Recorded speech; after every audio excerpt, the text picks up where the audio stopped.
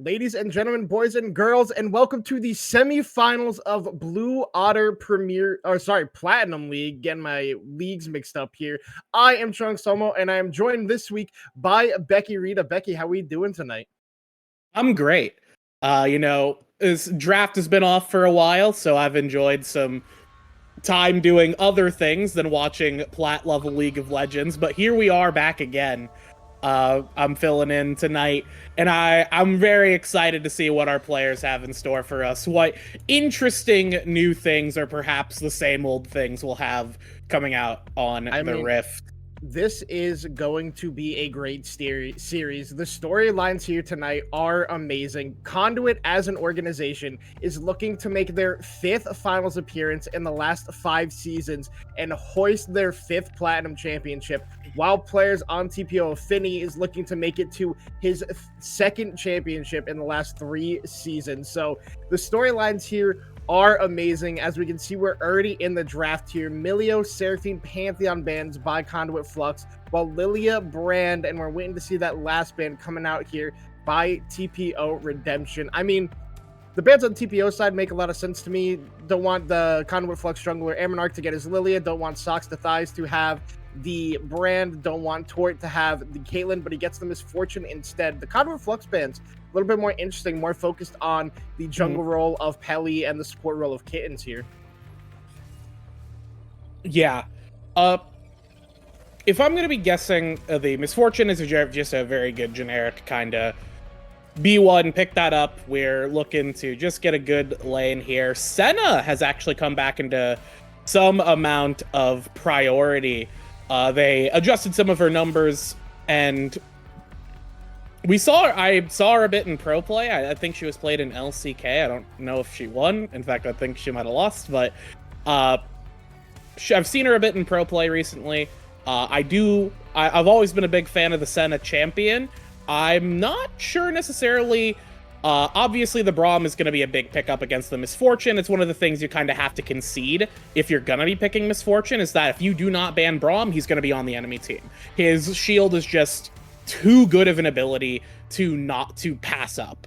Even if your pairing is not exactly perfect for the Braum, Senna Braum is not, you're not really going to be popping his passive that often, I would imagine, but his shield is just fantastic and is going to deny a lot of that damage from the Misfortune. But it looks like Conduit are really leaning into this bullet time here in this game, getting the Cataclysm, getting Rakan's utility belt of CC, and the Poppy is a fantastic answer to that. Really smart drafting from TPO Redemption right now. Yeah, I mean, like you were saying, when you pick Misfortune like that, you are subset to the Braum counter pick. And like you said, Senna has been popping up in all levels of play recently with her adjustments a couple patches ago, where you get more souls falling off of the minions that you do kill. So farming Senna is back. No more of that fasting Senna bullcrap that we used to be seeing. But like you said, the Poppy pick is very smart into what Conduit has drafted so far. It's already stopping 2 of their engage tools. And like you said, TPO Redemption is drafting very well. I mean, they've come a long way from the start of the season when I was looking at some of their drafts and I was going, my God, what are they doing in these games? And now their draft's getting a little bit weird, but it makes a lot of sense. Yorick is a very strong champion, and I do believe their top laner, Jun, is the best player on their team by far. So he's looking to just hard smash the top lane up against Gav, Dougie Fresh, and be able to be that impact factor that TPO does need out of him. So I'd like to see him on this carry pick. Maybe not the best team fighting pick. When you think of Yorick, you think he's just going to split push your whole entire base, and that's what Jun's going to have to look to do in this matchup. But it looks like the answer is a Trundle. That is another champion that's been popping up a lot in pro play recently, but mostly in the jungle realm, not so much the top. So looking to go split push answer for split push answer of their own on the side of Conduit Flux. I don't mind that. I think, and getting the Anivia with that, Nivea Trundle actually have a lot of really strong synergy together. That we have a lot of walls this game. We've got the Cataclysm, we've got the Trundle Pillar, we've got a Nivea wall. There's going to be a lot of disruption in these team fights. It's going to be really kind of difficult to navigate for TPO, especially for these melee champions. The downside is they are into Poppy, who you're giving her more walls to work with, especially in more of those open team fights. So that'll be something to have to consider. The Vladimir, another pick that has been, I've seen, maybe not in pro, but I've seen it pop up in some of these lower leagues. The Vladimir is going to be the response into the Anivia. I'll be honest, I don't know how that lane necessarily goes. It has been a while since I've seen this particular matchup. If I had to guess, it's not super exciting because Anivia's in the lane, but I think overall, TPO have drafted a very fascinating composition. I will say the Yorick is a good champion. He's very good kind of on his own, very self-sufficient, strong in lane, strong at splitting. I think, although the Trundle is going to be a good answer eventually. Trundle's definitely stronger earlier in the game, but as Yorick gets those items, as he gets levels in Maiden, it starts to become a lot harder for Trundle to win, even with Subjugate. So we'll have to see if that split push ends up mattering. But I think the 4v4, because I imagine we're gonna be seeing a lot of 4v4s between these two teams with our top laners doing whatever. I think the 4v4 here, I would favor Conduit just because they have a better straight-up teamfight composition. It is gonna come down to, can they play around Braum wall? If Braum gets a good wall, or if we have a good steadfast presence, it becomes impossible for Conduit to play these fights. Yeah, I mean, like you mentioned, the Vladimir pick has been popping up a lot. The last time I saw it in pro play was Whippo pulling it out in LTA up in top lane. But yes. the Vladimir is a very strong champion right now, especially with some adjustments that came out to Horizon Focus now. So it no longer needs to be at range to have that passive proc, and it's also 100 gold cheaper for like 20 more AP or something like that. So it's an item that Vladimir is going to really want to build. So I'm not surprised to see that picked here. But also, I think you said it greatly. They drafted a very interesting team comp. My real question for the TPO draft is, where is your damage? If your Vladimir isn't ahead, and if your Yorick isn't in a team fight, where is your damage? In comparison to Conduit, you have Jarvan that can do a lot of damage, like unsurprisingly. Misfortune, you have Anivia with that consistent damage. The zone control that Conduit has is very good with that Anivia ult, and even the Trundle Pillar to stop this immobile AD carry in the Senna. It can be very disruptive for that. But like you said, it's going to be really difficult for Conduit to engage these fights unless Aminarch and Trash Panda are finding these weird angles that the side of TPO aren't ready for and don't have the steadfast presence able to be able to stop that hard engage that can come out from Conduit. So I'm going to ask you the question I normally ask TokiB here, Becky, but who do you think is going to win game number 1 off of these drafts? I would say usually my rule of thumb, especially for these kinds of games, I always typically try to favor the team fight team, the team that is going to be looking to try and brawl with you, because honestly, even though the split push win condition is good, especially because in these lower levels, it's kind of macro play is difficult. I'm not good at it. I'm a low level player, so I get it, but I do not think that even with Trundle is good enough to match the Yorick, and the 4v4 is just so much stronger for Conduit. I feel, aside from like a really good Braum shield or steadfast presence, I feel like Conduit's composition is a lot more reliable in those 4v4s that we're going to be seeing around those big objectives. It's hard unless TPO is there first, it's almost impossible to get in on an objective through a Nivea wall, Rakan's sort of presence being there, Jarvan's flag and drag into Cataclysm. There's so much that TPO have to worry about in approaching objectives that I think it's going to be very difficult for them to actually win. And even if they get a good fight, like you said, where's the damage? Vladimir falls behind, it's over. It's toast. You're going to have to start sending Yorick to team fights, and he's not going to be very happy about that. All right, well, we'll see if TPO Redemption can make this kind of quirky draft work here, or if Conduit Flux's straight-up standard draft is going to be supreme in game number 1, and who will start writing their ticket to the BOL Plat Finals. We're going to head to a short break as we wait for in-game draft to finish up in spectator delay. Do not go anywhere. We'll be back in a couple of minutes.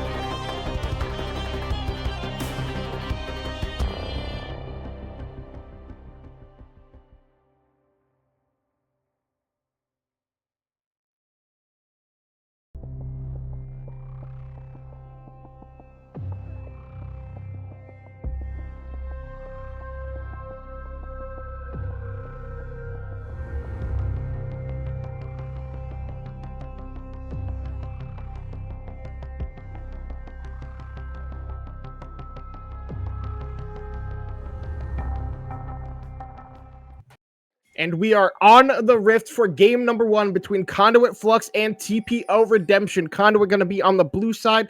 Conduit on the blue side, TPO on the red side. And looking over the Runes and Masteries with a quick scan here, nothing is really standing out except for the cleanse on Tortuga. I guess he's just looking to cleanse the Poppy stun and the Braum stun, but that's really the only CC to be worried about in this game. There is the Senna route, and Senna's route is pretty. I will say, as somebody who enjoys playing Senna, it's a very deceptive ability. It hits when it shouldn't. It doesn't hit when it should. Oh, we got a little bit of a skirmish. 8,000 taking a little bit of damage here. Gonna slow down his early clear just a little bit. Braum throws out the Q, tags onto Trash Panda, but nothing really being burned there in the mid lane besides a little bit of HP. There's an early ward on the enemy red buff.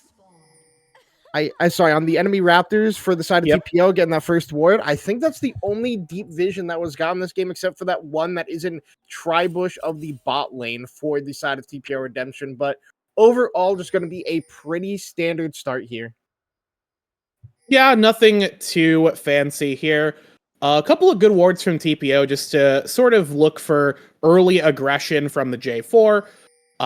Setting themselves up well for this. I imagine that Conduit aren't going to be super afraid of the Poppy early on. Kitten and Finny setting up something interesting here. We've got the engage. Yeah, they're looking to go in. The Braum Q does not tag onto anybody. A double knock up there by Panda, but now he's stunned up by the auto attacks coming out from Finny. And Finny's getting some good amount of souls just from this early trade, but a nice double up from Tortuga. The bot lane of Conduit Flux coming out ahead in that HP stats right there.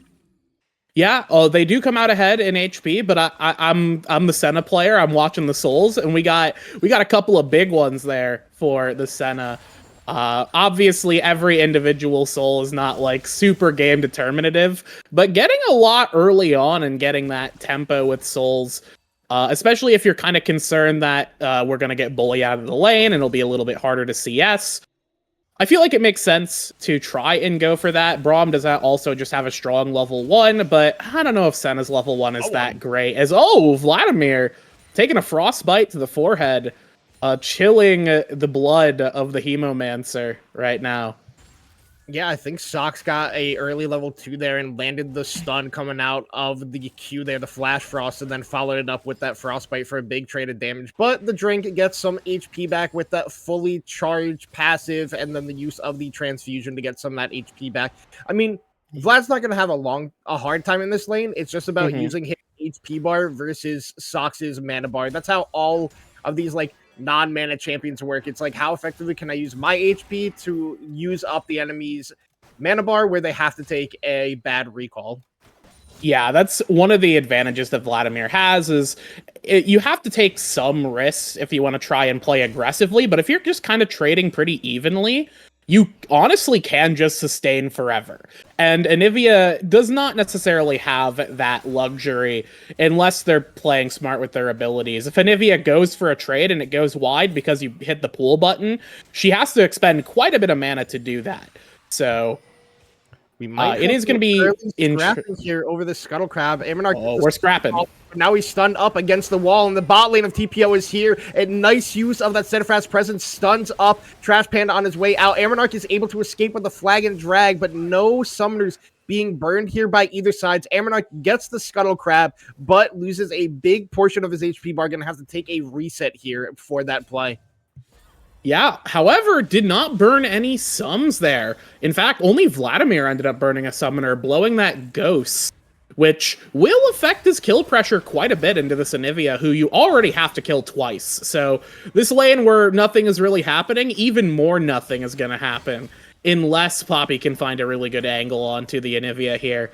As Dougie Fresh, unsurprisingly, is kind of taking a lot, is a little low on HP, but Trundle does have quite a bit of healing with his passive, especially when he's in his little W field there, the little snow field that increases the healing he gets off of his passive. So if he's utilizing that, not just for the attack speed, it does do a good job at restoring a bit of HP.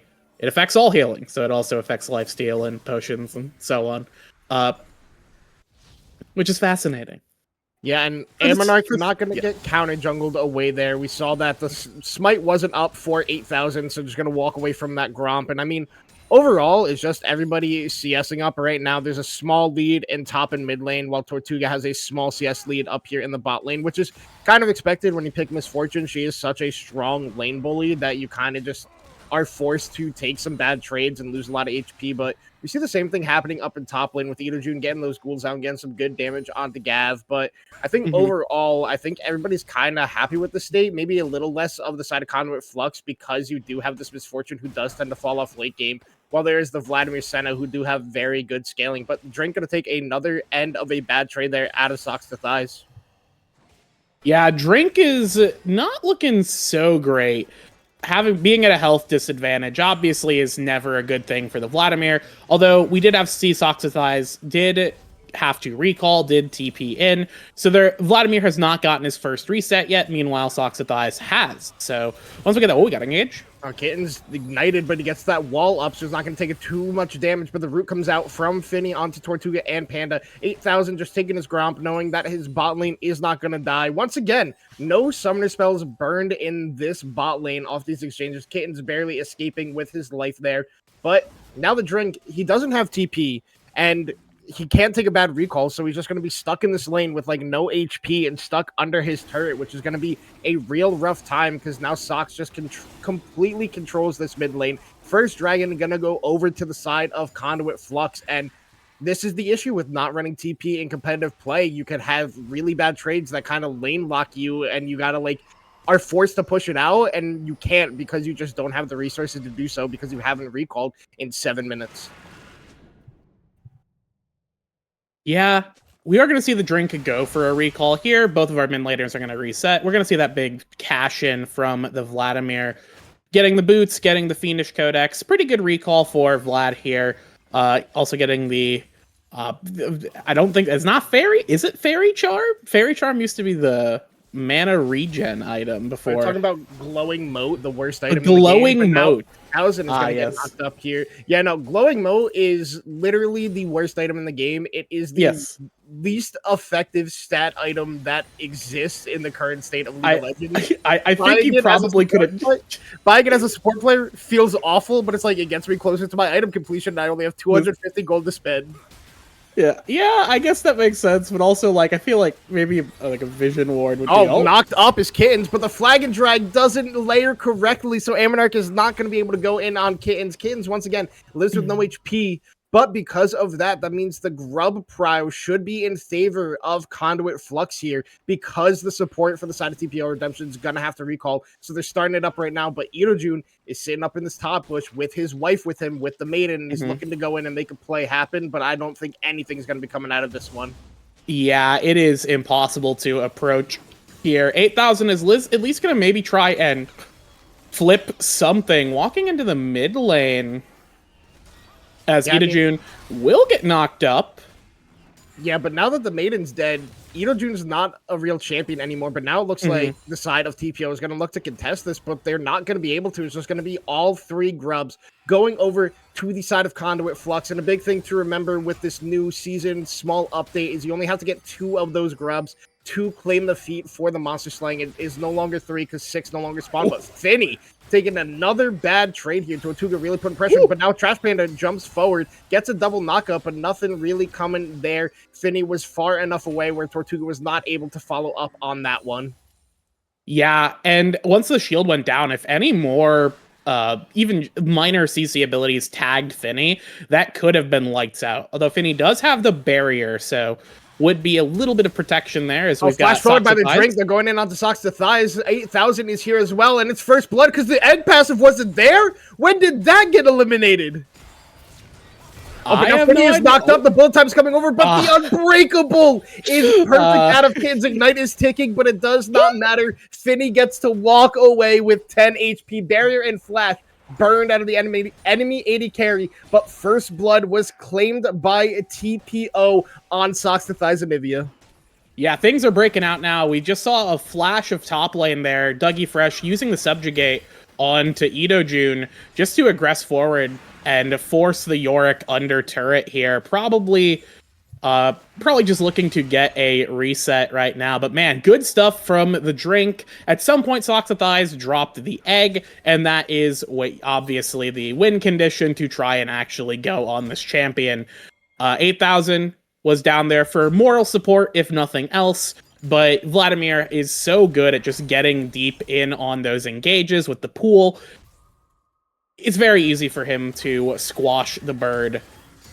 Oh, Sock's gonna just flash away, or yeah, has to flash away. For a second, I don't know why I thought Socks was Tortuga. I was like, why'd he flash? He could just cleanse that, but Sock's gonna have to flash away from that one with no egg passive. He's tagged up again now, so he's gonna take a lot of damage, but a nice stun onto Finny stops any further damage coming through. We see the drink is here in the mid lane, but he's sitting on a ward. Ammonarch just gonna throw the flag down, make it seem like there is an award there, but Kitten's smart enough to sweep that one away. Both teams trying to set up for this second dragon in the game. If the side of Conduit gets it, that will be the feat of monster slaying, and they'll just either need that first turret or 3 kills to be able to claim the feats of warfare. But now Tortuga is trading onto Finny, but Kittens is behind him. He misses that Winter's Bite, so Tortuga's getting a lot of damage, but knocked up from the Glacial Fissure. Panda's here, he knocks up Finny, and the heal comes out, and now Ammonarch is diving under the turret, gets the Cataclysm, he's stunned up under the turret, but it does not matter because he's able to escape a play out of Conduit Flux to be able to claim that kill with Tortuga's aggression in a 1v1 situation. Worked out perfectly. They're going to pick up another 2 plates here onto their bottom lane and have full control over this dragon area. Fancy footwork from Conduit there to secure up Finny.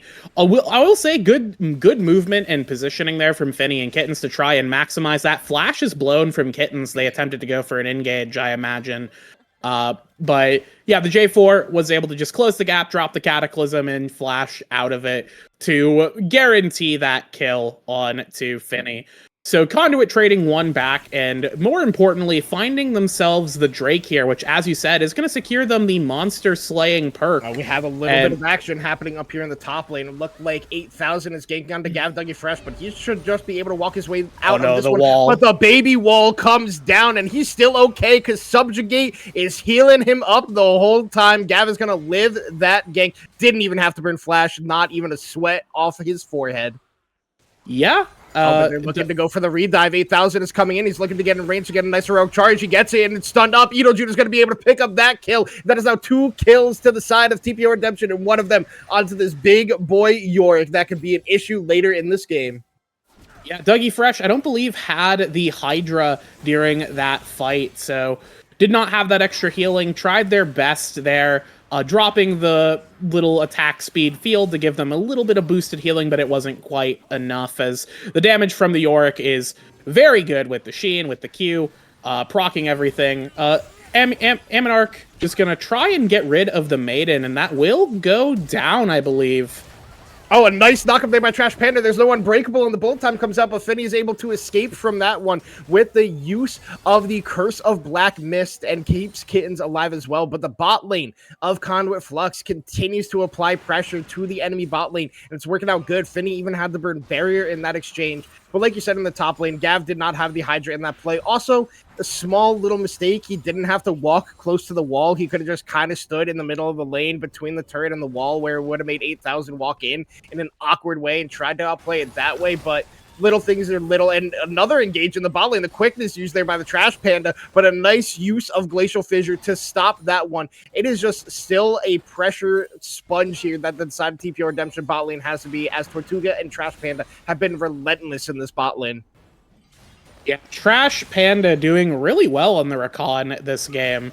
But he's going to end up falling down here, potentially. He's trying to get away from this one. Kittens is looking to go for the auto attack. He's able to pick that one up, but Tortuga is trading back onto Finny, using the cleanse. He's stunned up. Finny has to get their flash away from Tortuga. Ammonarch is here. He could look to dive once this wave does get in. They have no HP, no summoner spells. He's looking to get this wave in with Tortuga, but Finny's going to walk all the way away. And we can see 8,000 running down here on the bot lane. If they go for this dive, it could be messy for the side of Conduit Flux, but it looks like they're just going to go for first turret and claim that objective. objective feat for themselves. Ammonarch going to use the flag drag. He does knock up Kittens. 8,000 is here, tagged up by the Winter's Bite. Ammonarch is going to get pushed back with the heroic charge, taking a lot of damage. He is stunned up. Finn uses ult from base. Ammonarch and Tortuga are both low. Ammonarch's going to fall to the Keeper's verdict out of 8,000. Tortuga gets to walk away from that one, but that is the feat of warfare picked up for the side of TPO Redemption, but it does not matter. Oh, never mind. The 8,000 is flashing in. Tortuga is A-okay, and he took a lot of damage on the backside of that one.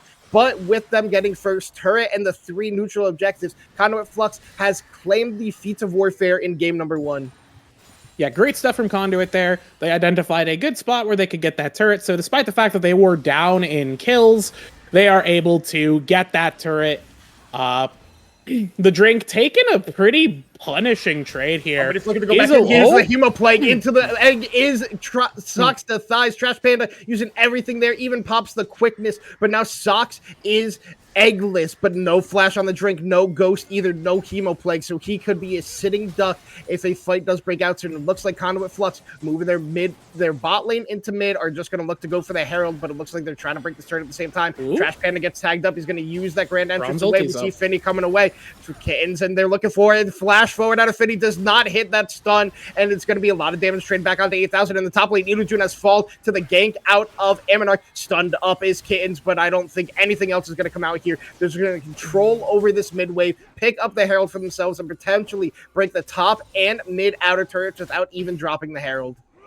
Yeah, that zone control from the Anivia. We're going to see a look at this this gank here. Wait, how did Gav get knocked up into the air for 600 years? Dougie Fresh went to space for a moment. I don't know, probably a spectate bug, but yeah, this is a pretty straightforward gank as J4 is just able to help Dougie Fresh secure that one. We'll say Ito Jun going for the Executioner, picking that one up. I think that's pretty smart. A lot of the Trundle's power is in that sustain that he has when you're trying to fight him one-on-one. So even a little bit of reduction. Is actually in trouble here. He has to flash away because 8,000 was sitting and waiting and found him. But Sox is able to live, and not having flash on Anivia and no egg is so bad. You were so vulnerable as this champion. But now Kittens is trying to trade onto Tortuga. Ammonarch is here, dodges away from that last embrace, and looks like they're once again trying to set up for this dragon, get those early soul stacking, continuing. Kittens going to get not knocked up there by the Grand Entrance, but use the Unbreakable. Tortuga is still trading onto Finny, getting a lot of damage down, but he loses more than he gets done because of that Q healing coming out of the Senna, but now 8,000 he's coming in for a play in the mid lane. Panda is on a ward. He gets knocked away from the heroic charge, but he does not get knocked up. He's going to use the quickness. He gets one. He gets two. He gets all three, but a nice use of the Keeper's Verdict stops Ammonarch from getting the engage. There goes the ultimate out of Kittens. Ito Jun is here. Nivea's flash here. away. And Nivea is here as well, but I don't know if that matters because they are stunned up. Once again, no flash, no egg. Going to go down to the Keeper's Verdict. Another ult there out of Finny just for the healing and shielding. And now it should be the Dragon going over to the side of TPO Redemption because of that rotation there out of Ito Jun, and a nice play to catch the flashless Anivia that 8,000 was able to burn earlier in the game. Oh my god, lost for words there. Yeah, fantastic work from the side of TPO, going for the fight there. Very extended, very back and forth. As Conduit tried to have backup arrive, and eventually they do have the Anivia show up, but it's Anivia showing up to die. In the dragon pit, he tried to steal away the dragon, but he's just going to end up falling down to 8,000 as well. That is now a 3-0 Poppy, and we're talking about where's the damage. It could be on this Poppy if she gets fed enough in this game. She does have Sunder, you know. Poppy is not like negligible damage. She can hurt pretty hard, especially if she has some kind of advantage to her. As we do have now another turret falling. That's 3 turrets getting picked up by Conduit here. So although TPO, they do have a lead in terms of kills, and they are able to get that Drake, the rest of the objectives around the map are falling apart. They just have not been playing the map very effectively, and they've been giving a lot of opportunities for Dougie Fresh to go for splits, or even just opening up bot lane to Tortuga or Socks to Thighs, who are able to very, you know, through a few volleys, I suppose, get these turrets down, sieges, as you will. And And that's allowing them to really open up the map for themselves and really open up the map for Trash Panda and Aminarch to find new angles. Trouble, but Caden's just knocked up here by Trash Panda. Aminarch is here. He's waiting for that wall to go down to look to go for an engage, but Caden's is able to get far enough away where nothing's going to come out. But like you were saying, no turrets have been claimed by the side of TPO Redemption, and that's because there is the wave clear difference. There is so much strong wave clear on the side of Conduit Flux with the Anivia. Even with the bullet time from Misfortune can be used in that way sometimes, but there's no real wave clear on the side of TPO Redemption. But another thing you mentioned while we were talking over the draft is you said in low-level play like Platinum, even Emerald sometimes, that the macro play is not that strong. That is Conduit Flux's strong suit. Their macro play is the best we have here in the Blue Otter Platinum division. I mean, right now they're behind, but they're close enough in gold where they can win the game from this point because this is how they've been playing all season long. Yeah, and to clarify, I don't necessarily mean macro in terms of we don't know how to split push. It's more of we don't know how to respond to a split push. And Conduit are doing a good job of both sort of neutralizing Edojune's potential split push, thanks to Dougie Fresh, and also finding a lot of good angles of their own, playing the map really effectively here. Keeping the gold even. Oh, 8,000 could actually be in a lot of trouble here. Had the heroic charge and flash forward out of Trash Panda, but now the Otacon is starting to shred the resistances. The Drink could look for a big flash emo play, but he's going to get knocked up, stunned up, and he's not going to be able to pop that ultimate. And he goes down to Socks the Thighs. The CC Wombo combo was there for Conduit Flux, and the Otacon giving them a little bit of assist, shredding some of those resistances. Yeah, thank you, Otacon. Very good objective. Otacon's definitely objective that sometimes just wins team fights kind of incidentally because you made it angry. Or winning engages like that. So the extra resistance shred certainly was not nothing, as now it looks like Conduit are going to thank Otacon for the assistance by killing it to death, as it seems a little unfair, I gotta say. As that's going to be another big objective pickup for Conduit here. Meanwhile, Edojune is finally able to get a little bit of breathing room, try and get the wave in here, but they know Trundle's on the way. Trundle did walk over a little bit of vision, so can't even keep going there.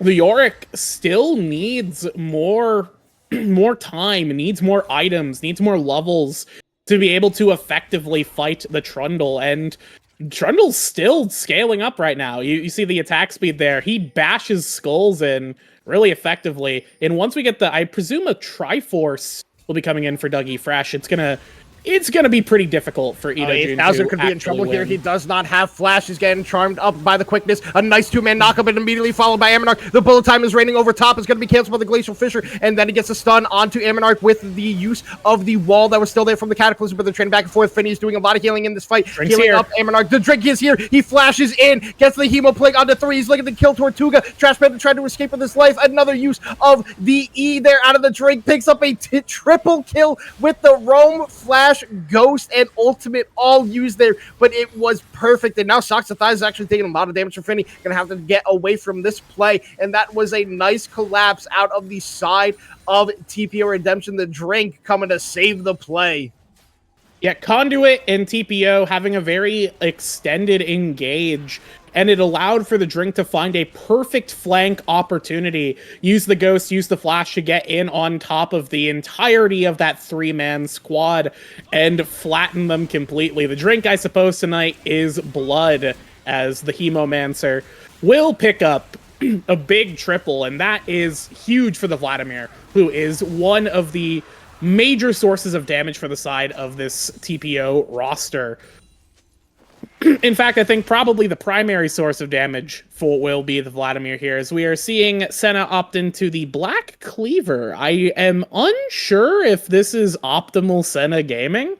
It's been a while since I've played Senna. I suppose I could look up what she typically builds, because I am kind of curious now. This is the build. It's Static This Shiv, is the Black build? Rapid Rapid Fire, IE, I think, in that order. A Okay, lot of that people kinda meme rocks. that it's the no damage build, but like, you don't need to do damage. You can just heal your entire team, and we saw Finny do that in the last team fight. 8,000 and Kittens lived for so long, and despite like being even in CS, Tortuga's half an item behind because of all the assists that Finney has been able to pick up in this game. And he also indexed into going for those grievous wounds. So not really building all that much damage at this point in the game can be a huge factor when you stall a build as an AD carry for that 800 gold item to try to control this Vladimir set of healing that's coming out. It's a smart purchase, but maybe you could have gotten something like that onto Ammonarch, but now Ammonarch could actually be collapsed on. A nice stun there out of 8,000. Finney and Kittens are here. The knockup is canceled because of the Keeper's Verdict, and now we're seeing the Keeper's Verdict channeled here. It's going to hit onto Tortuga, and now Trash Panda and Ammonarch can be in a whole lot of trouble. Finney getting a lot of damage down. A nice use of the Unbreakable, but then flashing in with the Cataclysm. Ammonarch is still alive, but he ends up falling down on the backside to 8,000. But Gav is here. He's trying to reign supreme in this team fight, but Idojun shows up with the Maiden. Everybody from the side of Conduit going to have to get away from this one, but bullet time is used over top, locked up by that Braum shield, and that is not enough damage at this point in the game. They're going to be able to wave clear, save their turrets still, not a single one falling for them yet in this game. But now Gav is actually brought out in the jungle. He's going to end up falling down to Finney, but now the Drink is actually taking a lot of damage here. He's zoned off from the rest of his team, but he's able to escape thanks to the pool, and now they're still looking to siege down in this mid lane. 8,000 is behind. He's going to get the stun onto Tortuga. Tortuga's actually going to fall to the ghouls coming out from Idojun, and they're going to be able to claim this tier 1 turret. The Drink is looking to go forward, looking to get some damage down, pop the Hemo Plague, but is not going to follow that up any further. TPO finally picks up their first turret. Yeah, TPO picking up their first turret after an incredibly good fight. Coming off of a great pick from 8,000, finding Dougie Fresh in the jungle, getting the stun onto the wall there, and then tempoing that into further aggressive play, going in on the dive on Tortuga. And we're starting, what we saw there is a lot of the weakness of Conduit's composition. Although they do, in a vacuum, have better team fight tools, it requires them to play around sort of the counter tools that TPO have. And we're continuing to see bullet times negated by Braum shields, or the Keeper's Verdict removing a player from a fight, turning a 3v3 into a 2v3. Utilizing these tools to always have some kind of advantage. It's unfortunate. Conduit are still playing the map very well, and it's still pretty difficult for TPO to find angles to sort of play around the map, get these objectives. But if the gold lead goes up through just winning fights like TPO have been, it becomes a natural conclusion of we win a fight and now we can take an objective here. As 8,000 gonna look to trade a little bit onto Tortuga, not taking a lot of damage, and any little bit of damage chunking into Tortuga, throwing the buckler into the face of the Misfortune, who is not super thrilled about that. Looking at some of the gold here, we do see a pretty sizable lead in the pockets of everyone minus Yorick for the side of TPO. Trundle still maintaining a small lead for themselves up in the top side. Dougie Fresh doing pretty well in terms of playing the map on the Trundle here. Ooh, good pool. 8,000 looking for something. Yeah, I don't know if much is going to come out from this one, but a use of the wall kind of separates the rest of Conduit away from Tortuga. But this is the issue I have with a Misfortune first pick. You pick it to be a lane bully, but Senna can neutralize lanes, and you just leave yourself up to that Braum counter pick. Tortuga has not been able to be effective on this champion because all of his damage is just stopped from one ability out of this champion. So I've never been a fan of Misfortune first pick, and I'm doubling down on this one after seeing how this game has been playing out so far. And Tortuga still isn't on that second item. Finney is on his way to his third, so it's going to be really tough for the damage to be coming through here for the side of Conduit. We see even Socks going for an Oblivion Orb now, but now they're looking for a play in the bot lane onto Gav, but the rest of Conduit is here to look for the counterplay. They're focusing onto 8,000 right now. He still has use of that steadfast presence. He's going to use it there to stop anyone from coming in, but now a lot of damage is coming out onto 8,000. He's looking to get to keep his verdict. It's actually canceled by the Trundle Pillar, and he's still alive in the backside to Ammonarch. Gavin's looking to do everything. Idojun is taking a lot of damage. Kittens is also taking it. Clinton's flashes forward to try to save his jungler, but shut down onto them, and now they can look to turn this onto Edo June. He's going to do a lot of damage. He falls down to Tortuga. Finney's Kittens gets a big knockup, but it does not matter because he does not have the Unbreakable, and he falls down to Kittens. And the bullet time from Tortuga. And now Finney is looking to try to escape the best he can. Aminark and Trash Panda are looking to go for it. Gets knocked up again. Uses the use of the root. Is still trying to kite this one away, but flash forward out of Socks' thighs, able to pick that one up. And like you said, in the mid lane is the drink, but TPing to respond to that as Gav Dougie Fresh's Conduit looks to push this down, looks to go and claim their soul point dragon and potentially crack open the base at the same time. Yeah, and that is going to be a huge push here. They're almost certainly going to get this inhib. Inhib plus the Drake going to be going over to Conduit here. Poppy's going to be up in 4 seconds. Kitten's up as well. Maybe they will not get the inhib because the Drink was able to successfully recall. But yeah, getting a good crack on the base there. Conduit, all they really needed was one good fight, and they found it in the bot side. Unfortunately, you know, rather than having their... they were sort of trying to play with the Drink in mid, seeing, okay, you got to come and stop me or else something bad will happen. But Vladimir is not a split pusher. He can do decent damage to an objective as much as any other mage could, but it's not like he's specialized for this. And instead, we kind of see Edo June in the bot side there, forced to team fight because of lane assignments that TPO had in that situation. They were setting up around the dragon, which makes sense to keep Edo June on that side, but you also have the TP on the Yorick, so you could have sent Edo June up in top. You still have that outer turret to crack, could send Edo June in mid with the Maiden. It seems a little bizarre to have the Drink be the one who is splitting in this situation, and that allows Conduit a window of opportunity to just sort of overwhelm TPO with raw numbers. And, you know, once Finney gets CC'd, once 8,000 is not able to get the Keeper's Verdict, it's very easy to win. Yeah, I mean, like you said, it is weird, but in the meantime, Trash Panda stunned up. The use of the Glacial Fissure is used. TP. Trash Panda is not going to be able to escape from this one, but actually uses the quickness to try to escape. Aminark locks them in to the pit, but Finney is able to get that snipe with the use of the ultimate. Aminark is going to fall down as well, and now tagged up is Gav Dougie Fresh, uses the Pillar of Ice to slow down the Drink from coming in, but because of that play, that is now going to be Baron, started up here by the side of TPO Redemption. Gav actually taking a whole lot of damage from the Drink and Edo June at the same time. Edo June was trying to get a recall. Oh my god. Stop him. He's flashing forward. Gav actually uses the ultimate to try to keep himself alive for as long as possible. Kiting this one out. They're looking to go for the Drink. Tortuga flashes forward. Gav flashes forward. He gets the chomp, and down goes the Vladimir. And now they can look to walk towards the Baron. This does go down rather slowly if they wanted to contest. They have a TP on the Socks of Thighs, putting a ward down. Looking to get the play going here. It's at 4k damage.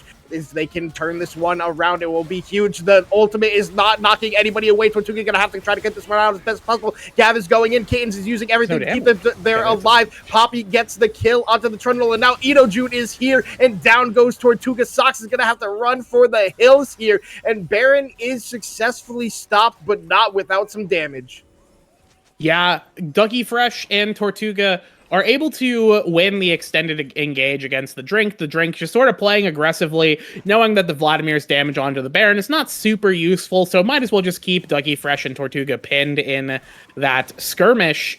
Did end up going down, but then you see Dougie Fresh and Tortuga going in with, going in to just try and stop the Baron. They are able to do that, but I think kind of what they could have potentially done better is we could have, if they had a better ward to TP to, or they saved a ward to get it closer to the pit, we could have seen a TP from Socks to Thighs to actually close the gap and get in to turn that stop into maybe more of a winning fight, because TPO did not have the Vladimir. They really were only relying on damage from Finney, especially because Edo June was a little bit later to that skirmish, but because Socks and Thighs kind of just walked there, same with Edo June, they were able to get lane right now. Aminark and Tortuga could be in a little trouble. Aminark going to get knocked back, but because there's no steadfast presence, but able to flag and drag his way out of this one. Socks is here and in the area. We can see Edo June coming up from the mid lane. The Drink is actually looking for a flank in the enemy jungle right now. They do not spot him. This could be huge. 8,000 goes in. The Drink is in the backside, but he's going to get charmed up by Trash Panda. A nice use of the Glacial Fissure. Knocks up 3 into the ultimate of the Cataclysm.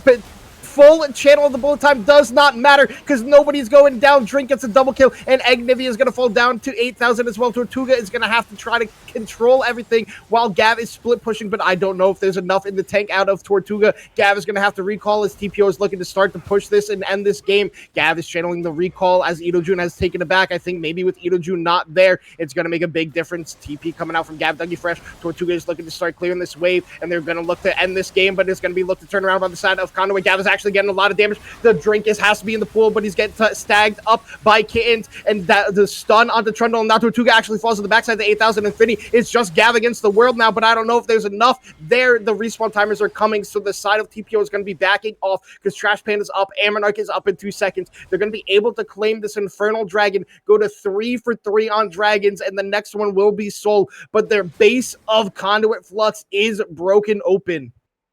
Yeah, that's a big break for TPO, getting the supers in the mid lane. With the Yorick, if it's not on the side, so it's a little bit more difficult for Yorick to just randomly find a victory, but any inhib is an open window for Yorick to come in and crack your entire base. So that is going to put a lot of pressure onto Conduit here, who are already feeling the burn as they've fallen sufficiently far behind, and now we're starting to see kind of the damage profile from Conduit is not enough to crack through 8,000, who's extremely tanky, Kittens, who, has Braum's innate bulkiness to him.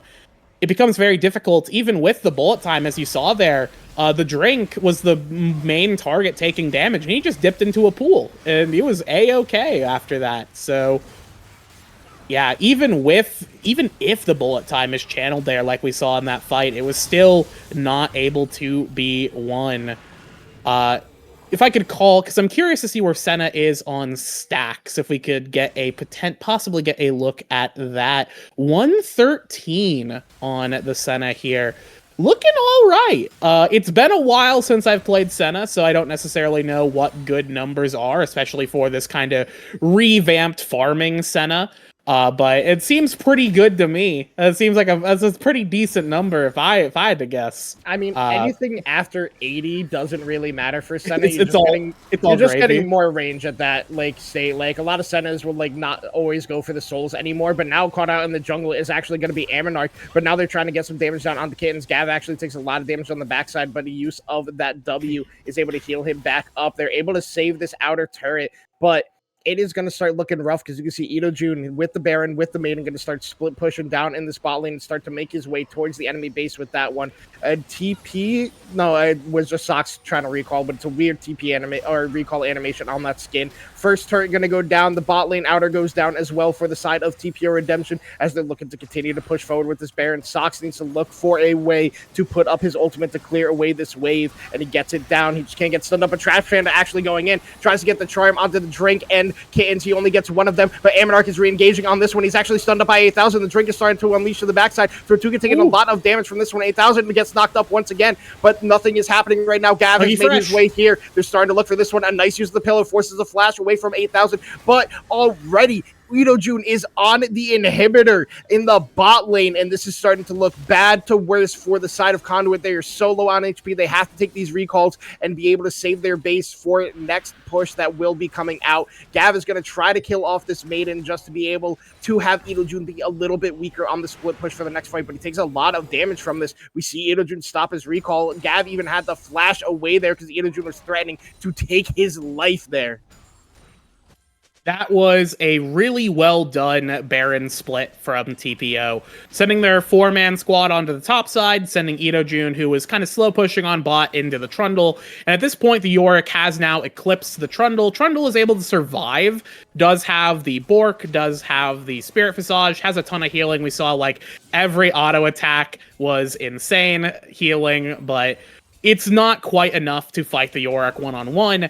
So now Dougie Fresh is going to be losing these one-on-one sort of trades as Idojun is able to very slowly get into the base. And I do like that TPO, rather than just waiting for that, did pull the trigger to force Dougie Fresh to actually give up position.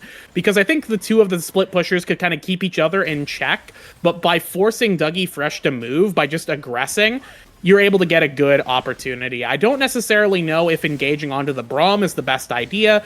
You see Trash Panda looking for literally anything here, trying to fish for some kind of engage, but the carries on the side of TPO are rather unconventional, and you can't really get onto them. 8,000 found a lot of damage on defending Trash Panda going into the backside, but the Drake is in the enemy backline. He got a 3-man hemo play, getting a lot of damage down into the egg. Is Sox flash forward from the Drake. He's able to pick up one. The cleanse was used, but it does not matter because Finny's going to get a double kill here. Another kill onto the Drake, and it is just Gav against the world once again, and he does not have the HP bar or the resources to stop this one. TPO Redemption is going to win game number one with the unconventional draft. Nino June actually lives from all those turret shots. Gav is trying to walk back out. But, buddy, just watch the Nexus fall because you guys have lost game number one. TPO Redemption going to start off the series with a W and look to make it quick and post their way to the finals. Yeah, Bextradamus once again getting an incorrect prediction. Nothing ever changes here. This is why I gotta stop. I gotta not use my draft prediction skills. This is pre-made. There might be like slightly more coordination to execute on these funky drafts, but man, it's clear that Conduit came into the game wanting to play a very standard team fight composition, and TPO responded excellently in the draft by throwing so many wrenches into the game plan of Conduit, and Conduit continued to just try and execute on that. It's like, oh, we'll just play better. But it didn't end up panning out. We saw a bit there when Conduit was able to find their footing around the map as we were still waiting for Yorick to come online. But once the Yorick and Vladimir were online, it became so hard for Conduit to actually play the game, to play the map. And it didn't help that Trash Panda couldn't find an engage they couldn't take. You know, there's not an engage that Trash Panda would not take there. And we saw Kittens getting engaged on so many times, and you will notice that Kittens has exactly one death. So none of those engages really panned out for the side of Conduit there.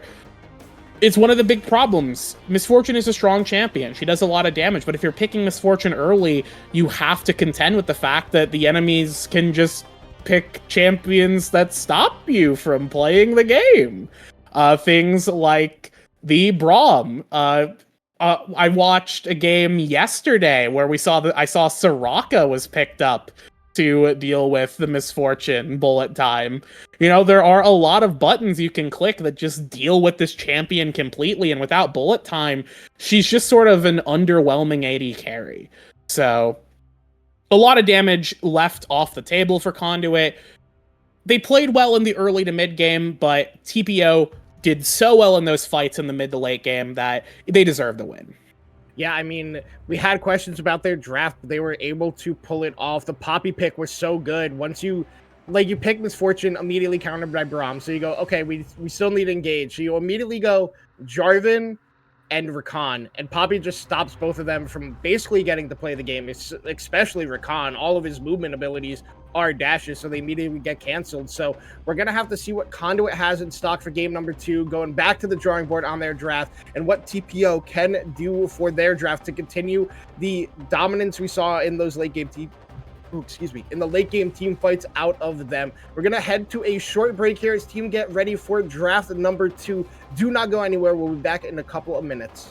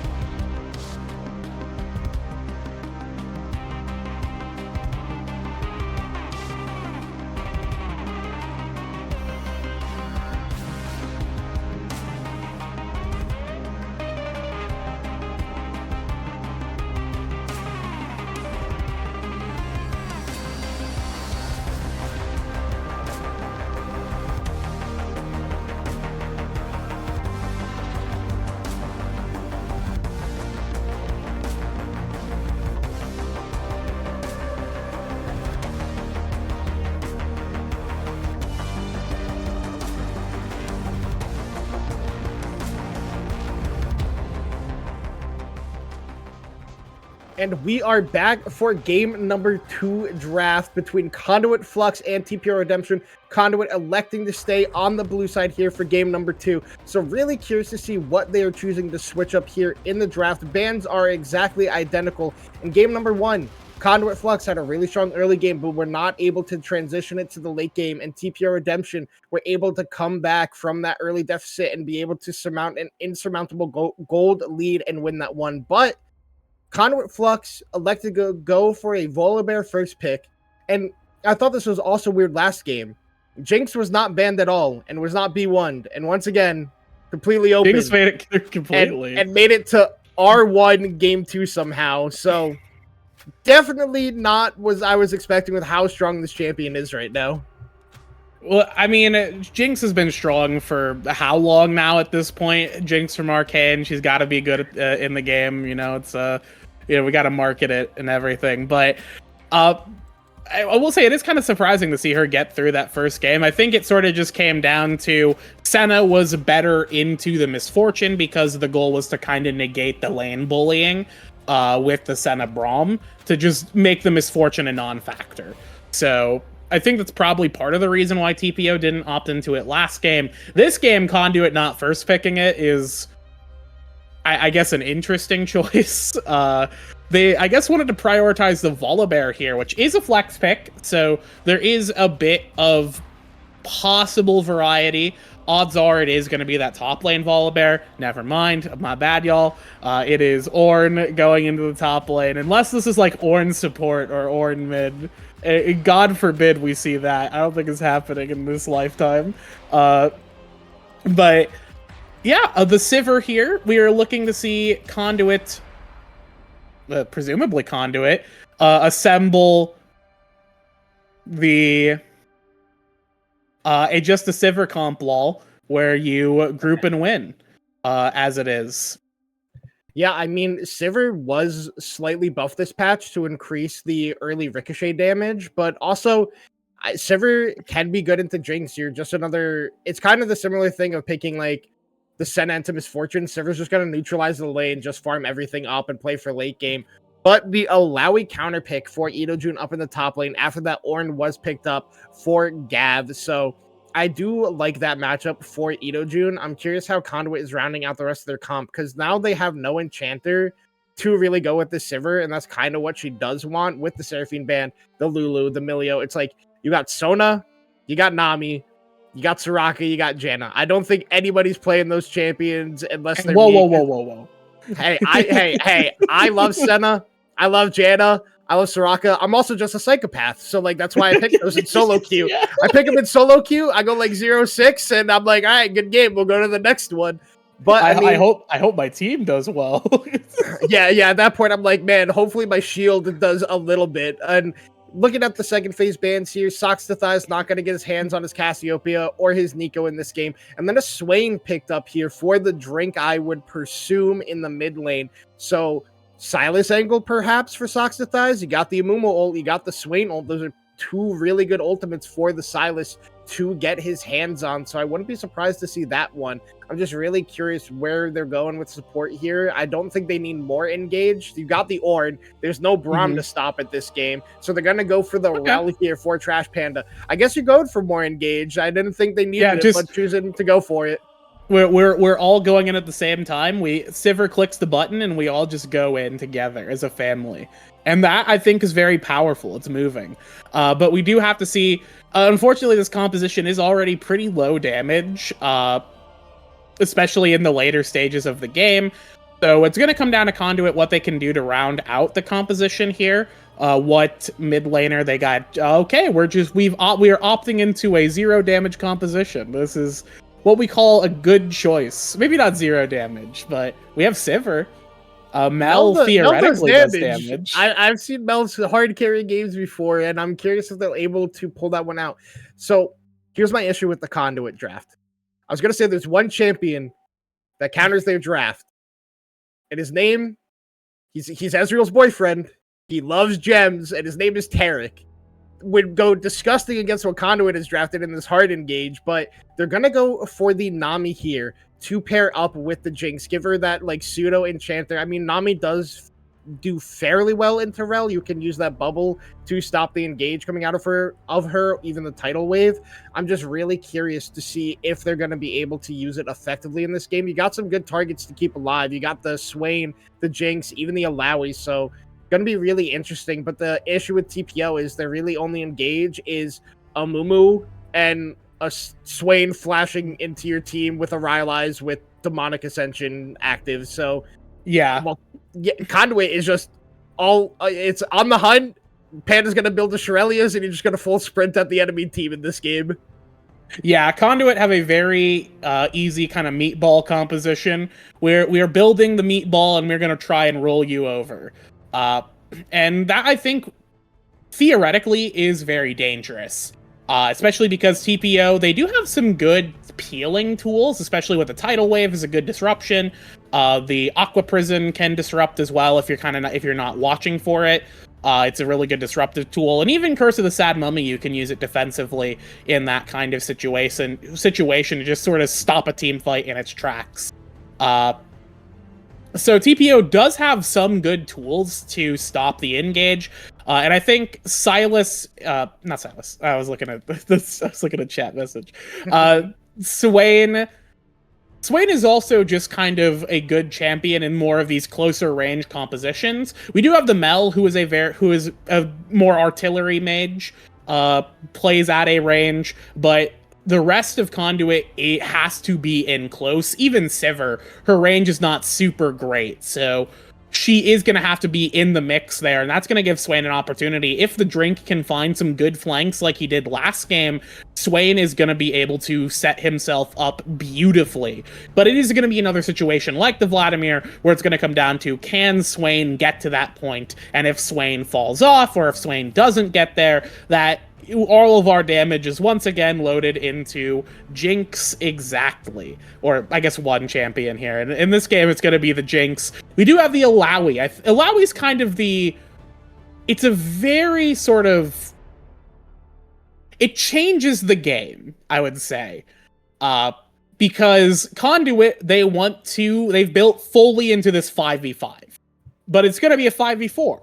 Because Alawi's not showing up, and if Alawi does show up, she is actually really good in these team fights, because again, you're close range into the Alawi, who she drops her ulti and a bunch of tentacles slam you in the face. It is a close range fight, which is what Conduit wants, can end well.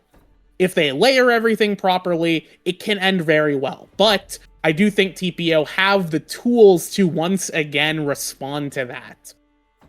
So I'm interested to see how these play out once we get into those mid to late game fights. Yeah, I mean, it's definitely going to be interesting to see how both these play out. Like, Swain and Alawi are really good into the 3 tankier champions that Conduit has drafted. But before we talk more about this game, I do want to give an update on our other semifinal series between Monkeys Knights and Monkeys Inc. Monkey Knights were victorious in game number 1, so they're up 1-0 in that series, which is also, being streamed over by Literal Monkeys on their own personal channel. If you want to pop in and check that out when we are not yapping and our faces aren't on your camera, I'd love to see you all stay here for that. But I'm really curious. I got to ask you again here, Becky, since you were so correct with your first prediction. Looking at these 2 drafts, which team are you favoring here in game number 2? Once again, my instinct is to always...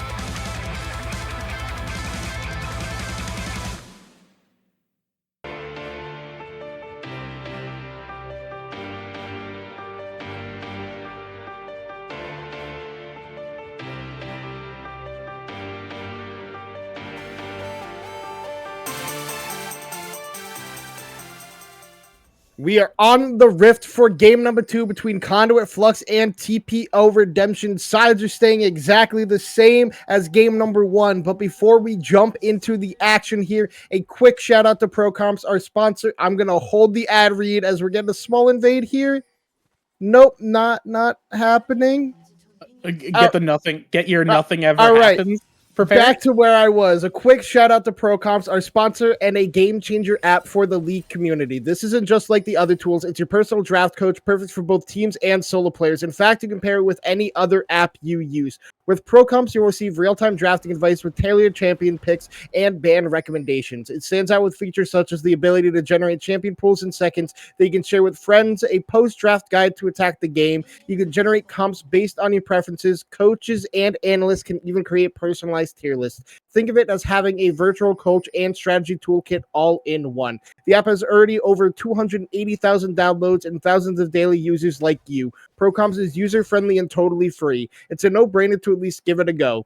Download ProComps now and you'll experience a whole new level of drafting power in your League games. Go to procomps.gg, download it from Overwolf, or click the link in our bio.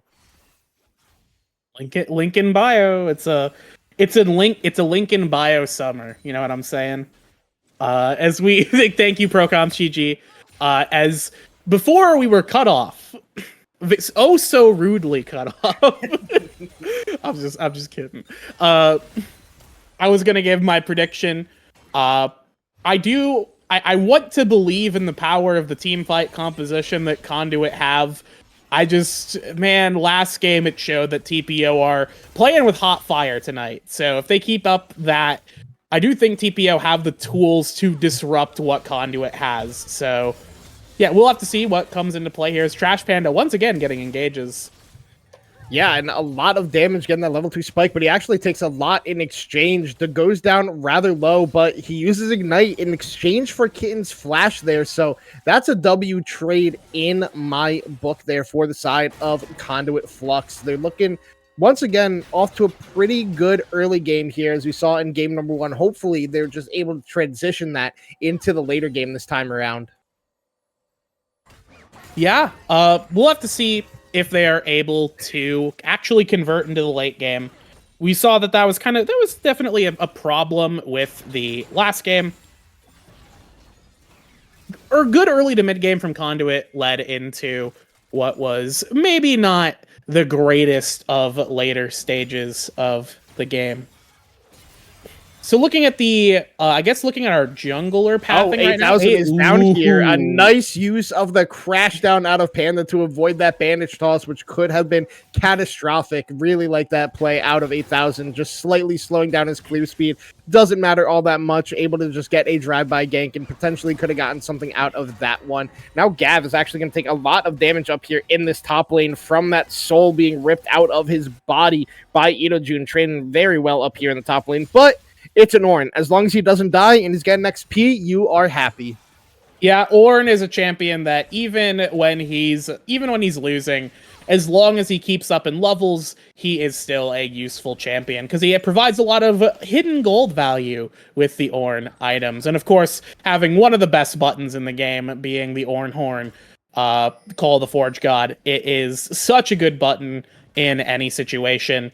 One of the only buttons I think that can match it is a Curse of the Sad Mummy. So gonna have big engage here in the bot lane out of Trash Panda, and with Kittens no flash, Trash Panda gonna be greedy and not leave that one for Tortuga, picking up the first blood for himself, looking to go back in onto Finny there, but is out of range. But now the trade is coming back out of Finny using that zap, and the Flame Chompers getting stunned up there. He's got no mana, he's got no barrier. Tortuga can keep looking for the auto attacks, but does not want to go any far forward. They're just gonna force Finny out of lane, while Gav took a bad trade there. Now Idojun gonna be in a little bit of trouble. Amonarch is up here in the top lane, looking to get that stun out from the Q, but Idojun is fancy feet in his way around this lane and is able to live through that gank using the brushes in the top lane to his advantage. Yeah, dipping out of vision there, stopping the Volibear. Volibear stun is an auto attack, and if he can't see you, he can't hit you, he can't stun you. So Idojun playing really well around the brush there, forcing Dougie Fresh back to have to buy an item the old-fashioned way. You cannot print value, my good friend, as we'll be coming back into lane with the Bramble Vest, and that's going to help quite a bit into the Alawi here. But if the lane continues to go like this, I mean, obviously Alawi just does win this lane. Alawi doesn't really lose a lot of lanes. I can't. No. Oh no, 8,000. They know you're going for this one. Trash Panda's already here. No, Tortuga's in area. They're going in. Hex flash over, gets the stun down. Flash over is 8,000, but it's not gonna matter. He ends up falling now. Drink is gonna have to flash away from Trash Panda, continuing the pursuit with socks to thighs in his back pocket. He's got no flash. Trash Panda remounts. He's looking for the flip, gets it back, looking to hit the Q. He does. Stun under turret. He's taking a lot of damage, and that is Socks picking up the kill. A quick 3-0 on the board for Conduit, reading TPO like a book and canceling that engage. Trash Panda on fire this game with the Rel. We saw a bit of that last game as well, as we saw a lot of recon engages in the early to mid game, setting up quite a bit. And in this game, Trash Panda is everywhere right here. 8,000 going for a little bit of a greedy invade, walked over Vision in the river, and it was so easy for Conduit to just kind of move down, set up, and use, with the power of the Hex Flash, just ambush that Amumu, and he's got no way out. I don't believe he did he use Flash there? Or did he burnt it earlier? No, he flashed. Okay. He did have to burn the flash there, and unfortunately the drink ends up getting caught in the crossfire. Does not go forward on that one. Little deceptive is that Hex Flash, because you can go backwards even when facing forward, but they're going. He does not hit the Shattering Strike. He does not get the crash down. Gav is taking a lot of damage. Bubbled up. Is Trash Panda going to try to run this one out with his pants around his ankles? Finny is fully stacked. That lethal tempo, but Trash Panda going to be able to escape. Yeah, Call of the Forge God is burned on top side to just clear the wave here, keeping Idojun from going further on a Dougie Fresh, but Test the Spirit. He's got no Leap of Faith. He has no Test the Spirit. They can look for this one. Stunned up there. Flash forward out of Gav to get the knockup, but Idojun flashed away. He's going to try to kite this one out to get onto Gav. Dougie Fresh looking for it, but Ammonarch flashes and is able to smite down the God of the Sea in Alawi's hand, picking up another kill for Conduit Flux. A good play from Ammonarch there to sort of alleviate some of the pressure that Dougie Fresh is feeling. Idojun burnt everything there in that engage to try and get a Dougie Fresh earlier. And that means that as long as, as long as Ornn doesn't die, he's A-okay. And Idojun had to commit so much there to not even get the kill that it leads to Ammonarch. Although Ammonarch did flash there, could have potentially saved it, but I think it's just better safe than sorry. If Alawi was able to close that gap, get another auto attack, it would have been lights out for Dougie Fresh. So just flashing to secure that, I think, was an A-okay trade. And now Conduit 4-0 right here in the early game. We're seeing a lot of what we saw last game, where the early game fights were so heavily in Conduit's All right, we favor. have a fight coming out here. Bandage toss and curse this time. I'm going to use onto Ammonarch. Ammonarch going to use his ultimate. Gav gets a two-man knockup. Trash Panda is in the area as well. But now the one in trouble is actually Socks to Thighs. He's going to get off the golden hour, but it does not matter. He's down in the backside to Finny. The first kill went over onto Ammonarch. Now Finny is starting to take over this fight. Kittens is able to pick up one of those kills with the tide of the waves, but now Gav is going to have to run for the hills. Idojun able to pick that one up. They might have gotten one grub, but they lost 3 in the process. Yeah, and the worst part is that with the grub there, they don't even... you need 2 grubs to... You only need 2 grubs. You don't need all 3. So, TPO are able to still get that mark there for objective progress. Swain... We didn't necessarily, because all Swain really did was walk at them menacingly as, we're going to flip. Trash Panda tried to steal that one away. Now he's going to have to run for the hills. He's going to get slowed up here. A nice use of the Harsh Lessons. He's trying to get away from this one. Use the E for the movement speed. Another Harsh Lessons. Kittens is able to pick up that kill. He almost was able to escape from trying to steal away that one, but is not so lucky. I don't think you needed to try to salvage that play, my man. That was a terrible idea. What? Yeah, I think that was ill-advised from Finny's actually Trash taking Panda. a lot of damage here. He has to flash away from Tortuga. The On the Hunt is activated, and Tortuga is looking to go in. Needs one more auto attack, but the barrier is there out of Finny. Tortuga 1v1 burns both enemy 80 carries. The Super Mega Death Rocket was close to stealing the dragon, but not close enough. Now the one in trouble is actually going to be Kittens. Ammonarch and Tortuga are on the chase. He flashes away from Ammonarch. He has the stun available from Trash Panda. He's going to get knocked up. up again, and he's not going to be able to escape Idle from wave this soon. one. Pulled back in, and Sox picks up his 4th kill of the game here. Yeah, the supports are going nutso crazy right now. Kitten's getting caught on the side there. Rel going to attempting a steal without smite. We are seeing some very fascinating play in this game as currently it's very even. The Drake there going over to Conduit is a big pickup for them. I believe Conduit very easily got the kills. Sox gets a solo kill in the mid lane. All right, let's see how this one is out here. Tags him up like with the Q.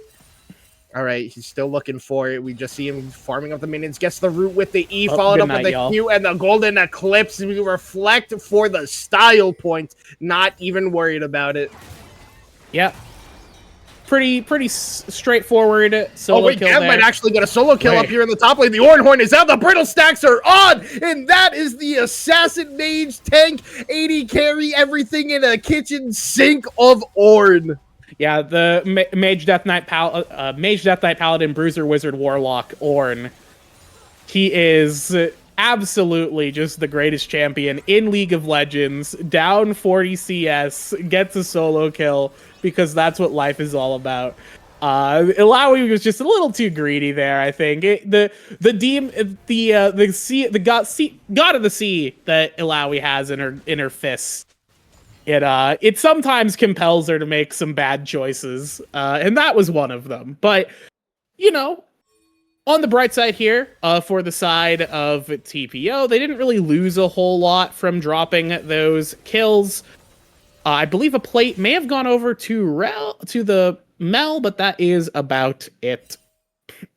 Yeah. So for the time being, not a whole lot. The big thing I think here is Itojun has a lot of progress on this top turret.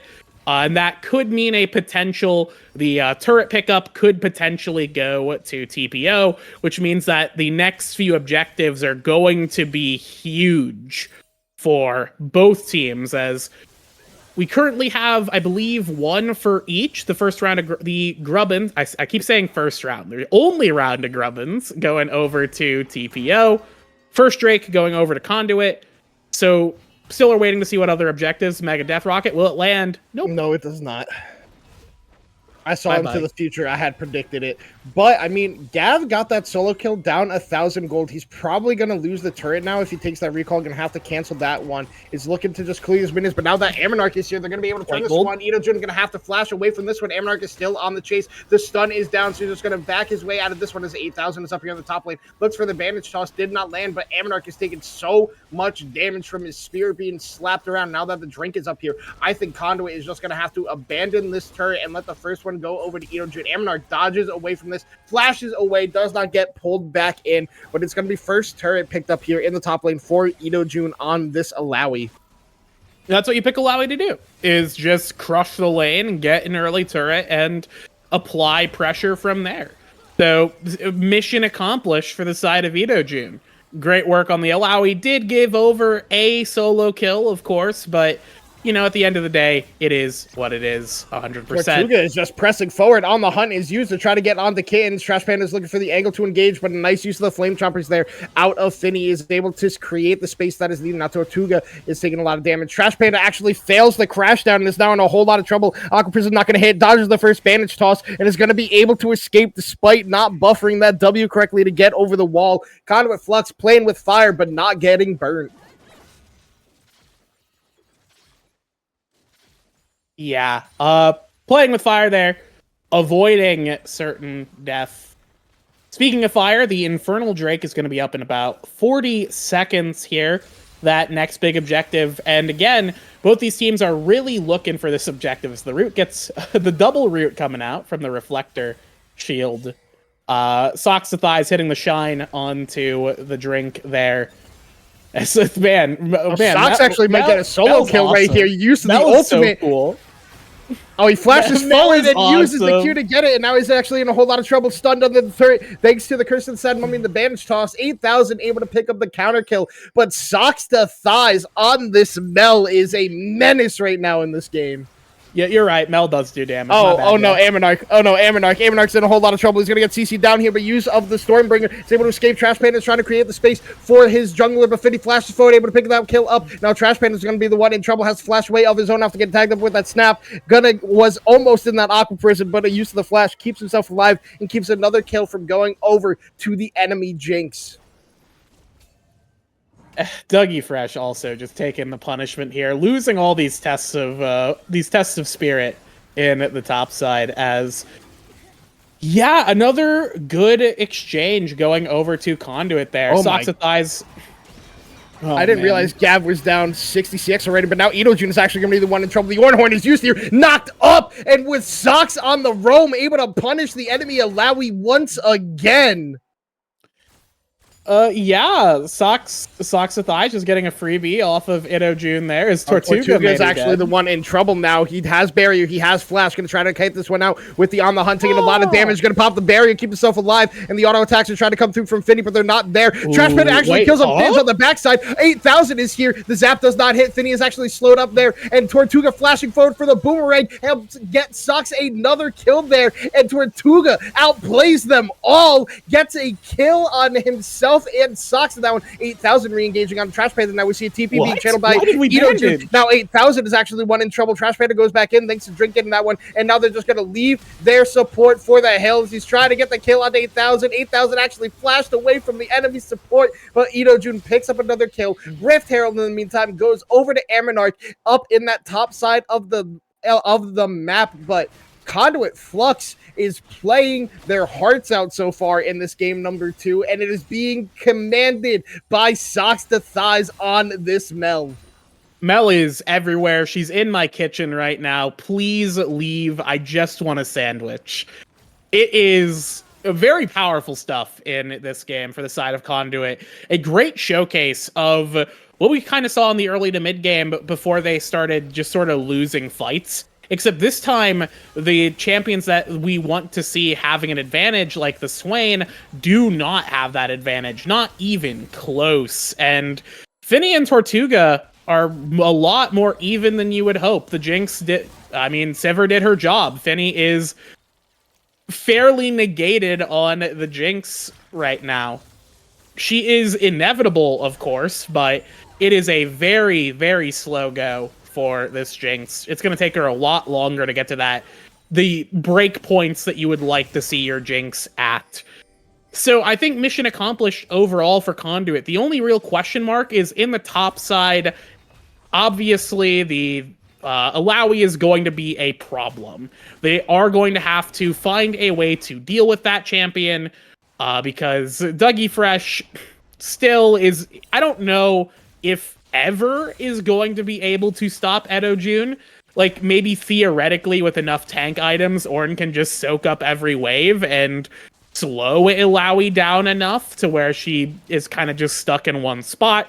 But the 4-man roster from Conduit is looking great. 2 tower shots, and now 8,000 extra going in. Gets a 3-man curse of the Sad Mummy. Tidal wave over top. Trash Panda is actually already down to Finny. Finny is on a rampage right now, thanks to that passive being procced out. Tortuga is actually the one who's going to be in a whole lot of trouble. Finny getting all the damage down. Does not get pulled back by the drink. The ultimate from Socks and Thighs picks up Finny on the backside, and Tortuga is bait once again, and Socks is pressing forward, looking for even more. Gav died in the side lane to Idojun. Idojun is now pushing on to the tier 2 tower in the bot lane, and I feel bad for Gav because they just sent him down the bot lane for him to die. Again, Ornn doing his job. His job this game is to slow Illaoi down, and that is, dying to do that is what it is. As Prime did find another good fight. As you said there, Tortuga's been playing really well kiting back here. The ricochet, the power of this button, the autos there. In that fight, you saw that the Sivir just shredded through the entirety of TPO there, setting up for Socks of Thighs to get a secure off of the ulti.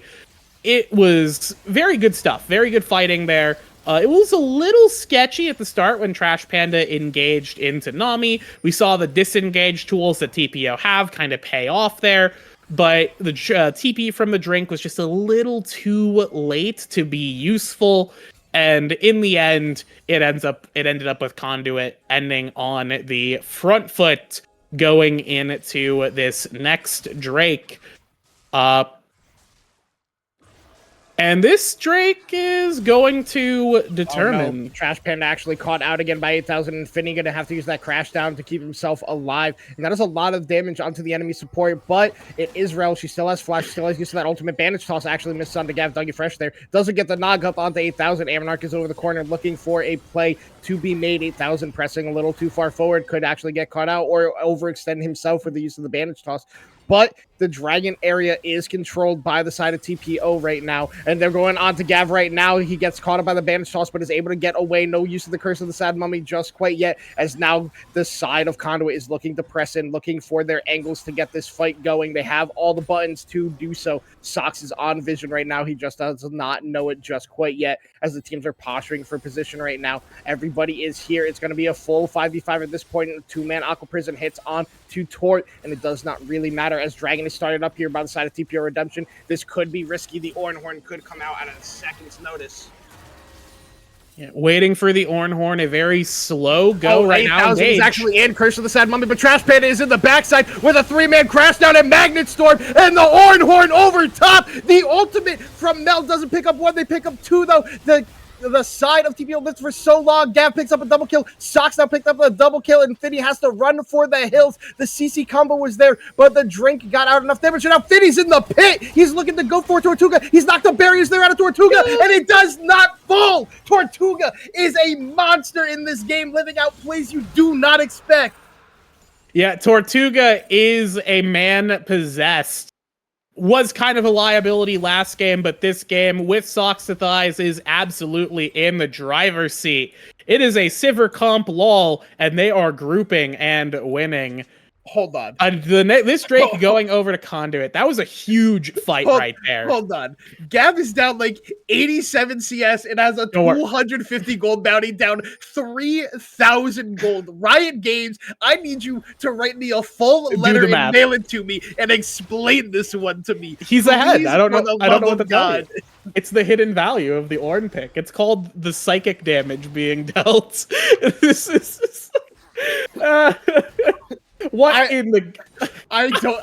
don't understand how gold bounties work anymore. Yeah, this makes zero sense. Yeah, they saw that Orenhorn and they just stapled a bounty onto his forehead. They're like, "How dare you play well, you absolute buffoon." Look, the Sox one makes sense. He's 11-2. He's up almost 4K gold. That makes perfect sense. Explain the Gav bounty, please, for the love of God. He's too good. He's so far ahead. You don't get it. But now they're actually, June is getting knocked up into the turret. Does a lot of damage with that Demolish proc, but now he's actually in a whole lot of trouble. Orenhorn comes out once again. Bounty's gonna go up. He's gonna get another bounty on that one. 4-2 is the Orn.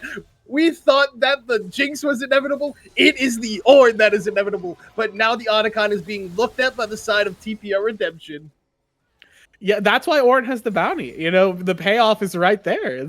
He's just the thing is that Riot knows things that you don't. They've got the numbers. This Trash Panda is in a precarious situation, but the rest of his team is here. He gets the crash down onto 8,000. Now 8,000 is zoned out. He's going in onto Tortuga, but I don't think that's what you want to be doing. Super Mega Death Rocket hits only onto Trash Panda, and they're okay. We did it. We didn't die. This is great news. In any case, now we are sort of approaching the this next major objective coming up. I believe it is the Baron is going to be up in a minute. The Otacon is also currently up. It is available for either team. 2 minutes and 20 seconds on the Drake. As Sox to Thigh is going to get pulled. The rebuttal, and he actually goes back in, but the ult is there from Trash Panda holding down on the fort. But the Drink is so strong in this team fight with the use of that ultimate. He gets the shutdown, and now Drink is actually the one in trouble. He picks up two, and now Tortuga is trying to open up in this team fight. June is actually going onto him. He's taking a whole lot of damage. Tortuga is going to have to flash away from this one, and Finny picks up another kill. The use of the rebuttal is Sox to Thigh's demise, because when you get hit by the bandage toss, guess where you go, buddy? You go back to the Amumu. Return to sender. Yeah, that's such a funny interaction. Like, in my head, I'm like, I said, man, Socks to Thighs got hooked there. And then I'm thinking to myself, who has a hook? And it turns out it Socks the Thighs. You know, they bandage tossed themselves into the enemy team, and unfortunately there was no Curse of the Sad Mummy in Mel's pocket, as she is taken down, and without Socks the Thighs and with Tortuga in a pretty bad spot, it becomes very easy for TPO to just crack through those members of the side of Conduit. And I think good stuff from Edojun in particular. Once Tortuga arrives, just walking at the Sivir and forcing the Sivir to not be able to actually get auto attacks into the rest of the grouped up Conduit roster. So one whiffed fight, and that opens up a window of opportunity for TPO to pick up that Otacon, which is a really nice objective for them. And we are once again looking at this next Drake, which I'm pretty sure we still don't have feats yet, but I'm pretty sure it was picked up. They got the first 3 kills the very quickly, and then they got the Herald. And the Herald. Okay, I didn't see the Herald get picked up. Has it been you? Did I just completely forget that Herald happened? Now Finny's actually in trouble, gets knocked up by the Orn Horn, and Tortuga is there. The Socks KS is it away from the Orn. I wanted another one on the Orn. But now that is Dragon control for the side of Conduit Flux. The enemy AD carry not on the Rift is going to be big for this one. And I pray that Socks the Thighs has learned his lesson. I hope we no longer get return to sender rebuttals in this game, because that was massive in that last team fight. But then Finny gets caught out, and now actually Kansas is actually the one who is super low here, almost goes down to Socks the Thighs. The use of the Golden Eclipse almost took out the enemy support, but the heal, and now actually in trouble in the meantime is Gav, stunned up there by 8,000. He's actually getting his resistances shredded right now, thanks to that Amumu passive and the Abyssal Mask, but he's baiting him into his demise. The rest of his team is here. He gets a knock-up. Trash Panda and Monarch are now here. Edojun is looking for anything, but the Curse of the Sad Mummy was massive, and now the side of the Conduit has to be the ones on the run. Trash Panda uses the flash, uses the Locket. Edojun flash forward, but the passive from the Spirit of Edojun is able to pick up 1 kill. He's looking for another one. Tortuga trying to kite this one out, uses the barrier, and ends up falling down. The Kittens of all people. And now because of that play, because of how long 8,000 lived and Edojun's reinforcements, that is Baron in the sights of TPO Redemption. Wow.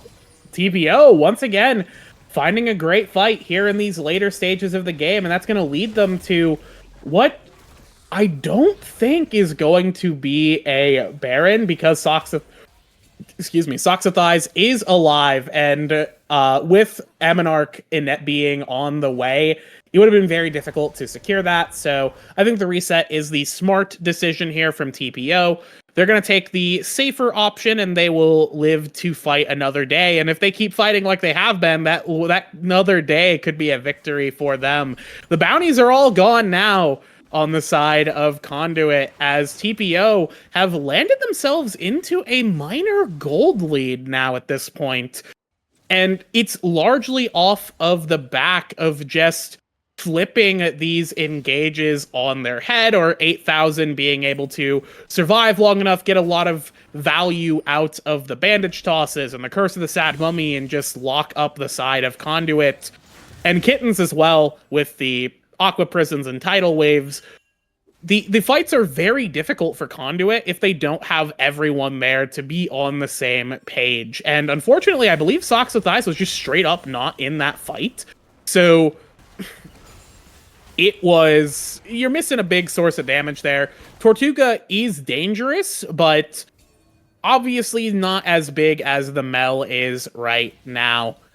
So once again, TPO kind of just pulling out a victory off of just good team fighting fundamentals, as Dougie Fresh is once again getting pulled into the 1v1 in bot side, but Edojun might be playing a little bit of split push chicken down here. waiting for Dougie Fresh to commit to a TP and then going Oh, now crazy. Trash Panda's actually caught out, hit up by the Bandit Toss. The Aqua Prison is there. Jun is actually TPing into this one. I don't know if Trash Panda is going to be able to live, uses the crash down to try to escape, and actually is able to get out of this one. And now they're turning on the Socks to Thighs. He could be in trouble, has the flask away. Trash Panda actually re-engages and falls down to Finny, and now they're looking to encroach onto this one. A nice use of the Tidal Wave stops Gav from getting any space created, and now the Drink is actually looking to set up a tower dive here. Socks is taking a whole lot of damage, but I don't know if they want to go for this dive into a Volibear and an Ornn, but Tortuga is taking a lot of damage. It's just Trash Panda who has fallen. He's up in 15 seconds. They could fall back to the Baron, but they're going to look to push for this tier 2 turret, but Tortuga has the wave clear. As long as he does not get CC'd up, he will be okay. The turret is okay, but the Demolish is being looked at for the side of TPO. Finny actually gets the reset. He got excited. He's doing a lot of damage to Tortuga, and now the Spirits are going to be called. The Tentacles are going to try to look to pick up the kill onto Tortuga on the backside of this one, but he is going to be A-okay. In a bizarre twist of fate, the team fighting Alawi, I think, has been kind of the linchpin of TPO's success, at least in that last skirmish. Trash Panda was caught out, locked down, and Tortuga was going for a really ambitious angle to be able to start firing out ricochets, and in the choke point, that could have been lethal for Conduit. But Jun was already there, and Jun just kind of played goalkeeper for Tortuga, forcing the Sivir away and giving space for the rest of Conduit to do what they need to do, take out Trash Panda, and without the Rel, it opens up a window of opportunity for the Drink to play aggressively under turret and sort of chunk out the rest of the members of Conduit. As now Finny is reaching that point of Jinx inevitability. We are on 3 items. If this Jinx gets excited, the fight is going to be very much in the Jinx's favor. We're going to have to see if it's going to get down to, can they get that first kill? Can they get the first reset? If Trash Panda keeps getting caught out going for sloppy engages, which is kind of what gave over the game last game too, we could see a potential failure. Trash Panda is going to take this engage. He's actually going to fall down. The Flame Chompers are actually what caught him out there. The ult has to be used to Ammonarch, but the Curse of the Sad Mummy and the Bandage Stars are there for 8,000. Tries to use the Blast Code to get away, but it is inevitable. He ends up falling down to Finny, and that is going to be the next dragon. The soul that would have been Conduits is going to go over to TPO, and now they have to answer to Jun. He's going to get slowed down here by the Mel E, but he's going to be able to fight his way out of this one. Kittens is here in his back pocket, so he is not scared, as the other members of TPO are pushing down in the mid lane currently, as it is just 8,000 soloing the Drake, knowing there is no contest coming out from the side of Conduit Flux. Conduit Flux is starting to once again, as the game Xanya's used. Oh, the Aqua Prism actually hits on the Kittens thanks to the rebuttal, and the one who's taking a lot of damage here is Finny, and the Drink. He's able to keep himself alive with the barrier when the Golden Eclipse did come out, but now Jun is actually being the focus. Crash down, and Magnet Storm used. He's knocked up by the Ornhorn. Tortuga is looking to get his chance to free hit, and he is doing so. He picks up a big shutdown for himself, and that stops the push power coming out from TPO Redemption. Yeah, the push is stopped there on the side of the Alawi, but I think at the end of the day, if you're Jun, there's nothing really coming up anytime soon. The Baron is obviously still up, but it's going to be really difficult for Conduit to actually approach it, because you still have the Drink, you still have 8,000. 8,000 does not have the Curse of the Sad Mummy right now, but the fights in any objective, especially in these pits, with the Swain there, is always going to be a struggle. So even though they are a man up, they have to kind of, stop the bleeding in their base. And this makes the death for Jun, I believe, what we would call a good death, as that is going to crack open the base, trading their own life to do so. So the Drink is going to be here. I think the Swain, we're seeing a lot of small value. Swain is one of those champions where the score line is like 3, 5, and whatever, and then you look at the charts at the end of the Baron game, and is he has actually all being of the started big up here by the numbers. side of TPO Redemption. TP coming out from Ito Jun. The Trash Panda finds a two-man Panda. engage. Uses the curse No, of the the Magnet to Storm! pop him up, and he ends up falling down. Doesn't get the Magnet Storm off, and now the side of Conduit has to run for the hills. Ammonarch is super low. Sox actually gets pulled back in. Uses the ultimate, but it does not matter because Gav is ending up falling down next, and that is going to be TPO Redemption winning another crucial team fight. Gonna look to end the game here at this point with the advantage that they have and having 5 members strong to just the 2 of the side of Conduit Flux. They can't even get a recall off as they are on the hunt here. They found Tortuga, and he's going to fall down to Ito Jun. They're going to try to fight this one out. He's got Ammonarch in his back pocket. The bandage toss is used. Tortuga is kiting this one out perfectly. They pick up one. They're looking to get the other one onto Ito Jun, but he's healing up a lot. 2 shutdowns there for the side of Ammonarch. Stalling. But now Trash Panda is actually up. He's going to try to clear this wave, try to force the side of TPO away. Even if he dies, if his team can get back, he gets the Magnet Storm. He's going to end up falling, but his team got the recall off. They're able to clear away this wave, keep the game going. But now Finny oversteps. He gets stunned up. He ends up falling. Is the side of Tortuga. Ammonarch picks up another kill for himself, but that stalls out the game and keeps Conduit Flux in this one. Ooh, that was on a knife's edge right there. Ito Jun and 8000 did what they could to try and keep Tortuga and Ammonarch out of the base. But Trash Panda coming back alive, just throwing themselves at the enemies, using the Magnet Storm, clearing up that wave, bought just enough time for those recalls to come through. And once the recalls came through, it just kind of became a matter of we have to throw ourselves at them. Even if we die, it's the only way we save our base. So Tortuga does end up going down, but it is exchanging your life to keep the game alive for yourself. And in this current moment, we are now a minute 30 out from the next Drake. Baron is still up. I don't think any team... Honestly, I get why neither team wants to go for this objective. I think if you start the Baron, you instantly lose. So I don't mind neither team really thinking about it. Just like, if you do not have an opportunity to cleanly take it, you don't. Because otherwise you end up like we've seen Trash Panda has been very frequently this game, where the fights get started by Trash Panda kind of either taking a sloppy engage or just getting caught out by flame chompers or a bandage toss or just random abilities. Here. He's actually stunned up by Ammonarch. He uses the bandage toss to get back onto Trash Panda, but it does not matter. He's going to end up falling to Tortuga, and now the side of Conduit Flux can look to continue to press onto this one, but not knowing where the drink is and knowing Ito Jun is in top lane, they kind of do not want to push far forward. But with 8000 getting caught out, that should be Conduit controlling the Dragon Soul for themselves. They could look to start walking in here, but it looks like Tortuga and Trash Panda have other ideas to start pushing down in mid lane, waiting for the rest of their team coming. They know that Ito Jun is on his way, was pinged out, but they're going to start controlling this Soul Point area, and Mountain Soul would be massive for them. They don't know that Ito Jun is here in the mid lane. They'll see him on vision right now, so they know that the Alawi has made his way here. As you see, Gav is on his way from the top lane as well. It is a 5v4 for the side of TPO Redemption if they want to look for it. Trash Panda is on the flank. They don't know that he's here yet.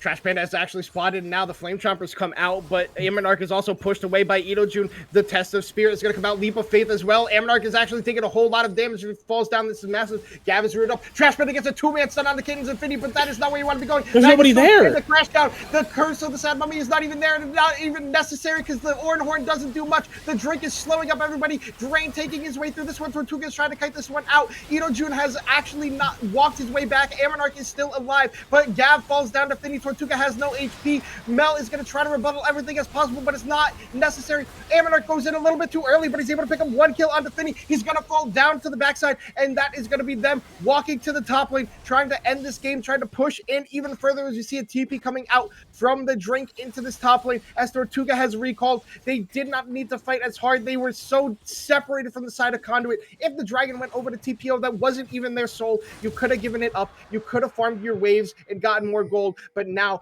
it is Tortuga and Trash Panda against the world. I don't know if they'll be able to do it. Tortuga does have good wave clear, gets a lot of damage onto the drink. Now Jun is pushing forward in the mid lane with this massive wave. Tortuga is going to have to try to clean this one up as best as possible. He's taking a lot of damage from Tortuga. Tortuga looking to press even more far forward, but that's going to dissuade the side of TPO as they're just going to look to take the Baron.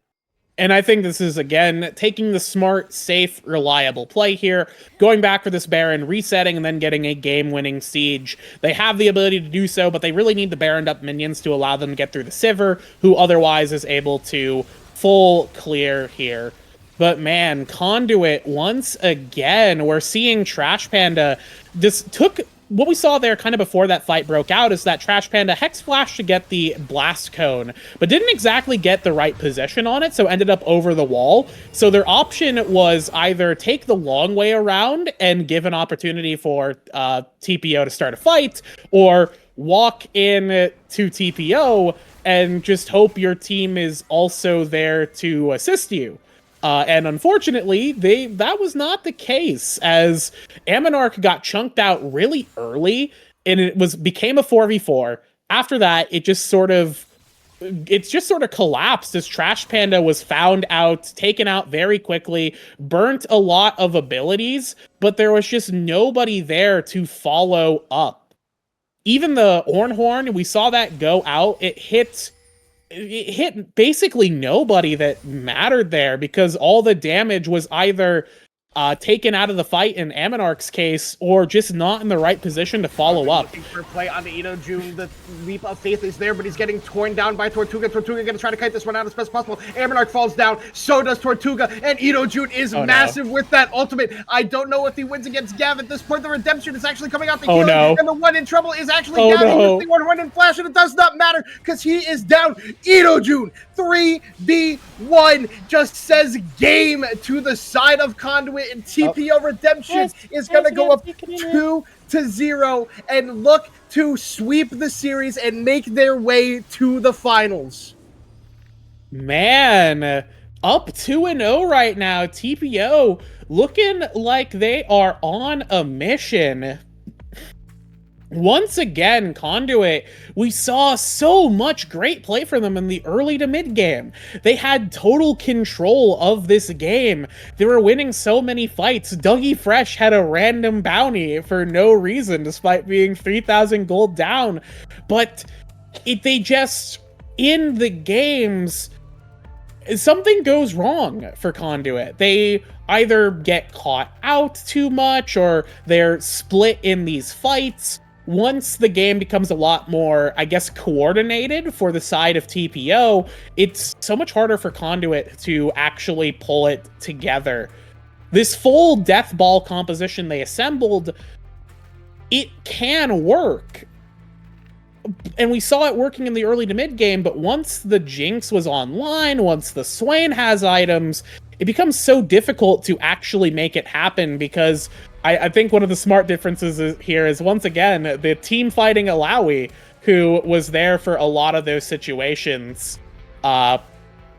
just sort of playing aggressively and utilizing the fact that Conduit has to fight in close range to take winning fights. And by the end of the game, Jun was an absolute monster. But man, yeah, with these kind of team fight comms, it can become very difficult if you're not utilizing your buttons. Yeah, well, I don't know where I lost my train of thought. You're all good there, Becky. We'll see if Conduit can make the miracle happen of making a reverse sweep possible, or if TPO Redemption is just going to continue their rampage and punch their ticket to finals. We're going to head to a short break as teams get ready for game number 3 draft. Do not go anywhere. We'll be back in a couple of minutes.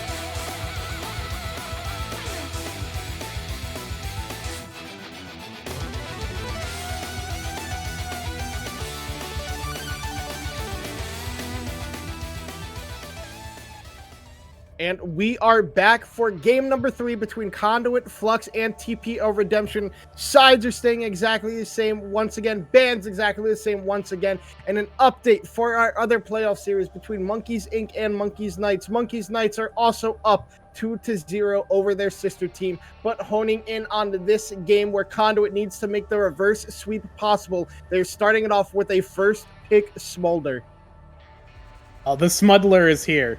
We're first picking Smudler. We are trying to power this game. We're gonna try and dominate it with the with this scaling inevitability that I think Conduit's team comps have sort of lacked so far.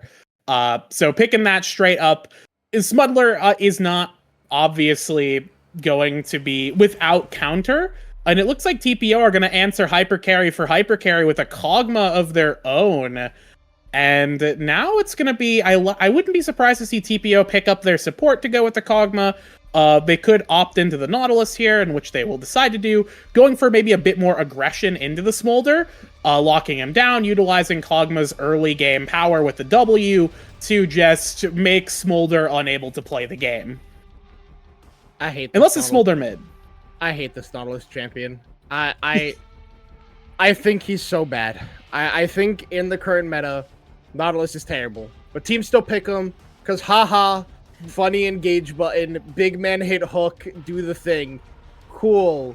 Every other support in the current game, including Lulu, absolutely dumpsters this champion. And Alistair, yes. You hook Alistair, you get knocked up, and then you get headbutted under a turret. Have fun, buddy. You have no way to get out of this one. Yeah, that's true. I just don't like Nautilus. As a support player, and like all the other supports I talk to, Nautilus is just in a really bad spot. It's just like people on this elo don't know how to abuse it, so it still wins games. But yeah, I mean, I'm just a curmudgeon. I'm just gonna hate on Nautilus as long as he exists. Teams ask me to pick it, I say I'd rather put bleach in my eyeballs. I'm not playing Nautilus, and pick me any other engaged champ. But looking at the rest of the draft, Conduit has gone for the Xin Zhao and the Alistair here to pair up with Smolder. A little bit of early aggression out of the Xin Zhao to let that Smolder get to the late game, but it looks like TPO Redemption are going to look to pick up a Wukong here who does fairly well into the Xin Zhao. Both are really strong scrapping junglers for those early levels as well. So really curious. We're holding both mid and top lane picks for later, and I'm just gonna say it. Idojun's gonna get a counter pick. It's that simple. Yeah, just get a counter pick. It's that easy. I think with how Idojun has been playing this game, it makes sense to sort of play into that strength, get the counter pick for your guy, and just work off of that. So we'll see if that's how they decide to play it. Right now, TPO does have a pretty. It's certainly you obviously Nautilus is not in a great spot because he's been dominant for so long, and people can't imagine a world without Nautilus at the top of the league or at the top of the picks for supports. Just because. Just pick Leona. She's just better. she is basically a similar champion, except Eclipse is a good ability and Nautilus Shield is a bad ability. But you know what? I love Nautilus. He's my guy. He's always been my guy. Let Nautilus jungle again, you cowards. No. It's time. It's time for Nautilus to return back to his original designed role back in season 2 or whatever when he was added. It's time for him to return to the jungle for people like me to play.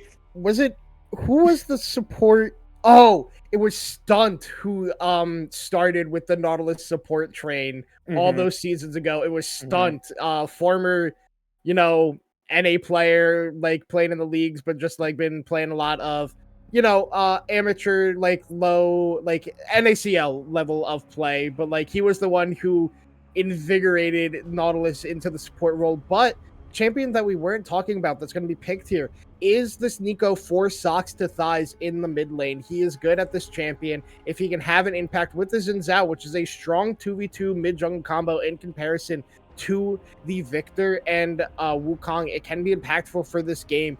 And I'm just hoping that Trash Panda has learned from game 1 and 2 of when to engage and when not to, because that will be impactful. But the Rumble pickup in the top lane for Gav, gonna go with an aggressive pick instead of a lane neutralizer this time, saying, what's left in your tank, Ito June? Let's see if you can handle the Rumble.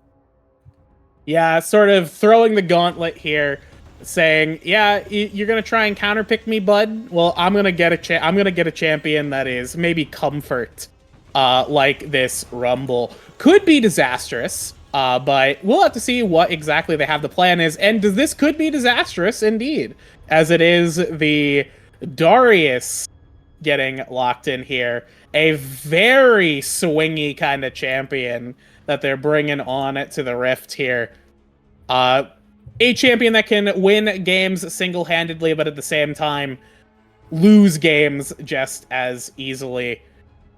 But considering how Edo Jun has played, it does fit the play style of these similar kind of champions. So I think it will be interesting.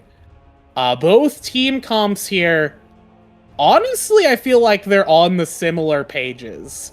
So, it's...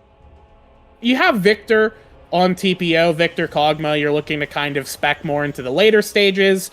Conduit's comp with the Nico and Rumble have more power in the mid stages of the game relative to TPO, but Smolder is that inevitability. If Conduit can get to that late stage with Smolder fully online, and they aren't able to CC Smolder down to death, then eventually Smolder can win games.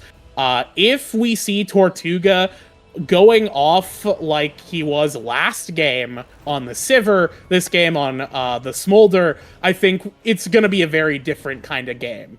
However, obviously TPO have momentum going into this series. With some changes being made to the roster and some other things, some developments that they've come into the series looking to make a powerful 3-0 statement. Go against maybe some of the narrative against them. All right, Becky. I got to ask you the question that we got caught off from last time, and hopefully we'll get it out this time. Yeah, and I was wrong both games. I predicted Conduit both games. I'm looking at you, Shivum. Who is going to win this game? Is it TPO getting the clean 3-0, or is Conduit going to start the uphill battle of getting the reverse sweep? If I know one thing about Plat Leagues, it's that when you start losing, it's really hard to stop losing.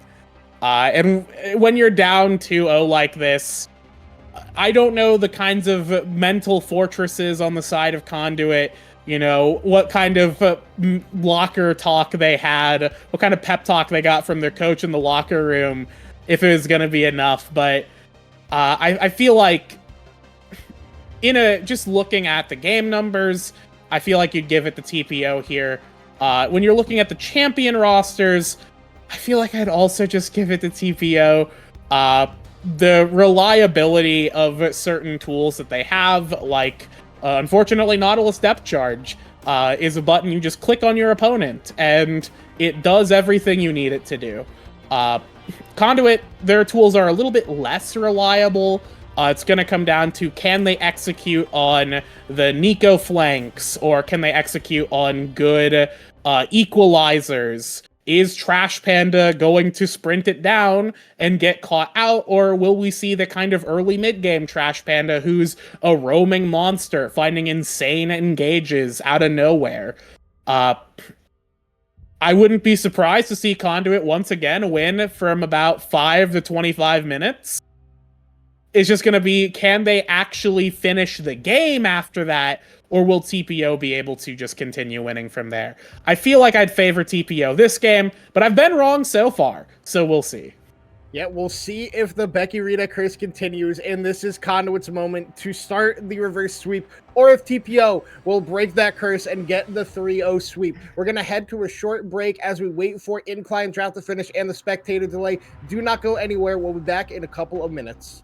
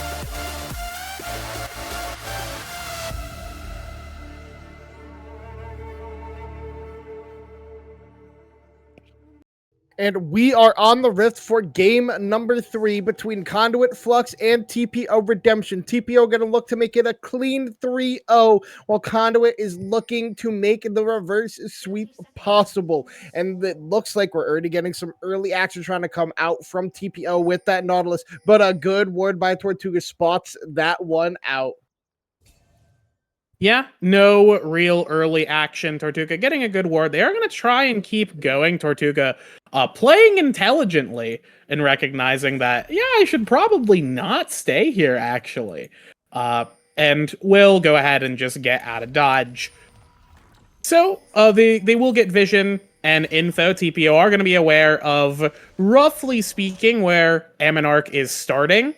So that's going to be something to consider. They'll have a good idea of where the Xin Zhao is. Xin Zhao is a jungler that does have the ability to get kind of cheesy earlier ganks off.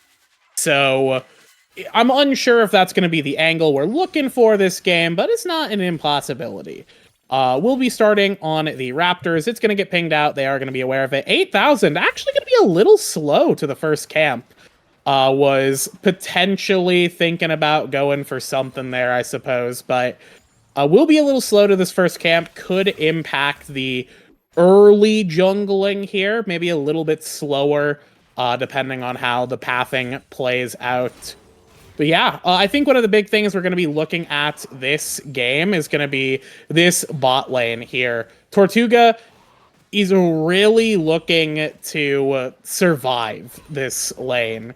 And although Kog'Maw, you think of Kog'Maw as a late game hyper carry, but Kog'Maw actually is deceptively good in the early game because his Bio Arcane Barrage is such a strong. I believe that's his W, his Bio Arcane Barrage. Yeah. That might be his ulti. His steroid is such a good ability. The range and extra damage you get can do so much if you're just able to free fire early on, even against even in these early stages.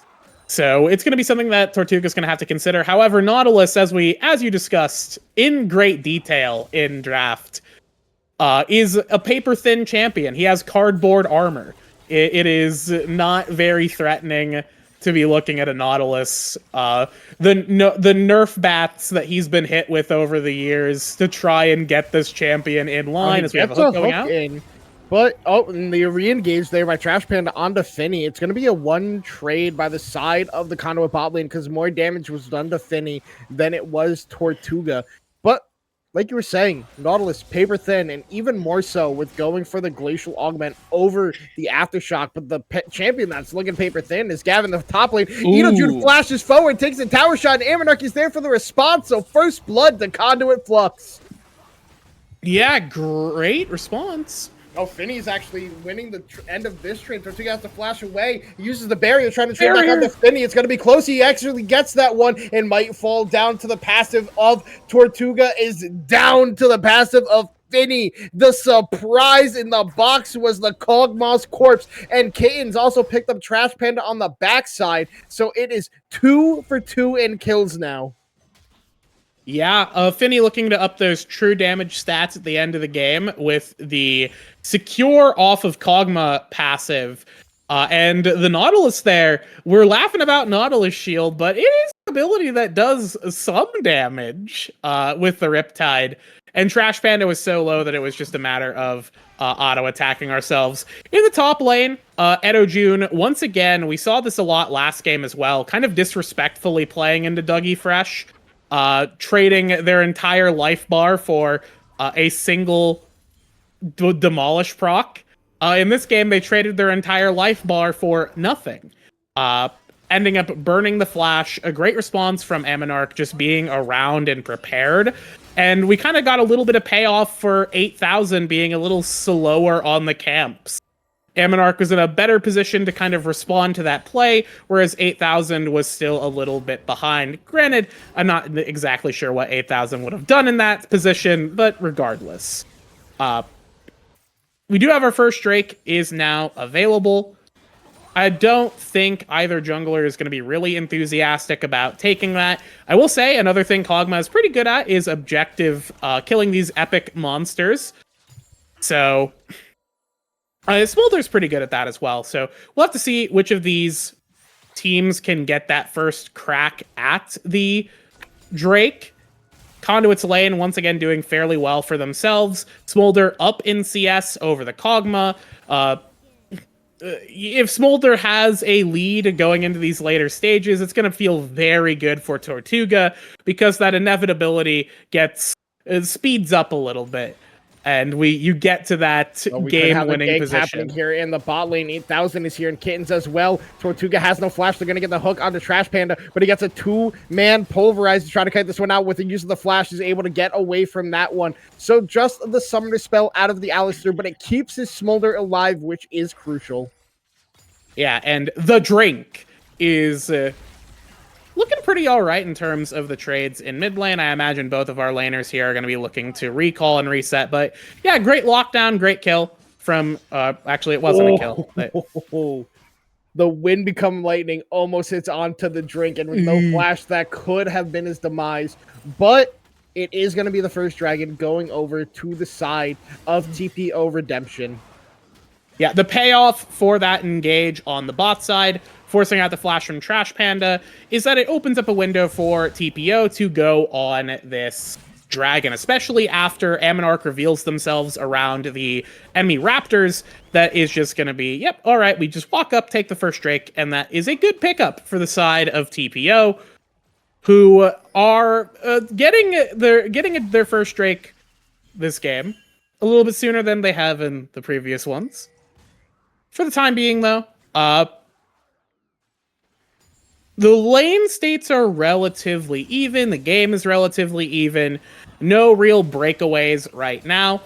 We have level 6 on both of our AD carries. A little bit more impactful for Tortuga than it is for Finny, as, you know, it happens to the best of us, Trash Panda. Don't worry about it. That's okay. That's okay. He was just creating space. It happens to all of us, all right? You know, even though you can buffer it, sometimes it just doesn't work. I'm convinced that sometimes you can't actually buffer it. All right, it happens.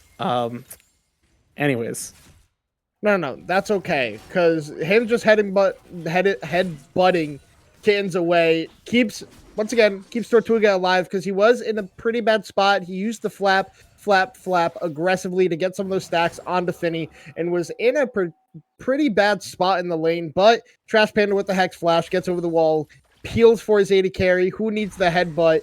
Who needs the pulverize? Just the headbutt was necessary for that play. But now the Drink is getting some good trade damage onto Socks in the mid lane. But with access to that Pop Blossom and no flash on the Drink, could be a risky situation for this Victor, as now the Void Grubs are started up here by the side of TPO Redemption, but it looks like Conduit Flux does not want to give these over in vain, as Trash Panda is here. And also, the big thing is Tortuga's also here. Socks is TPing into this one. Equalizer over top. Mom is also there. Trash Panda picks up the first kill in that one. And now Tortuga is trying to be in the area, but he's stunned up by that gravity field. Another headbutt pulverized out of Trash Panda. The smite comes through from Ammonarch to pick up one of those dragons. They get the feat of warfare. They only get one grub, but they get crucial kills and stacks onto Tortuga.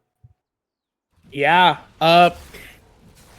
Getting those stacks could be in trouble here. He has no flash. He has no ghost. He's getting knocked up by the 3 Talon Strike, and that is another kill onto this Darius. And Gav is actually having the better lane in this one. He's up CS. He's 1-0-3, and he is feeling good on this Rumble. Yeah, sometimes when you pick a champion for comfort, you do it for a reason. And right now, Gav is looking a lot better for themselves in this lane. Edojun playing with a little bit too much disrespect in the early stages and has now fallen a little bit behind, which is horrendous if you are Darius. When you stop being able to kill your opponent, it's lights out for you. I don't think we're quite there yet, but if Dougie Fresh gets that first item complete before Edojun does, it's going to feel really bad in this top lane matchup. But yeah, in that skirmish there, kills were traded. The important thing is... the hook, it's on the Trash Panda and max range around the fat wall, but Finny's taking a worse end of a trade from Tortuga, and we can see from that little splash from the Q that he is at the stacks where it can bounce off of the minions onto the backline, but Panda gets hooked again, and the depth charge is used onto Tortuga. Flash away, he is headbutted away. Panda created the space, but it was not enough because Tortuga still goes down. But Amonarch gets Idojun in the top lane. Let's see how this one plays out. Walks into the lane brush, out of vision. Gav does a good job at holding the minions. Gets pulled back in by Idojun. Idojun, once again, without summoners, is just bait and goes down. What is this greed? This horrendous greed from Idojun there. I mean, Amonarch obviously playing with the bait there was very smart. Really just well-executed lane gank from Amonarch and Dougie Fresh. But Idojun, what are you doing, man? You gotta... Just because you did well in the lane last game, it doesn't mean that this is the same game state. You're different champions. You're in a different, whole other realm. I feel like you could be a little bit safer here, especially without sums, it seems. Seems a little bit bizarre, but, you know, could also just be a well-executed lane gank from Amonarch paying off, as that is going to be another kill going over to the side of Dougie Fresh. And I will say, looking at kind of the bot lane trades there, we saw a good gank coming out from 8,000, and Kittens getting a lot of really good hooks at max range. But what was interesting in the early sort of stage of that bot lane fight is when they were going for the initial skirmish, Tortuga was pumping out way more damage than Finny was. Obviously, Finny does have the Ginsu's completed now, so that's a pretty big breakpoint for this Kog'Maw early on, as Tortuga is still waiting for that first big item purchase. And we'll have to see how it pays off. The Smolder is doing quite a lot of damage, getting a lot of stacks. I actually am curious as to where we are at in terms of Smolder. I know it's like a big number. It's like, I think it's 225. Yeah. So he's at 100 now, though, so he's doing a pretty good job so far in this game. Yeah, we're getting pretty good numbers on the Smolder stacks. Which, again, that is that inevitability. The faster you can get to that 225 breakpoint, the better.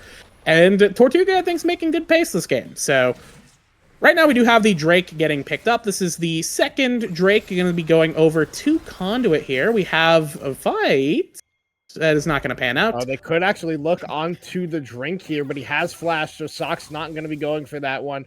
As Amonarch is getting counter jungled, but Sox can walk over now with his jungler and look for a play on 8,000 if they do catch him out. But he's just going to take... Oh, no, now Kittens and Finny could actually be the ones in trouble. Mom is just called to clear the wave as another max rating hits on the Trash Panda, and now the depth charge is used on to Tortuga. Trash Panda going to try to kite this one out. Uses Pulverize and Headbutt and Flash, but doesn't get Kittens under the turret. But now it's going to look to turn onto Tortuga, but we're going to pan away from that one. Tortuga actually taking a whole lot of damage here. It pops the barrier. Kittens is going to actually fall to the turret, and Finny picks up a kill and gets even more turret plates into the back pocket of this Kog'Maw, sitting 4-1 now. Yeah, Trash Panda trying to go a little bit freaky there with the Pulverized Flash Headbutt. Oh, no, okay, Finny is actually going to be caught out here. Everything used, Pop Blossom, Tangle Barbs, and the Q there. Now he's going to try to pick up the kill with passive. I love the emoting. That's powerful emote gaming. When you can't do anything else but right-click, you smash that emote button. I think that's good tech, personally. I think it's very smart. Anyways, yeah, despite the fact that it ends up being a 2-for-2 in the end, I think Finny pays out very well there, as that is... Okay, you have... Oh, no. Idojun. My man. Buddy. You were 0-3, now you're 0-4. Could you reconsider your game plan? I'm... You know what's insane? Dougie Fresh doesn't have a bounty right now. Yeah. Hold on. Riot Games. Explain this one now. I have more questions. I'm writing another letter. It's a follow up to my previous one. I'd like to circle back on the bounty topic. This is a follow up to my previous gold bounty question. Explain this one now, please. But now The bot lane turret could be under siege. 8,000 is here, has use of the Cyclone. Mom is just going to be called to clear wave this wave, and that is a good use of that ultimate because it keeps the turret alive for a little bit longer. Yeah. The turret will survive. Good wave clear there, but they are setting themselves up for what could be a kill into a dive, and Ammonarch's on the other side of the map securing the Herald. So it looks like they're just going to continue sacking the bot lane here. As this turret's gonna drop. Why are we still here? Because now Cyclone is used. Tortuga's already down. Now Trash Panda is the one in trouble, trying to trade anything back, but it does not matter. Why did we? I mean, obviously, I think that was one of the most telegraphed plays I think you could ever see. Like that's a big bright neon sign that says "We are going to kill you in 5, 4, 3," and they just stayed anyways. I feel like you just count your losses, back out, realize, there's no way we're defending this turret, especially after you already burn Mom. It's just, it seems a bit foolish, and what that leads to is apparently we crack 2 turrets in bot side here. The power of Kog'Maw auto-attacking is formidable. Kittens will flash, but 2 turrets out of that play. If they had backed off in bot time... Oh, actually, the Drink could actually be in a whole lot of trouble here. Ammonarch is going to flash to get behind him, and forces the Drink to use a flash of their own and the Chaos Storm as well. Ammonarch pretty close to getting that solo kill there. Yeah. Almost the solo kill. The Drink staying alive with the flash. Oh, Herald being called up here in the mid lane as they're looking to crack this one open early. Gonna get the charge in, and it is enough to do the job. But now the next objective is this dragon. It will secure the feats of warfare for whatever team is able to pick this one up. Yeah, it's coming down to this Drake for the feats here. Looking at kind of the wave states, it looks like Conduit could find themselves in a better position, but I mean, 8,000 is going to be there for Ammonarch. They're pretty evenly matched going into this. Trash Panda is actually a little bit caught out here. Use the headbutt before the Pulverize has to flash away from the hook coming out from Kittens, and that is just another miss input there. Now 8,000 just looking to clear vision down here around this dragon. They might have to concede this one with Trash Panda taking a recall and actually getting canceled here by Finny, but now Finny is disconnected from his team. Could be in a little bit of trouble here if the wind becomes lightning. Does not hit. It does not do so. Now Tortuga not going to get hit by that max range hook, just barely, but now Trash Panda even more delayed on his reset. Conduit Flux going to have to give over this dragon. Yeah, the Drake is going to be given over to TPO right here. The damage into Trash Panda is just too much. Now the one in trouble is the Drink. He does not have flash. The Drink is gonna be sipped by Ammonarch and fall down into the grave. A nice play there by Soxicize with the Plot Blossom. And now Mom is being called. Tortuga is the one in trouble, gonna have to flap away. Uses his own flash, but it was answered by 8,000 as well. Barrier popped as well. Oh no, that actually gets them off because now Ammonarch is on the dragon. Gavdug Fresh is DP'd in here, use the equalizer to start burning them up. Soxicize is looking for a play on the backside, gonna root up Kittens, get a lot of damage onto this Nautilus, but Nautilus gonna hit the wall and get his way out of that one. But with Tortuga being the masterful bait, gets the feats of warfare for Conduit Flux. Okay. Yeah. We peeled off the Drake? Yep. For what reason were we possessed to peel off the Drake? There was a Smolder. Did we get possessed by Smolder? He was going to 1v4 us. He's clearly got 225 stacks at 19 minutes. Yeah.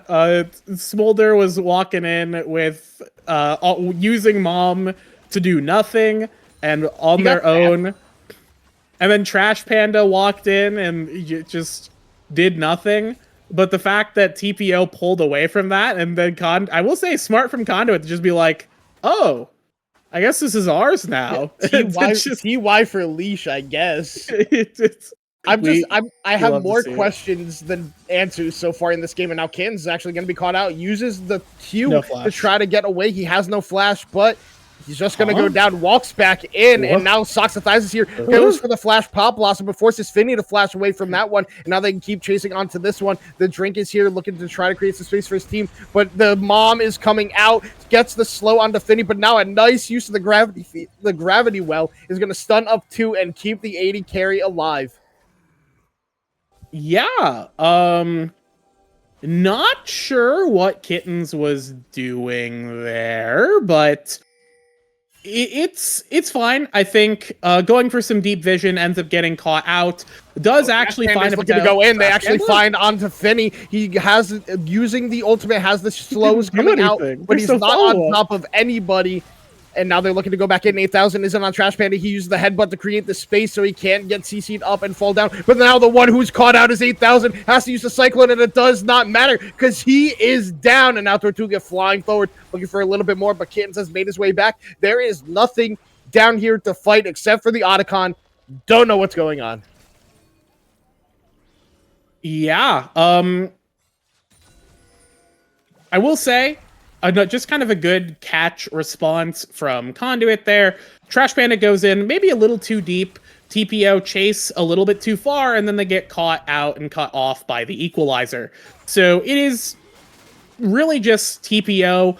I think maybe they learned the wrong lessons from games 1 and 2, and now they're getting punished for their hubris, perhaps.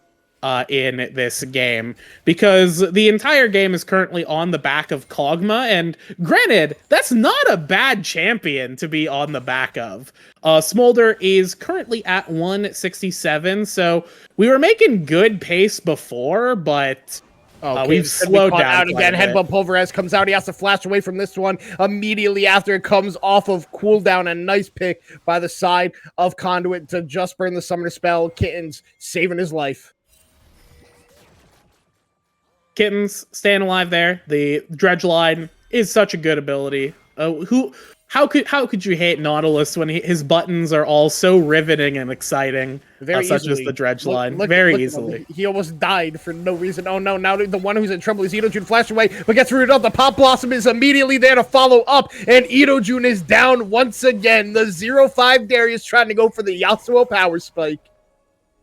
Itojun, my man, you gotta... Finny gets rooted up to the equalizer is over top, and he is burning to a crisp, but the Drink picks up 1 kill onto Soxathize. Gap flashes forward to get the kill, and now it's going to be going back and forth here as Tortuga is still alive. 8,000 is trying to get onto him, but Barrier is used. The Drink is the one in trouble. He's flashing forward, trying to get the kill onto Tortuga. He does so, but Tortuga picks up a double kill before it goes down. The Drink still falls down in the end, and that is an ace out of nowhere for the side of Conduit Flux. Okay, all right. We just decided to fight. We full sent it into that fight, and unfortunately for TPO, they were the man down in that, so it's not too surprising that they ended up losing it. I will say, pretty decent from them to get what they could out of that. Nothing goes into Kog'Maw's pocket, which is a bit unfortunate, but at the same time, the gold on the side of Conduit still feels like it's very much loaded into the pockets of Dougie Fresh and Aminarch, who are both looking very strong for themselves. I guess like Itojun is really struggling this game. This is the Darius problem, where if you don't win in the early stages, you can't split push, you can't fight 8,000. But he does not have the Cyclone available to him. Was he just saying hello? I think that's maybe just getting some vision. Does have the playful trick, not the playful trickster, the trickster ability still to dip out of danger. So I guess just trying to get a little bit of info, not too terrible here. We are awaiting to see a potential fight. Our teams are setting up for it. 8,000 is rooted up again, and they're going immediately in. The Pop Blossom was used, but 8,000 with the use of that Warrior Trickster and Flash is able to get away from this one. Now the one in trouble is the side of TPO Redemption. Gav was burning them to a crisp, but because of that play, that is going to be dragging Soul Point over to Conduit Flux and potentially even more, as Itojun is still looking for something as the rest of his team is pushing in mid lane. Itojun could be caught out again. Headbutt Pulverize is used. Look to CC him up. He's rooted again. and it actually misses out of Sox to thighs, so Idojun is able to escape. The side of TPO picks up the mid lane tier 1. They're looking to push onto the tier 2 as the rest of Conduit Flux are looking to close in onto them. Tortuga flies forward, looking to get a slow, but nothing is there. The side of TPO Redemption just going to be able to escape after getting some big damage onto the tier 2 turret, but not able to pick it up. Dragon Soul Point acquired by Conduit Flux, and they're looking like they're cleaning up their mid to late game and looking to make this a series. Yeah, we've reached the point of the game where Conduit Flux in the past have started falling off. Not because their champions have fallen off, but because the players fall off. At this point, however, they are looking in a much better position than they have been, both in terms of the neutral pressure that they have, the lane states. Obviously, the tower situation is actually pretty terrible for the side of Conduit Flux, never mind.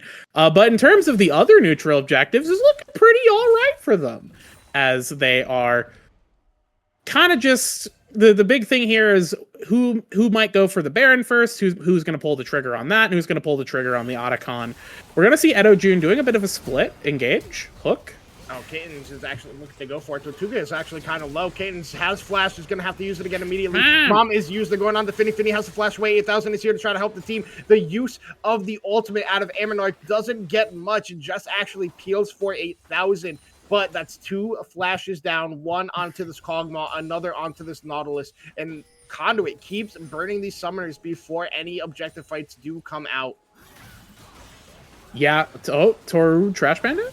Trash Panda actually going in on the Finny, and Sox was there as a minion. The Pop Blossom is out, but 8,000 is there with the use of the Cyclone. The Equalizer is trying to burn them all up in the backside. Idojun gets 1 kill. They're still looking to go onto Kittens, but another one is going to go into Finny's back pocket. Now Idojun is trying to take over this fight, but he's going to fall down to Ammonarch. Now 8,000 is the one in trouble. Not going to get rooted up. Use that Warrior Trickster. Ammonarch flash forward. 3-town strike is there for the knockup. The Blob from Tortuga, the Snot, is able to pick up 1, picks up 2, and we can see from that little bar on the HP that Tortuga has hit 225 stacks, but in the meantime, the Drink was split pushing, but it's not going to be enough. He has to recall, as Conduit looked like they were going to break open the base, but they're just going to fall back, not knowing exactly where the Drink is at that moment in time. Okay, Ammonarch doing well there. The Drink manages to stay alive. That looked pretty bad at the start, I will say. For the side of Conduit, they do get a very spicy Pop Blossom off of the Nico with the minion cheese, but the damage wasn't there immediately. But once the rest of Conduit arrives, they're able to kind of flip that fight on its head, and we kind of see one of the big weaknesses of this TPO comp. But for right now, we're kind of we saw there that the Nico damage is a little bit disappointing. They really need their whole team together to actually amount to dealing damage. We've got another split situation. Yeah, now the one in trouble is Gavin. Trash Panda. Trash Panda peeled for his top laner. He's actually taking up a bunch of damage as you see Sox is TPing into this play. Idojun is able to pick up that kill with the use of the ultimate. Now Sox is actually the one out of position. Nice use of the clone to create the space that is needed. But now the side of TPL, they have no ultimates, and with Sox here and Tortuga, they do not want to be taking this damage from the Otacon and losing all those resistances. Yeah, the Otacon is a very dangerous objective. Double Agent Otacon here is creating some very precarious situations. They're currently down a member, and Conduit was not able to disengage. They're gonna get pinched here. It's gonna be a battle to the Shocks death the thighs is looking for the Pop Blossom on the Finny. That's the only one he finds, but he's immediately shut down. Now Tortuga is going around the backside. He picks up the kill on the Idojun. Gavin Fresh does a lot of damage, but it does not matter because the Chaos Storm is burning true, and now it's just Tortuga and Ammonarch against the world, and that is all they need. A triple kill for Tortuga, and they're hunting for more. Flying forward, they're going. Ammonarch is still on the chase. The use of the audacious charge to get the slow on the Finny, and they're still chasing this one down. Tortuga is going to pick up the other kill. Never mind, it's Ammonarch taking that one away. Tortuga flies away from the corpse and is A-okay. Yeah, bomb has been defused. Finny will drop there. And that was a fight that I feel like one of TPO's best possible angles. Conduit was down a player. Conduit was down their very crucial support, and they were getting pinched in the alcoves. But as it turns out, even with the Nico, who is kind of doing underwhelming amounts of damage, you really just need Smolder and Xinjiao to win the game on their own.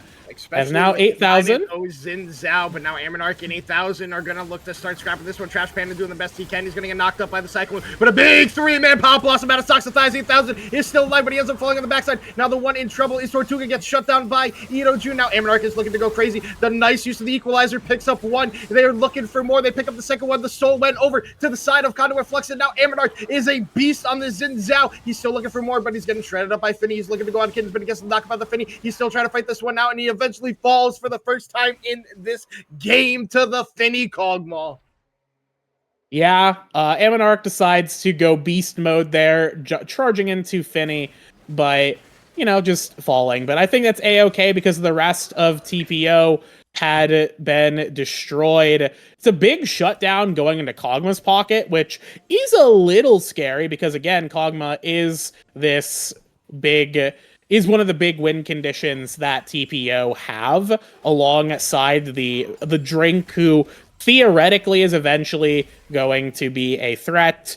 Certainly going to be doing more damage than the Nico, who has already kind of fallen off damage-wise. But man, the Smolder is also pumping out crazy damage. Looking at the gold here, we do see that, 8,000 is... 8,000 is not here in the game right now on the Wukong. A very scary melee minion is the state of the Wukong situation. So Becky, yes, I have another question for Riot Games. Okay, Ammonarch just got shut down. He still has a 700 gold bounty on him. Yeah, because, he's huge. He got shut down! How does he still have a bounty? The thing, if you get shut down and you're the largest gamer on record, you do still keep a bounty. That is consistent. Oh god, I hate Riot Games, man. I love Riot Games. You guys are great. Get me into cast NACL, maybe, hopefully one day. But regardless of that, the next objective on the Rift is this Baron, and it's going to be started up here by the side of TPO Redemption. You don't want that. There's a Smolder and a Rumble. You do not want to be starting that. Mom is used just to get the vision of the area. Now Ammonarch is actually caught out. Yeah, the new Hawk Shot, the 90-second cooldown Hawk Shot. Love to see it. It's like when Jinx Rocket is used for vision. It's a funny looking Hawk Shot. That's all it is. Okay, so we said hello to Baron and we walked away from Baron, and now nothing is happening.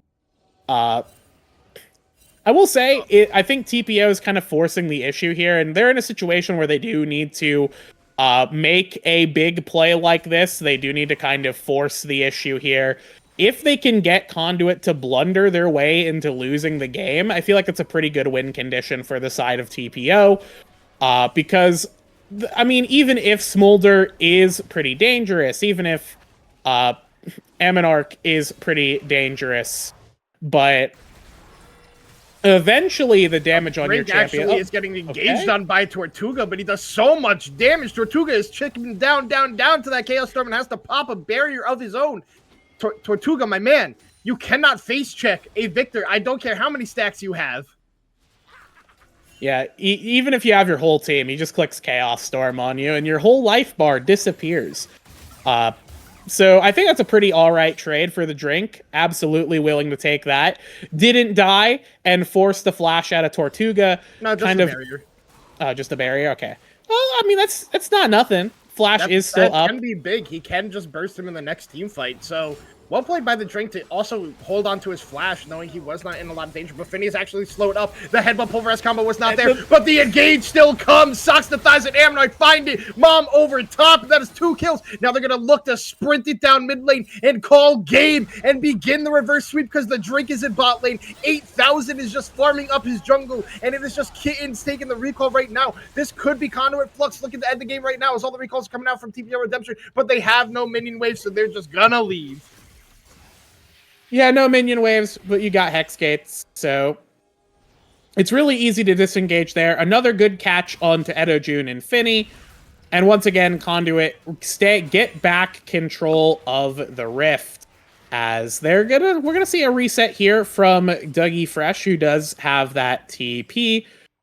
In case they need to use it, I think they should be able to just walk back to lane A-OK, especially considering we do have the Hex Gates right now. Okay, Trash Panda setting up for something, Kitten. Kittens is in trouble. He's rooted. He's knocked up. He's pulverized. He's going to use the use of the depth charge to not create space. I meant the dredge line to get away. 8,000 in drink. Take a lot. Sorry, the drink. Take a lot of damage from Tortuga on the backside. Sox is sitting on a ward, and he does not know it. Yeah, Socks of Thighs is going to get barraged there by Kog'Maw. So we're gonna see what's gonna happen here. Baron has started up. The drink is in mid. Chaos Storm is up. Wait, they're just caught out here. He not doing anything. Up Finny. Now Trash Panda's Hex flashing over the wall. Mom comes out and looks like Sox is flashing forward, gets the root onto Finny, but it does not matter. Equalizes over top. The Cyclone comes out from 8,000 to create space. Sox is in the zone, yes, and Trash Panda stunned up on the backside, taking a lot of damage from this Chaos Storm, but it does not matter because the fight is already disengaged by the side of TPO Redemption, but with a lot of big ultimates down, no flash onto Tortuga either. The Elder Dragon is spawning now. Ammonarch could actually be caught, but a nice use of the Audacious Charge onto his own Raptors. The Elder Dragon spawning in 15 seconds. This could be big, but the drink is low, and so is the rest of TPO Redemption. Tortuga does so much damage. Kittens is going to use the dredge line, not even hit the wall, and is having to hightail it here as the Elder Dragon has hit the Rift.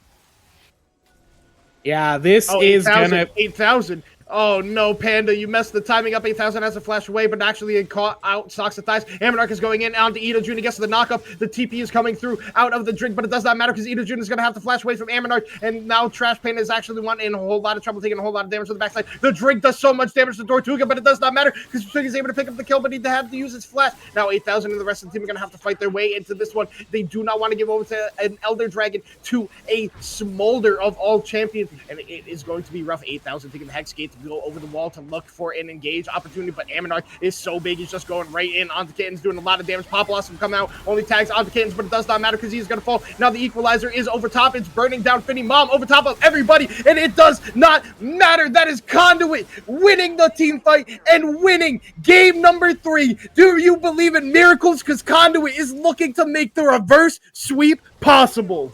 Yeah. Now, this is honestly very good stuff from Conduit. We're seeing that team coordination that we were missing from the first 2 games finally coming together here. Ammonarch having an absolute monster of a game here on the Xin Zhao. And Tortuga as well, converting a lot of that good play we saw in the previous game, except this time now on a champion that is much more effective in the later stages than a Sivir might be, as the Smolder did do a lot there.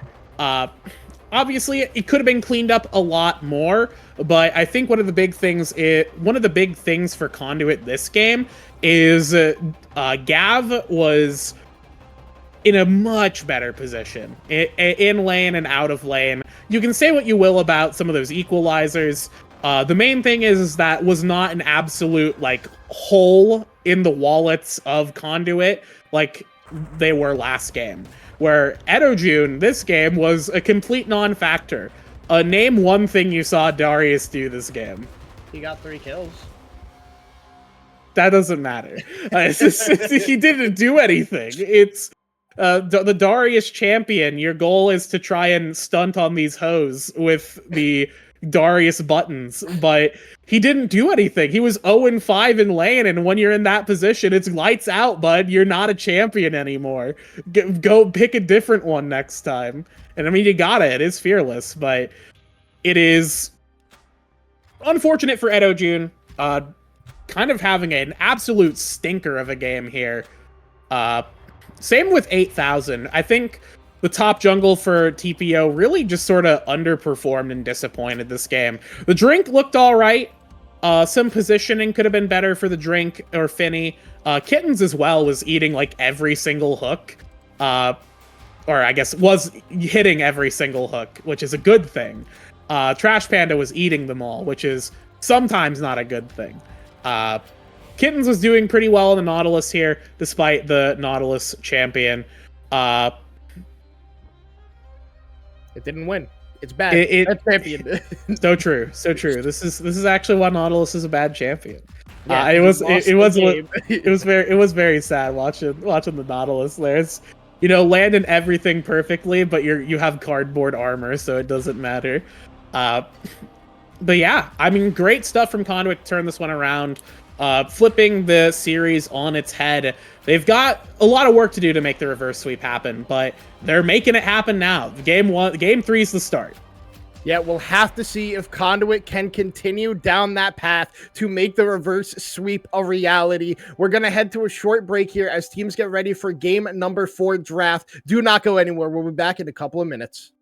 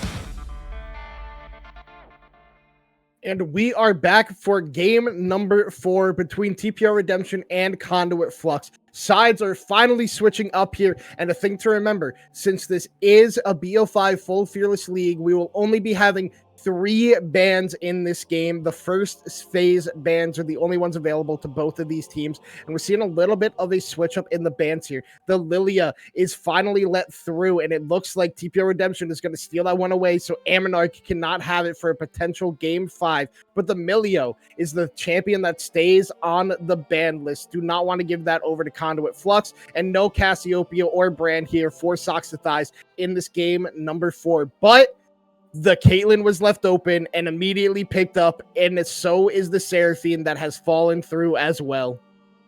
Yeah, Conduit are looking to totally dominate the bot lane this game with one of the most interactive and engaging combinations here of Seraphine, Caitlyn.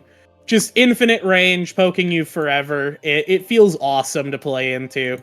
So, good. We'll see how it kind of pans out for them in that regard. As we do have the Veigar Veigar will be locked in here. That is, I would assume, going... Okay, yeah, it's definitely going mid now.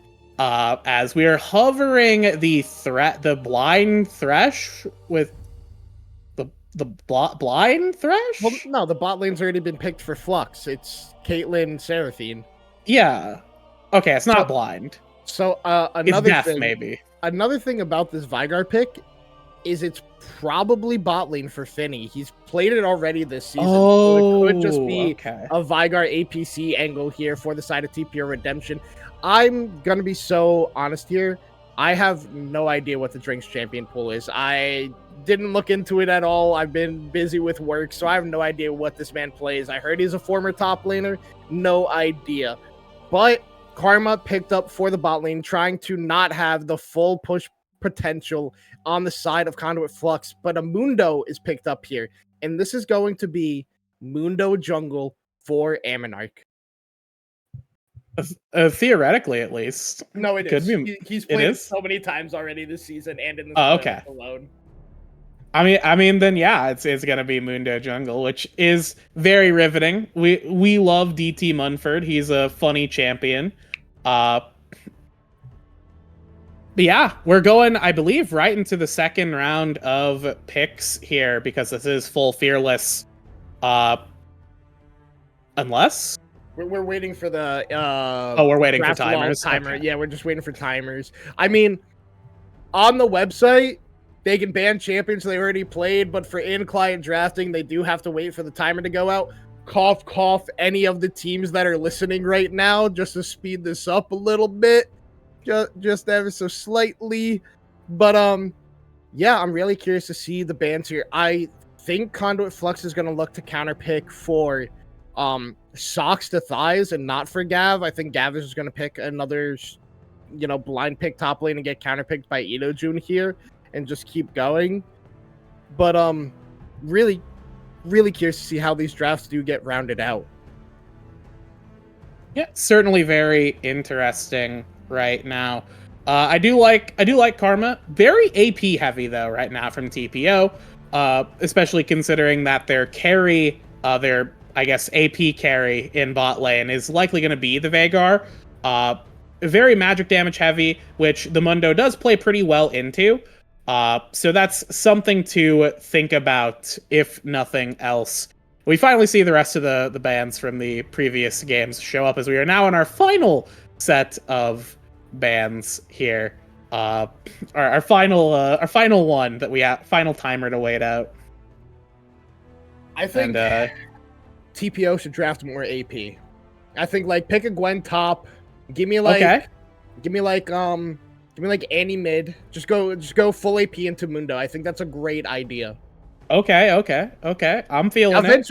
Eventually, all the AP will kill him, right? Right? Yeah. 100%. Yeah. Well, anyway, stuff to talk about. It. I thought that they were going to counterpick for Socks, but they're just picking the Orianna here for the side of Conduit Flux. I mean, they still need some form of engage unless you're just praying that Mundo hits every single cleaver and you can just run the enemy team down. I mean, they have the Encore, which is good because Mundo's just going to be running forward the entire time, so you could just use that to your advantage. But Xayah picked up here for the side of TPO Redemption, so it's actually the Veigar mid, not bot lane, and they're looking to go for a Cassante, a champion Idojun has played a lot this season and has looked good on it as well. Yeah.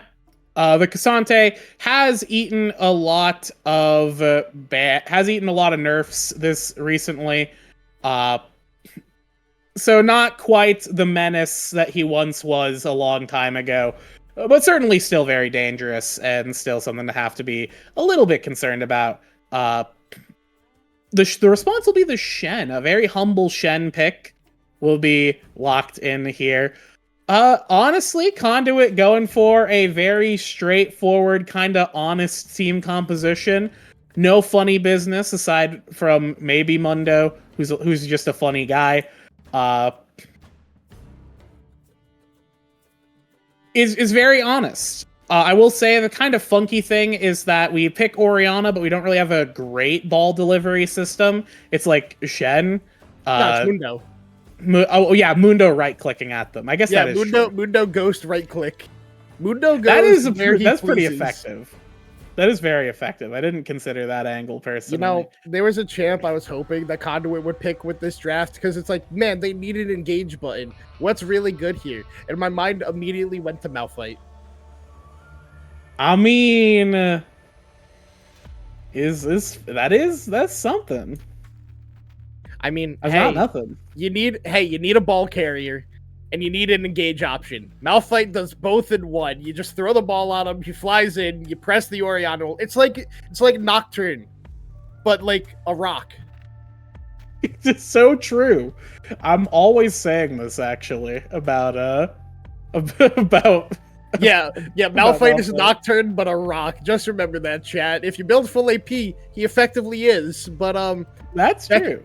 Becky, I gotta ask the question. You're 0 for 3 so far, so you gotta think.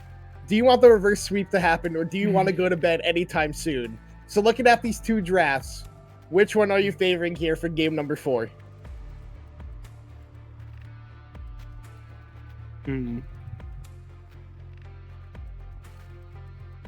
I feel like TPO's comp is very hard to kill. And the damage on Conduit, the damage on Conduit isn't bad, but it's also not, great. It sort of levels out a lot earlier than TPO's does. TPO's has comp as a higher damage ceiling. So I think the big thing to maybe be worried about is how that plays. So, I think TPO closes it out. I think that their composition here, Karma is a great champion. The Karma shields are going to do a lot to really reduce the power of the Caitlyn Seraphine lane. Caitlyn is just...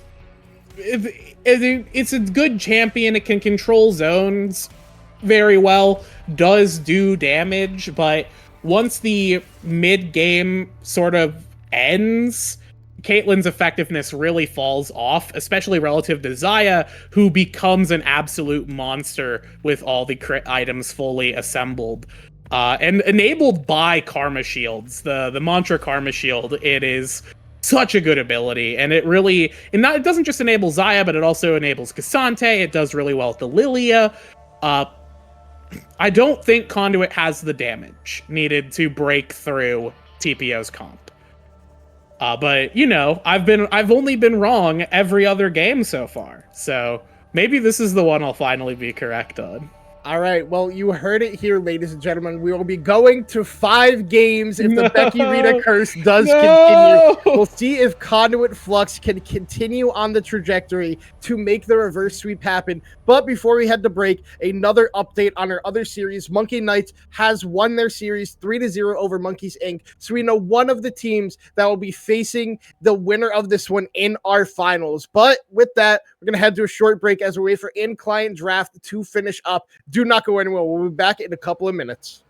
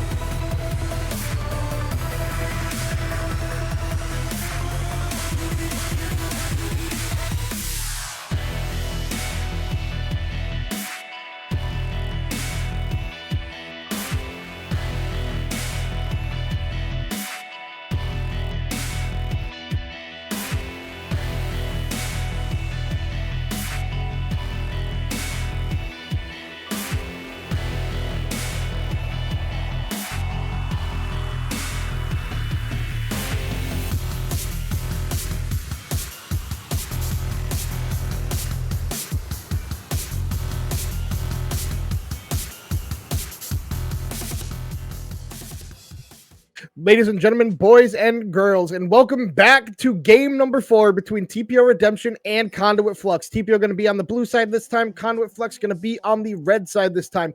But before we jump into our action here, another quick shout out to ProComps, our sponsor and a game changer app for the league community. This isn't just like your other tools. It's your personal draft coach, perfect for both teams and solo players. In fact, you can pair it with any other app you use. With ProComps, you'll receive real-time drafting advice with tailored champion picks and band recommendations. It stands out with features such as the ability to generate champion pools in seconds that you can share with friends, a post-draft guide to attack the game. You can generate comps based on your preferences. Coaches and analysts can even create personalized tier lists. Think of it as having a virtual draft coach and strategy toolkit all in one. The app has already over 280,000 downloads and thousands of daily users like you. ProComps is user-friendly and totally free. It's a no-brainer to at least give it a go. Download ProComps now and you'll experience a whole new level of drafting power in your league games. Go to procomps.gg, download it from Overwolf, or click the link in our bio.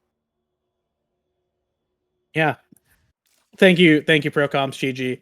And we've got a game on our hands. It's match point still for TPO.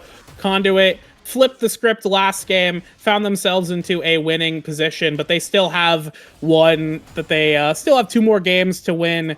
And meanwhile, TPO, they just need one good game to close the series out for themselves.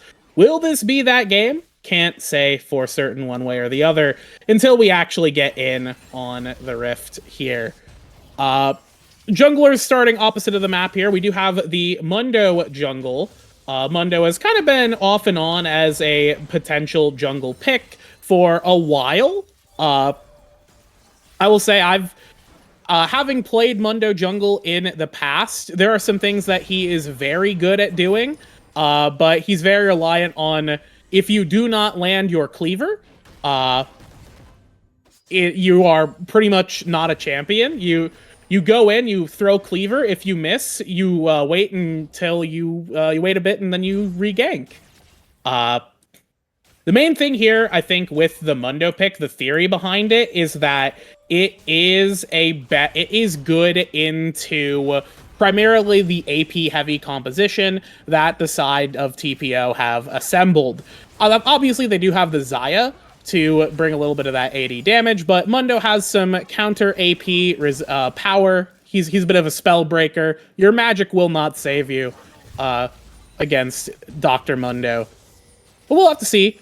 Man, 8,000 already in the lane on top side. A very early gank from the Lilia here. Clearing Raptors into top side, into level 3 gank onto Dougie Fresh. That's a bold move right there. Doesn't end up panning out. No sums burned on either side. But it will free up Cassante a little bit to get an early recall and get that first TP in. Meanwhile, Dougie Fresh is going to have a very rough lane from here on out. Eventually, Aminark may need to go up there and help out. For the time being, though, we're not going to see that. Yeah, and I mean, so far the bot lane that Conduit Flux has drafted is doing exactly what they need to do. They got a large CS leader crewing for them, just putting down poke relentlessly. Tortuga actually taking a bad of a trade. Heal has to come out there from Trash Panda. And, okay, I just realized Tortuga has Cleanse. That is allowed this game. That is needed this game. Yes, it's necessary. Even. It is very important that he has Cleanse this game. Good job, Tortuga. But now the bot lane of Conduit Flux, they have no mana. Tortuga has no HP. They just got to take the reset here at this point. I mean, up in the top lane, we saw Gav and Idojun scrapping a lot in the early levels, and it was pretty even. I'm curious if there's ever a point where like Shen starts to lose this matchup, or is just kind of going to be like that the entire game. I'll have to wait and see. I wish I could be more honest when I tell you I am not versed with top lane matchups, as I am a support player. I build like 4 items for every champion. Does not matter, and that's all I know. My experience with top lane is mostly hatred and misery. So I can't really speak to that either.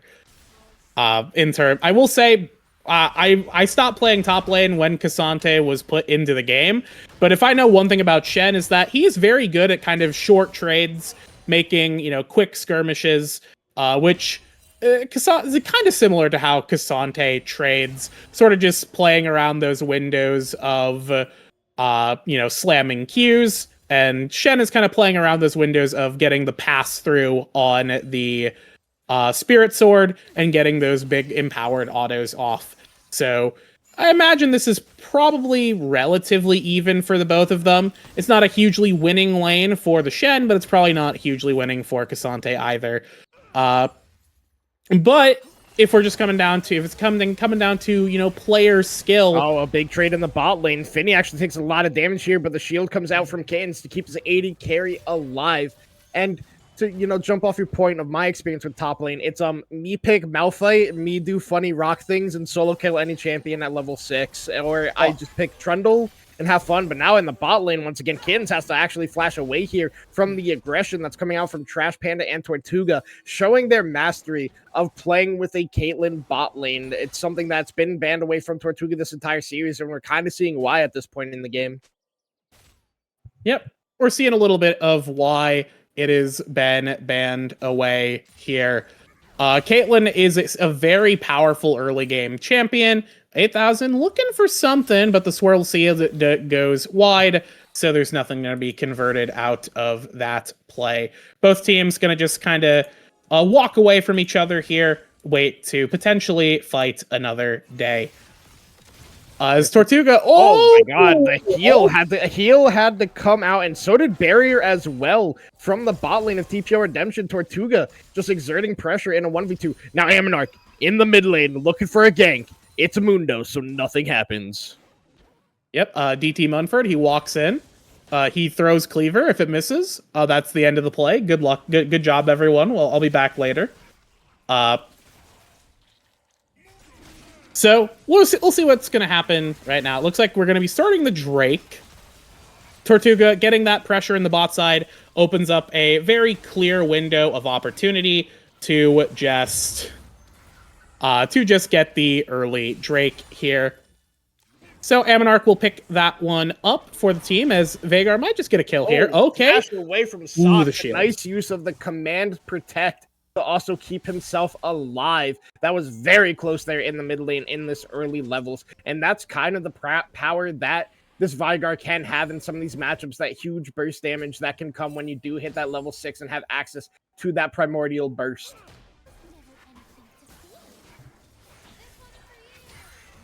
Yeah. So,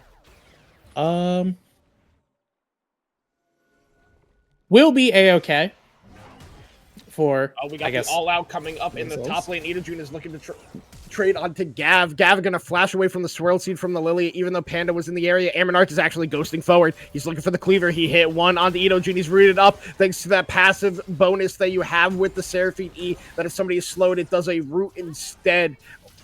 But nothing coming out. Nothing happening. Just 2 summoner spells and 1 ultimate burn. But Kittens is up here. Big mantra Q, but doesn't really matter. The honey fruit is there. It just looks like teams are positioning for these grubs, and with Sox being here, having access to that shockwave still, it should deter the side of TPO just ever so slightly.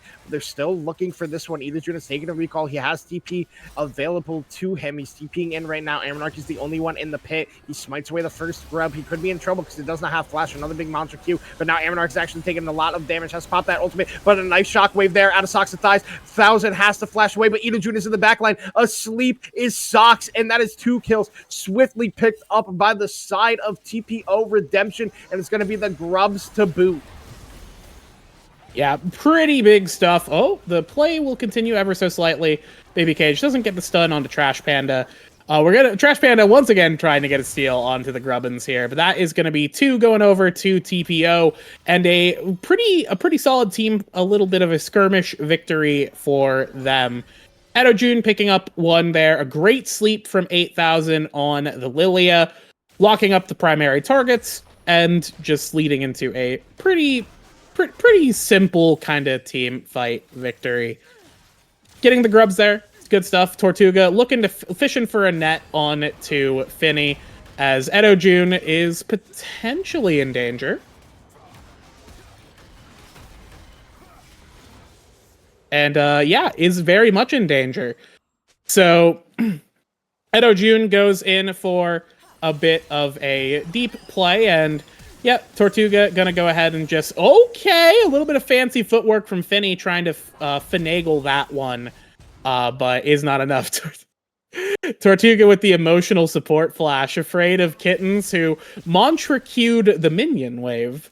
I gotta say, I'm very impressed with what Finny tried to do there. I see the theory. Trying to pull that one back from low HP was just a little bit too rough. You have to execute perfectly, and it was not quite perfect. Tortuga does have to burn both sums, though, and actually, the exchange now has left Finny at a summoner advantage. Obviously, being a kill down and 20 CS down is horrible, but at least does still have the barrier, so we'll have that in pocket in case there's a bit of a sneaky situation that you have to actually protect yourself for. Yeah, and of course, when I run away for 30 seconds, there is action, and I miss it. But now the Drink flashes forward. A use of that Primordial Burst is able to pick up the solo kill and the feat of strength for the side of TPO Redemption here. As, I mean, the Drink has been playing this Vigard matchup pretty well. He's been pushed in a lot and down CS, but the times we keep seeing him, he's getting such good trades on the side of Socks to thighs and causing him to take a lot of damage in return. Now Kittens is rooted up in the bot lane as we pan back up to the top lane. June and Gav are scrapping this one out. The all out is popped here by June, and he's looking to continue to go in onto Gav. Gav does not have the Shadow Dash up right now, or the flash, and finally gets it back up. He taunts June, pulls him back on the tower, and he is going to be A-okay. June gets the better end of that trade.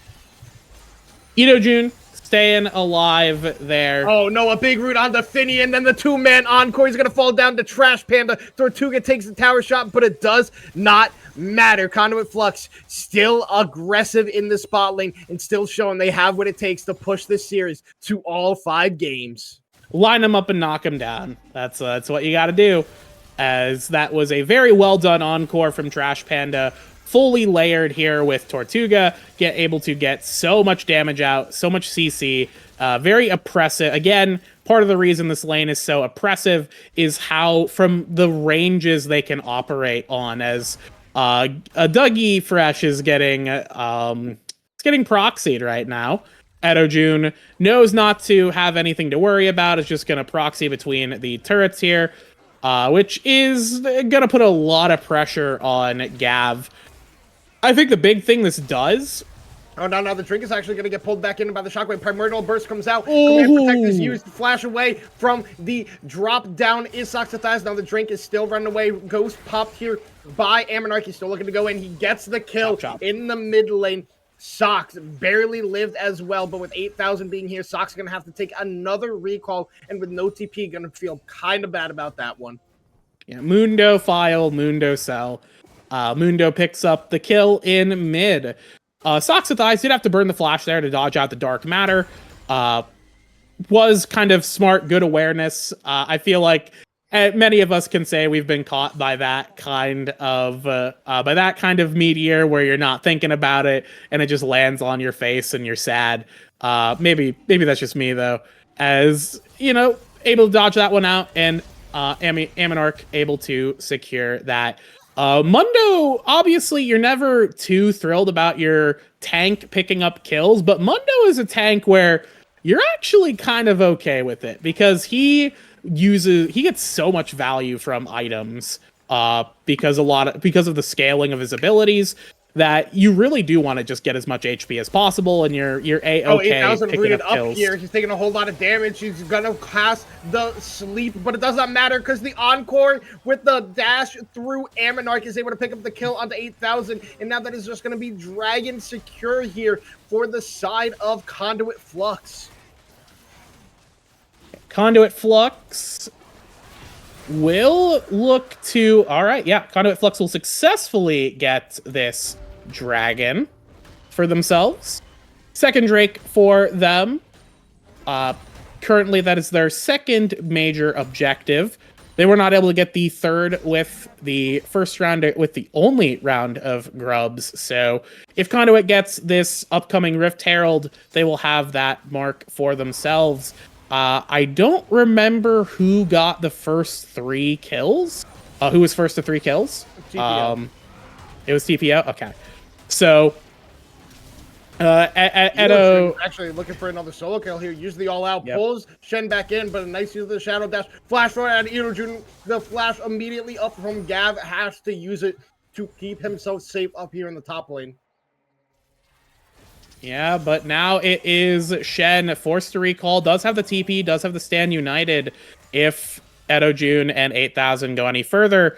But I think everybody's just going to be kind of sitting with that exchange and letting it play out as needed. Oh, Tortuga actually could be in a lot of trouble here. Put on a leash using the 90 caliber net to try to get out of this one, but I don't think he's going to be able to survive.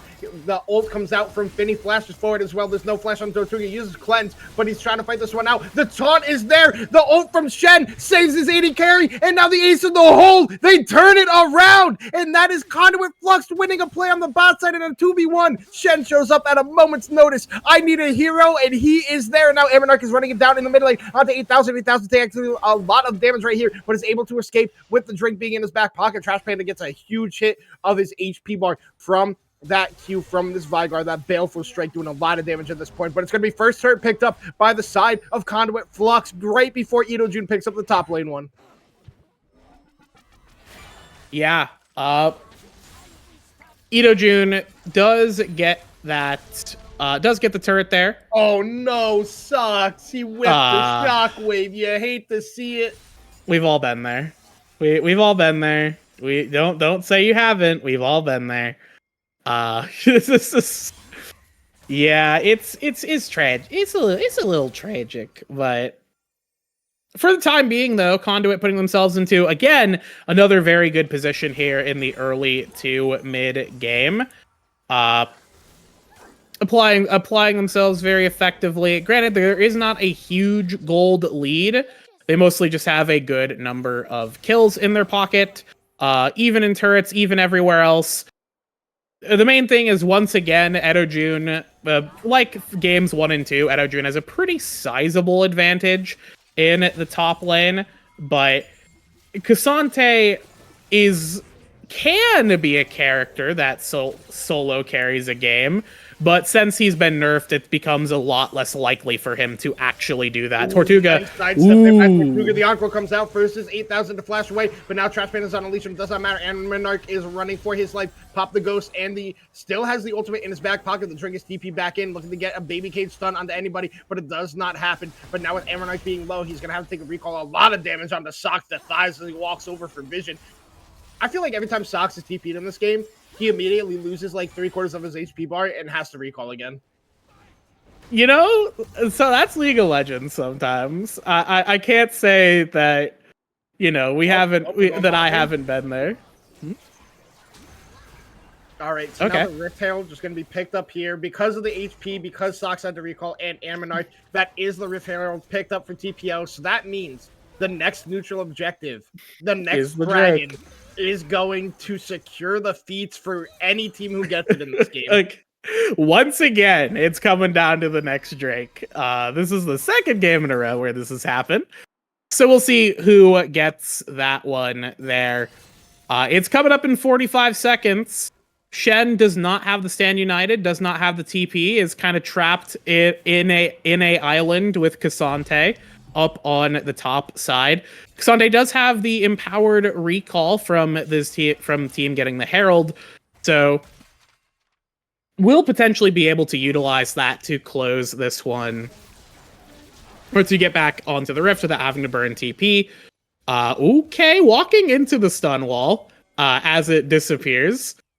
Socks the Thighs, a little bit of a rough go at this game, as we could have...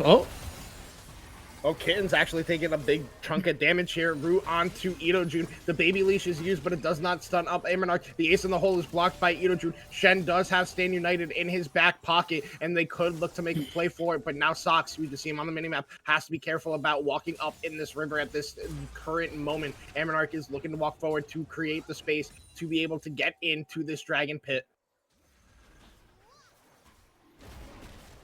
Yeah, we'll see if they can do that.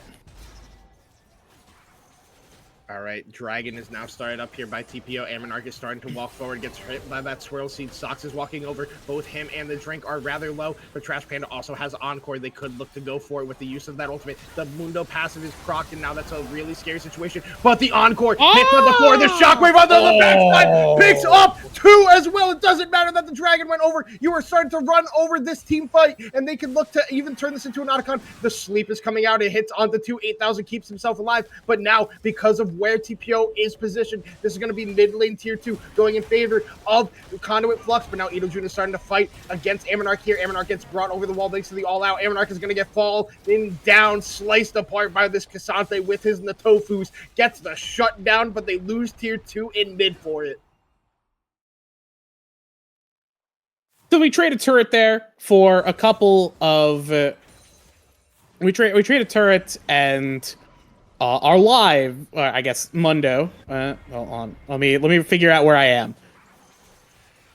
TPO did not trade very effectively there. They got Mundo, and they lost quite a bit to do that. The main thing is, actually, they did get the Drake. TPO did get the Drake there. So, they do end up getting the feats. They've got the improved boots. However, they did give over quite a bit to do so. That was a very well executed fight from Conduit, layering their buttons so effectively. The Encore is just such a good ability. And it hit everyone into the shockwave as Tortuga. Okay, Caitlyn can do a little bit of damage at this point in the game. You know, this is the Caitlyn zone right here. Good night. Everyone say good night to Karma. She has been removed from your screen. Yeah, she thought about existing and then just didn't get to. It's tragic. Caitlyn's going for IE next to the big just right click kill your opponent kind of maneuver as Amonarch misses the cleaver, but here comes the team. And the team will not pay out there. Trash Panda will take a lot of damage there from the meteor. Does have a shield, is able to walk away from that one. So just taking a lot of damage, but they are able to get 8,000 out of that one. Aren't quite able to get the drink, but you know, that's a-okay with them. They're going to be starting up the Otacon. There really isn't anybody around to stop them. With 8,000 down, there's no fear of a smite steal. So Amonarch and Tortuga should be able to pick this one up fairly cleanly. The drink is around. Kittens is going to potentially go for a flip here. No, it does not matter. Amonarch able to get that one. Becky, you know what happened in that last fight? What happened? My mic was muted.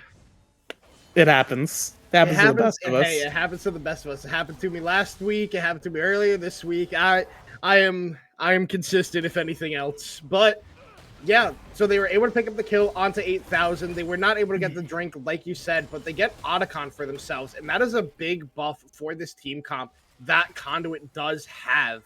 I mean, Tortuga is already so strong. If he just starts popping people, and then you get basically the Storm Surge passive off that, it's going to be chaotic in a team fight for the side of TPO Redemption. Yeah, the TPO are in quite a horrendous spot right now. With how accelerated the Caitlyn is. I said in draft that I may have misrepresented Caitlyn's power. Caitlyn is a very high damage champion. She has maybe a lower ceiling than Xayah, but if Xayah is never able to even reach close to the ceiling, then it doesn't matter. Caitlyn is just always more powerful than her. And right now, we're getting that kind of feel in this game as Finny has had a whole lot of trouble being unable to actually convert any damage into anything. We see some fancy footwork, but that's about it coming out as Socks of Thighs is trapped in the baby cage. Socks of Thighs might actually be dead here. Finny able to pick that one up. The primordial burst and the damage from the rest of the team is able to do that. They keep their tier 2 turret alive in the top lane for the time being. Trash Panda is the only one around to try to keep this one up as Ammonarch is pathing back down to go for the dragon, but now Trash Panda can actually be in a lot of trouble. Does not get stunned up there. He's dodging out on all the abilities, but he walks back into the baby cage and another shutdown over to Finny. That is not what you want to be doing. Yeah, give it over quite a bit. We are not recalling yet. We are okay. Yeah, we're gonna be forced to recall here. TP is coming in from Shen. Will dissuade the play as it looks like Ammonarch flashes forward onto Tortuga. Tortuga flashes the wall quickly, knowing what was in store for him if he kept going for that. But because of that, Ammonarch has pulled off the dragon, and now the rest of TPO is on the way. Tortuga has no flash, could be in a lot of trouble. Gets hit by the swirl seed. He's going to take a night, but he shuts down 8,000 right before that. But now they all out onto Tortuga in the back line, and already down is Kittens on this Karma. But now Tortuga is already dead even through the ultimate of Shen. But now Shen is fighting this Cassante in the back line. He is not winning this fight right now. Socks and Finny are fighting, and Socks is the winner of that. Idojun wins the fight on the backside. Ammonarch and Socks now against Idojun and the Drink. But guess who showed up? It's the Trash Panda looking to make his presence known in this team fight. He roots up Idojun. Idojun has no abilities. He has no all out. He's going to take a lot of damage. Gets killed by Trash Panda. They're picking up all those petals, and now it's just the Drink against the world. And it is going to be Infernal Soul Point acquired here by Conduit Flux. Yeah, a very back and forth fight there. Largely off the back of Idojun's positioning. Okay, we got a little bit of a stun here. Could vaporize Trash Panda. Good night, y'all. Vagar things as Seraphine gets eviscerated, but that's all right because at the end of the day, we do still get that Infernal Drake for Conduit. The fight was definitely a little back and forth there. We had the one side of the fight where Idojun was 1v2ing. We had the other side of the fight where the rest of the side of and goodbye, Drink. Yep. The Drink is no longer here on the Rift, is just not able to escape there, was in an unfavorable spot, and gets caught, gets taken out. Yeah, in that last fight, Idojun did a good job of getting onto Tortuga. I will say Tortuga did so much trying to keep themselves alive in that fight. You know, through the drowsy, through everything. I think Conduit had to be in trouble. That's half his health bar gone with one headshot from Tortuga. Now Ammonarch is looking to press forward. He's on the baby leash from this Karma, but it does not matter because it is Mundo and he will go where he pleases. But not too far. He doesn't want to go that far. Yeah, Mundo doesn't. I mean, you don't want to take too many risks. That's the thing.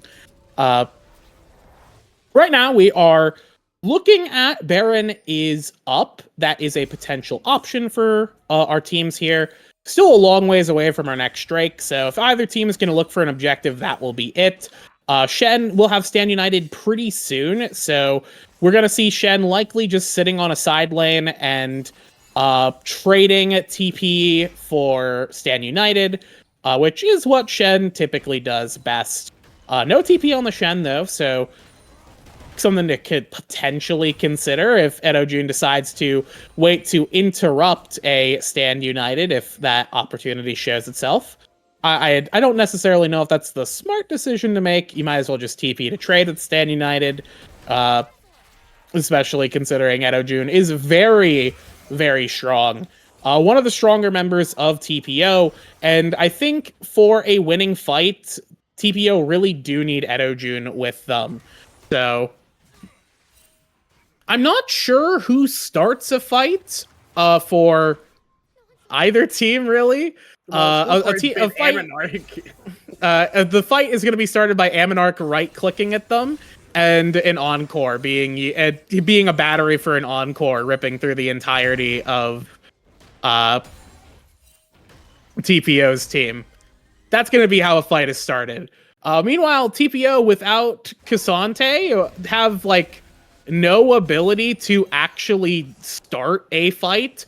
they're very reliant on Conduit getting the first jump on them, which is not a good place to be. Damage, and then the encore hits onto him as well. Tortuga quickly gonna pick that one up. No, Kittens is quick to follow, my god! But the drink gets the kill with the primordial burst onto Tortuga, but now Aminar can just chase them down, and with Trash Pan in his back pocket is able, a nice blade coil there by Finny to root up Aminar, but Gav has shown up. The all-out is used by Idojun, and in the backside, Gav is 1v1ing the 80 carry, and he's gonna win that one, while Idojun is trying to 3v1, but I don't think he can 3v1 his way out of this one. That should be Baron on the table for the side of Conduit Flux, but it looks like they're just going to try to crack the base open instead.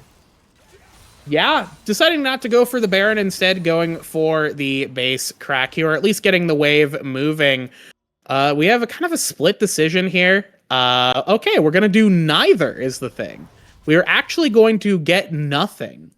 We're going to win this team fight into nothing full combo.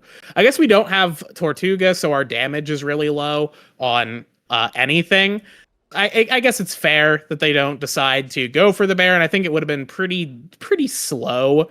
Would have allowed 8,000 to get to them.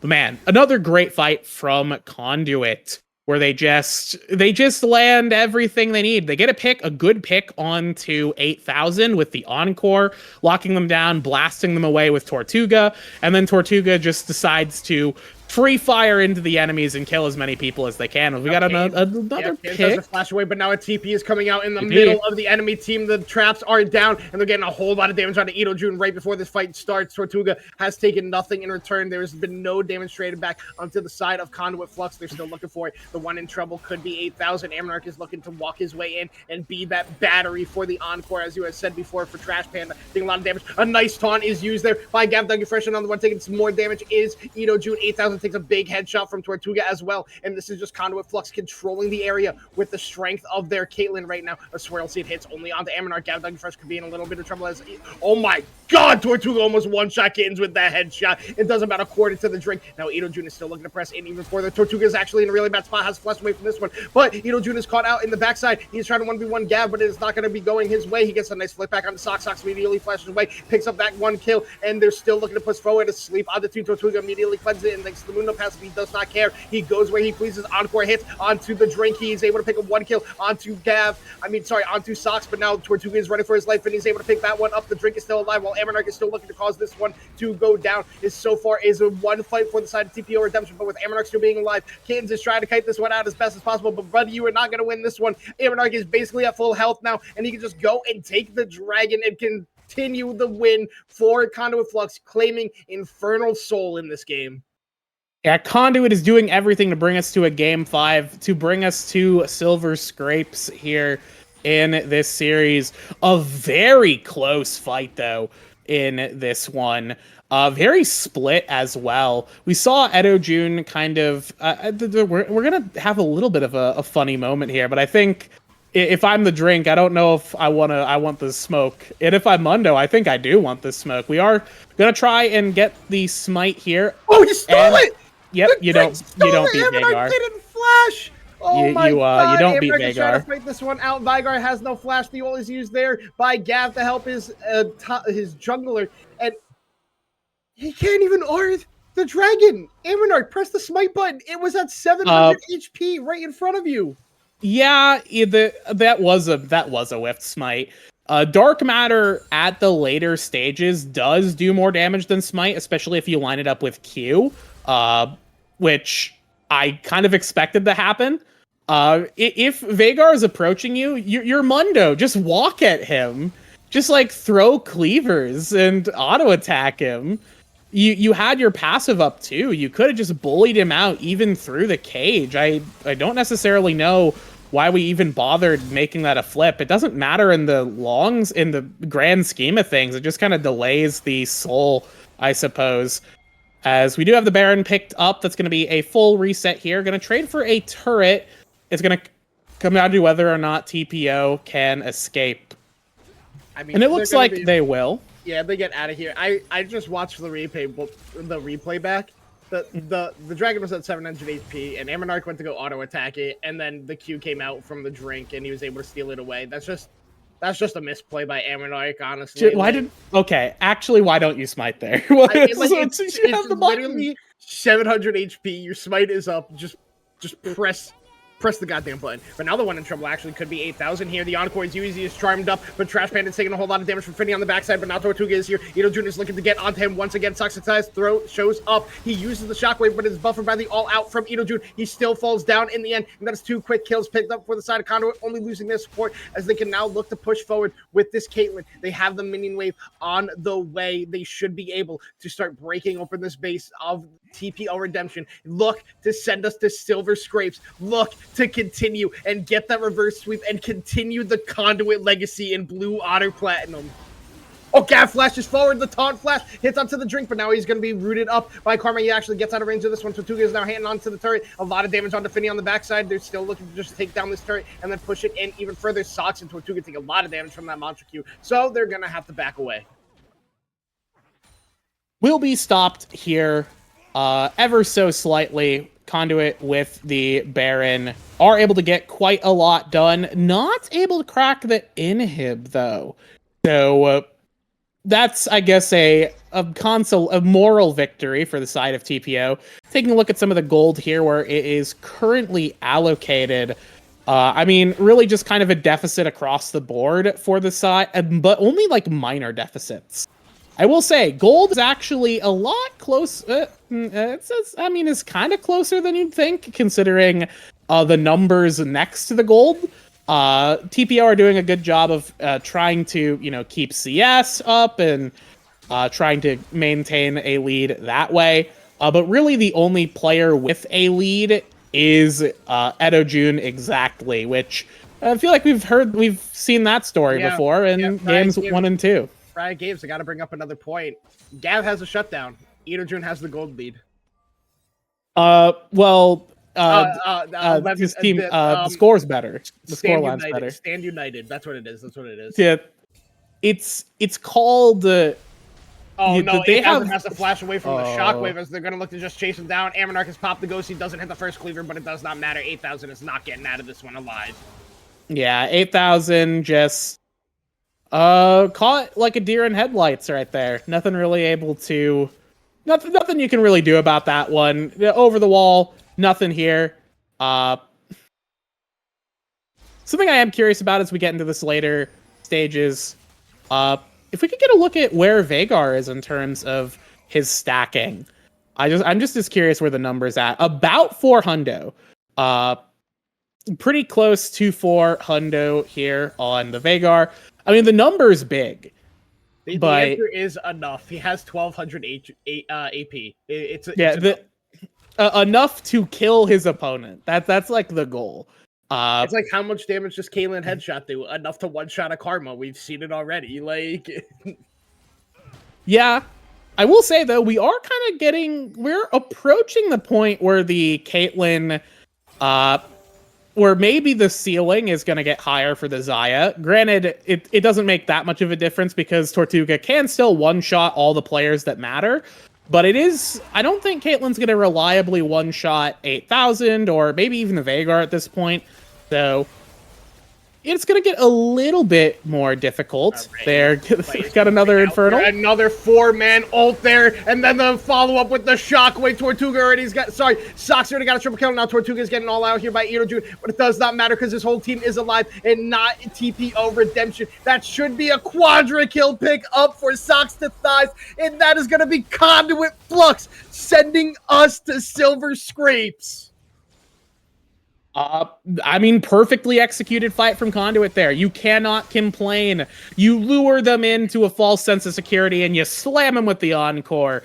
And that is all you need to do to find yourself into a Game 5 of this series. TPO had the momentum in Games 1 and 2, but now that the chips are on the table, it is all up to Conduit to try and keep their legacy alive here in Blue Otter Platinum. We're going to this Game 5. Absolute. Oh no, I'm sorry, cinema. Absolute cinema, Becky Rita. Becky has been 0 for 4 on all the predictions. That's why we're here, ladies and gentlemen. It is Becky's fault, but I am here for it. These games have been awesome to cast, awesome to watch, and I'm so excited for game number 5. Game 5 here. Everything is on the line for these teams. Uh,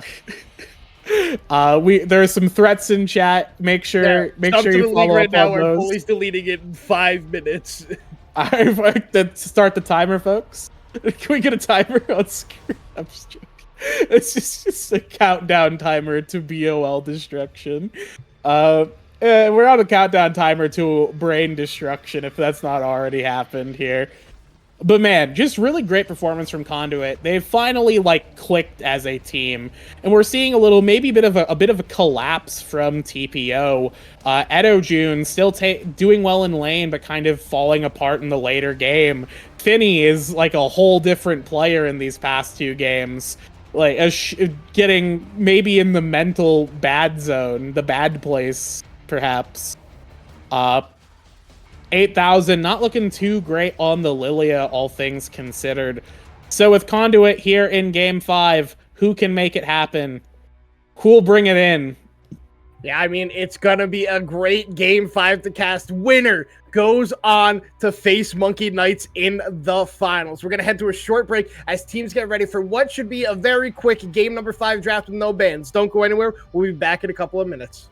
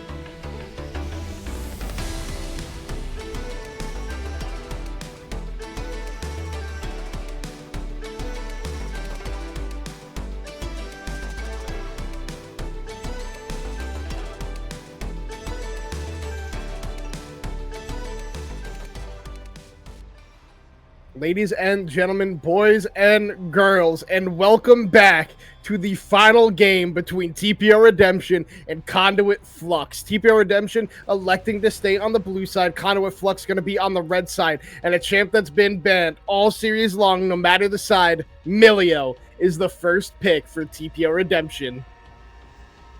Yeah, Milio here has made it through the entire draft, but without bans available, it is going to be our Milio pick finally coming through, and you got to be prepared for that here in the Game 5, and it looks like the preparation, the response is going to be, we're thinking about Crank. And yeah, I think if you're playing in a Milio and you're afraid of the Milio, like any other of these big enchanters, picking up Crank is a pretty good idea, I think. He's alright. He's good at picking off those enchanters, especially the squishier ones like the Milio. A good hook leads into an instant death for the little fella. The real question is, what did they decide to pair up with it? It looks like they're going to go for the Varus. Good lockdown combo there. Pantheon getting hovered. TPO looking to try and shore up maybe some of those weaknesses in the early to mid game that they've had in their other drafts by picking up a Pantheon for themselves. Not too bad. So, Becky. Yeah? Do you know what champion is worse than Nautilus right now?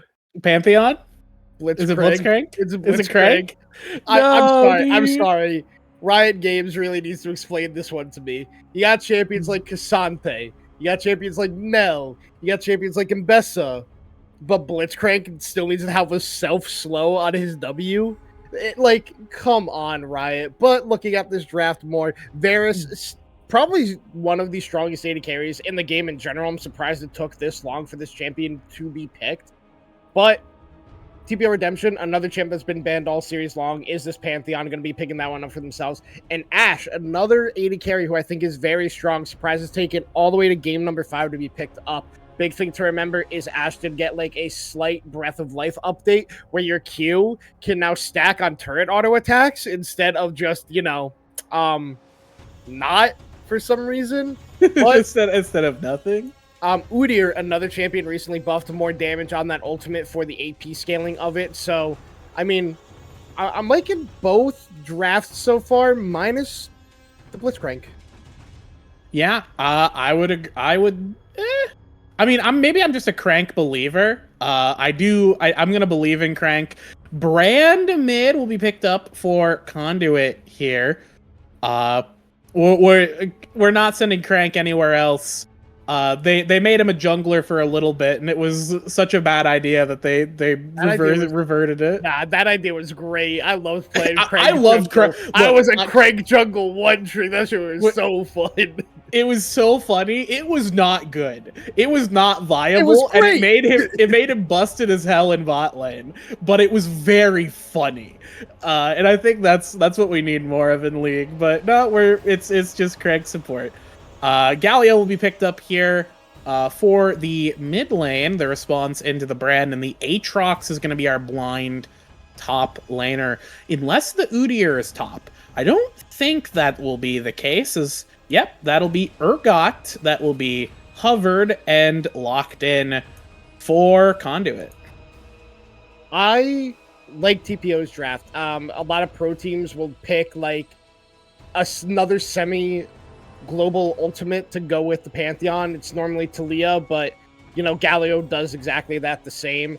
And Conduit Flux, this draft is pure comfort for them. Sox is on his brand. You got Gav on his Urgot. You got Tortuga on Varus. Like, this is the style that they play. These are their comfort picks. And, I mean, I think both drafts are really good. I'm really curious to see how they go on the Rift, because the only person who's going to be able to, like, face check brushes in this game is going to be this Udyr because of the CC that can come out from the side of TPO Redemption. So it's gonna be interesting for this game number 5 that we have here, Becky. But I gotta ask you, 0 for 4 tonight.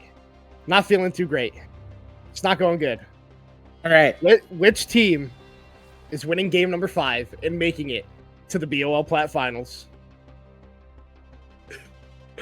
Man, I don't know what to say. You got the fate in your hand right now. You decide the winner of this series, Becky. Here's what I'm gonna do.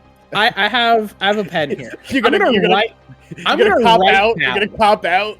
I'm gonna write down my prediction. And it's gonna be my actual prediction. I'm gonna talk about why both teams could win here. And then I'm gonna write down my actual prediction. And once we get to like 25 minutes, or maybe after the game, I'll reveal what I wrote down. Okay. And we'll see if that changes anything. I'll reveal it mid-game. No, you gotta reveal it post-game. We gotta see if you were right. No, but if I predict the team that's currently if I say that I predicted the team that's currently winning and then they lose, it's funny. So I gotta consider that angle. So I like TPO have some really good utility. They've got a ton of lockdown. Pantheon, Galio, Ashe. If they catch you, you're dead. You're extremely dead. You're the deadest player on record. But that's the same for Conduit. They have Blitz, they have Varus, they have a lot of good lockdown tools. I think the main thing is that Conduit is bringing a lot more reliable team fighting, which is what they've been doing really well in these past couple of games. That's what they've been winning off of. So I suppose the question will come down to, will TPO be able to play around their lockdown? Will they be able to play around maybe getting a huge advantage in top lane on the Aatrox? Or will Conduit be able to snowball with a team fighting composition, especially if they get the Udyr accelerated, if the brand doesn't fall behind? That is a win condition for them. So there's a lot of burn on Conduit's roster and a lot of lockdown on TPO's. So it's in anyone's hands here, and now I'm going to write down my prediction. Well, onto this piece of paper here. My prediction for this game? It is manifested. I'll let you make your prediction. Well, my prediction is plain and simple. As everybody knows around here, I'm Conduit biased. Conduit Flux is going to be going to the finals, baby. Let's go, boys. Let's go. But with that, we'll see if Becky Rita's foresight comes through, or if the curse will continue despite it being written down. We're going to head to a short break as teams finish up the incline draft and we wait for spectator delay. Do not go anywhere. The action will be back in a couple of minutes.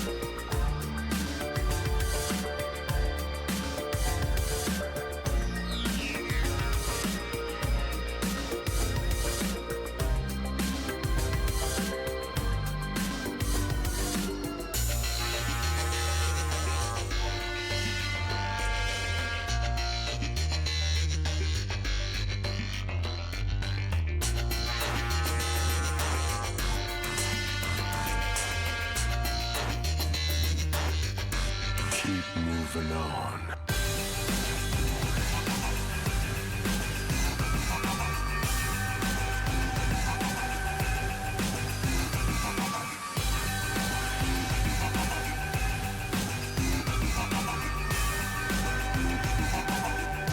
Keep moving on.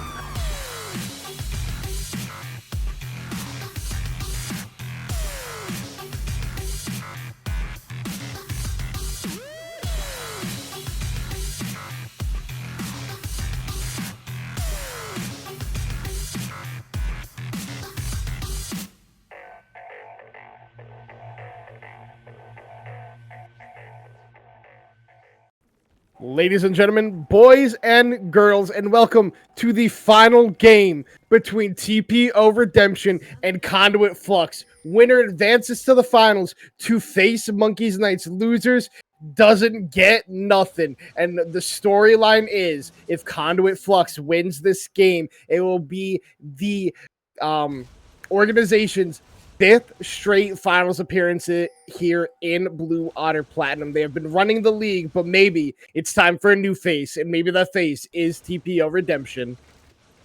Yeah, it's a big game for both of our teams here, especially for Conduit if they want to maintain their legacy here in Blue Otter Platinum. But, you know, it's the other games have been very, very close. We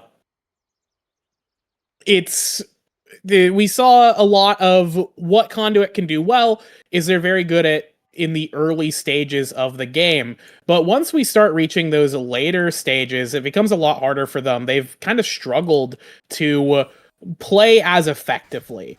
And that's not great. So we'll see if they can maybe shore up some of those weaknesses we've seen in the previous games and bring it home for themselves. Perhaps they do, perhaps they don't. We'll have to see. Yeah, this is going to be a great game here, and I am so excited for it. I've been loving this series so far. There have been messy moments, there have been clean moments, and it is everything you want from a platinum level game. But now we're going to have to zone in on this specific matchup. So far, Gav is doing a good job of having a CS lead up in the top lane. Kind of expected, or got a slightly range to the melee. That is the Aatrox, but an early level 2 in the bot lane for Panda and Tortuga. Not going to be able to get anything aggressive going on in this game, number 5. Yep, nothing too aggressive yet. Trying not, obviously with Crank, you're going to try and get some early cheese going with an early hook, or, you know, just kind of ambushing your opponent when they do not expect it. Well, big damage on the Sox in the early game, and he's going to have to Pantheon? flash away from this one. Flash forward out of 8,000. He's going to live from the turret shots, and that is the first blood of game number 5 over to this Pantheon. And that's what Pantheon does best, folks, is he's one of the best champions at ganking early.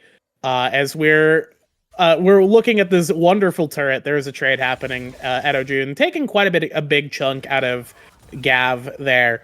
But yeah, Pantheon is a really good early ganker.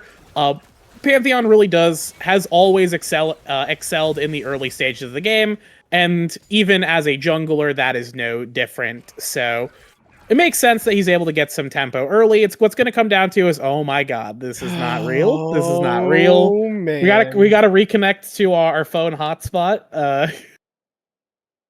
Yeah, fun insight. Apparently, Ammonarch has been playing on a phone hotspot this entire series. But regardless of that, we're quickly out of the unpause, and Gav gets solo killed immediately out of the unpause. TPO Redemption starting this game off early with 2 kills on the board.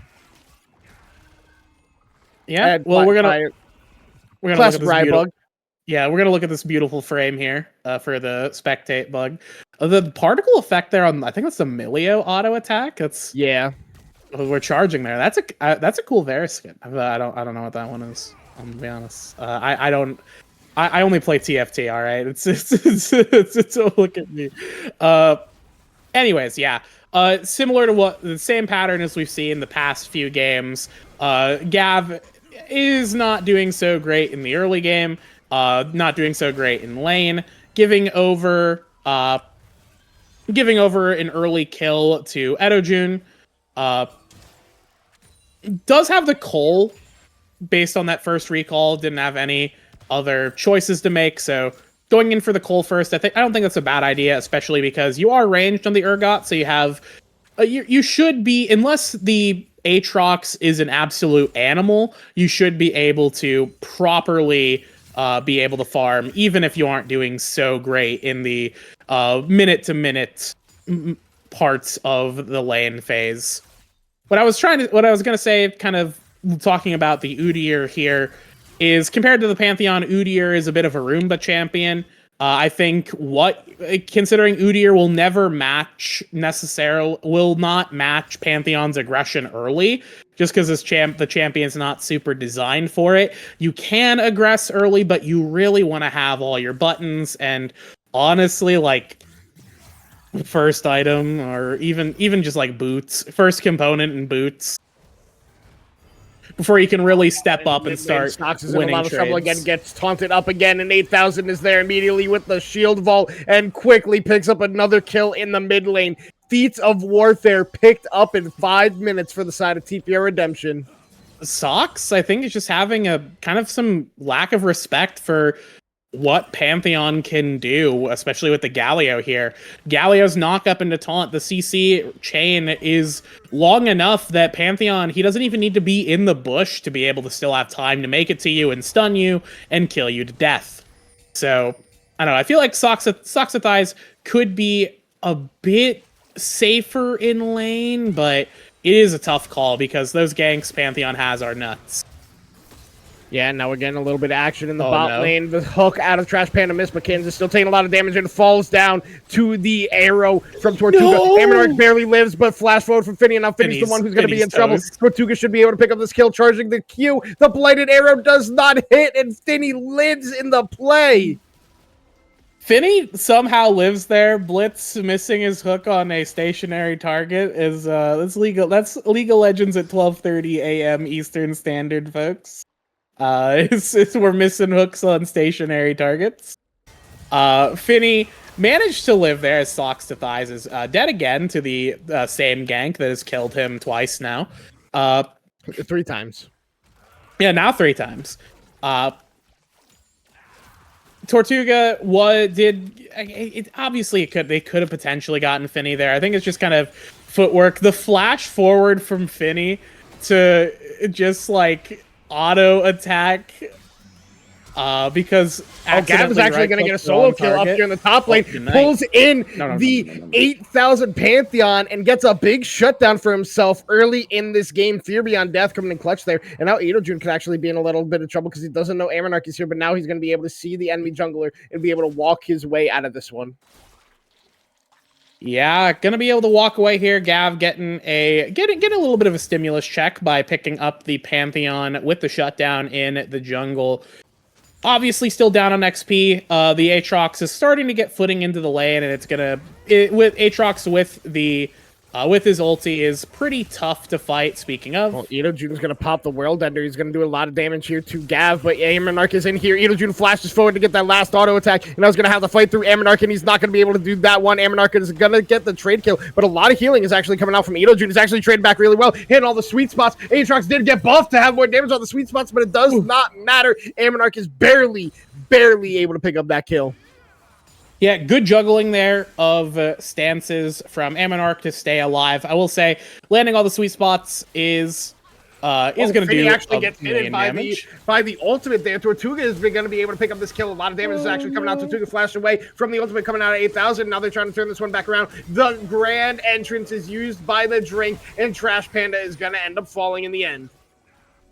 Yeah, the Skyfall is grand right there. And the entrance is heroic from Galio, as they will be able to sort of revenge Finny, who ends up dying there. Oh, and Ash. Flare was flying up here. It's not going to hit on the Ammonarch, but Ammonarch does get pulled back in. But, June is not going to be able to follow that one out with Gav Dougie Fresh following up on this one. They get one grub on the side of Conduit Flux.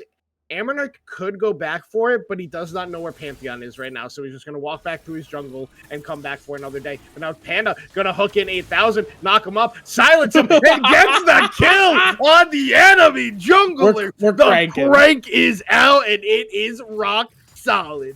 The Crankler is here. It's a Crank Jungle. It's so back, boys. We're so back.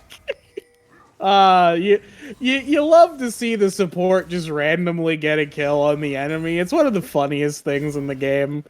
Especially when it's like a tank support, just finding a kill randomly. Absolutely beautiful stuff. What's not beautiful is that the drink does not care at all about what Socks to Thighs has to say about anything in this game. Just walking at the Brand here, taking your entire HP bar, but like, who cares? Brand's at no mana now, has to reset once again, and you will heal up kind of slowly, but you will still heal up. We have finished the Hollowed Radiance on the drink there. Very good item for the Galio, especially for this particular lane here. So, currently we are looking at the Drake is up. First round of grubs was fully secured by Conduit just a short little while ago. So I suppose the only thing that is left for our teams here is to look at this first Drake. It looks like Conduit has good footing into the pit right now. We'll see how that pans out. They are going to get the Scuttle Crab here. I would imagine the pings are coming down. They're question mark pinging it, so they know that something's happening in the river. Going onto the drink right now. He's stunned up, and Enchanted Crystal Arrow flies out, but it does not hit at all. A lot of damage is done onto the drink. He is actually burning from the Brand passive, but Tortuga actually does not get it out. The ultimate hits on two Kittens. Kittens is silenced up. He's not going to be able to get his way out of this one. Tortuga on a killing spree already, thanks to that Chains of Corruption. Now Gav is actually in a whole lot of trouble in the top lane. Hits the Fear Beyond Death. Is actually getting a lot of damage on Ito June. He's not able to pick up the kill with the Fear Beyond Death, but the turret shots are able to get his revenge on the enemy top laner. A massive slow comes out when he hit that ultimate out of the Urgot. He was able to use that to his advantage, but now the drink is TPing back in. It looks like they want to fight this one, but they are not in position to be able to. So first Dragon goes over to the side of Conduit, as well as the first set of grubs. They only need one more neutral for that feat of monster slaying, and then once again, it comes down to whoever picks up the first turret. But now Finny's in trouble. Flash hook out of Panda does not hit. He has enough mana for the knockup. He hits it, but Tortuga is a little too far away to get any damage back on. Finny's actually doing a whole lot of damage to Trash Panda, and this is what I was talking about with this champion. Why does he have a self-slow when Ash already slows him enough, and there's no mana on either of them? Finny, with the Milio in his back pocket, is getting a whole lot of damage out. He flashes forward with the full stack Lethal Tempo. He's trying to trade this back. Cleanse and Breath of Life is used, but Tortuga is quickly able to pick that one up with the half of Trash Panda securing that one. Now Kids is going to try to fight his way out of this one, but Warm Tugs is only going to do so much. Trash Panda now has to walk away. Super Mega Fire Kick has landed onto him. He's so low. The auto attack does not get it. Kids flashes forward. The auto and the airy subportal combat. Kittens revenges his 80 carry and kills Trash Panda solo because there was no assist there out of Finny. That, I think, is the saddest part, is that the kill is that Finny doesn't get any credit for that one. No assist credit there. It's all money in Kittens' pocket there for that's true supportal combat right there. As Tortuga is playing with fire, perhaps. Not super afraid of the Milio. Does just need to land one good arrow, but I mean, we cleanse the Milio slow. We cleanse the Milio like dodgeball. It's a lot of damage coming out of the top lane, and the Grand Entrance is there. Does not matter. Ammonarch is already going to fall, and Gav is swift to follow. 2 quick kills picked up in the jungle with a nice use of that ultimate by the drink. It's really hard to escape Ito June and 8,000 when they got that CC layer combo, and then he throw the bouncy castle ultimate of the Galio Grand Entrance on top, but you are not going to be going anywhere anytime soon. Yeah, that's the power. Again, Galio and Pantheon have a lot of synergy in terms of getting things done in the early to mid game. because the Grand Skyfall heroic entrance is an insane amount of map movement that you can just apply.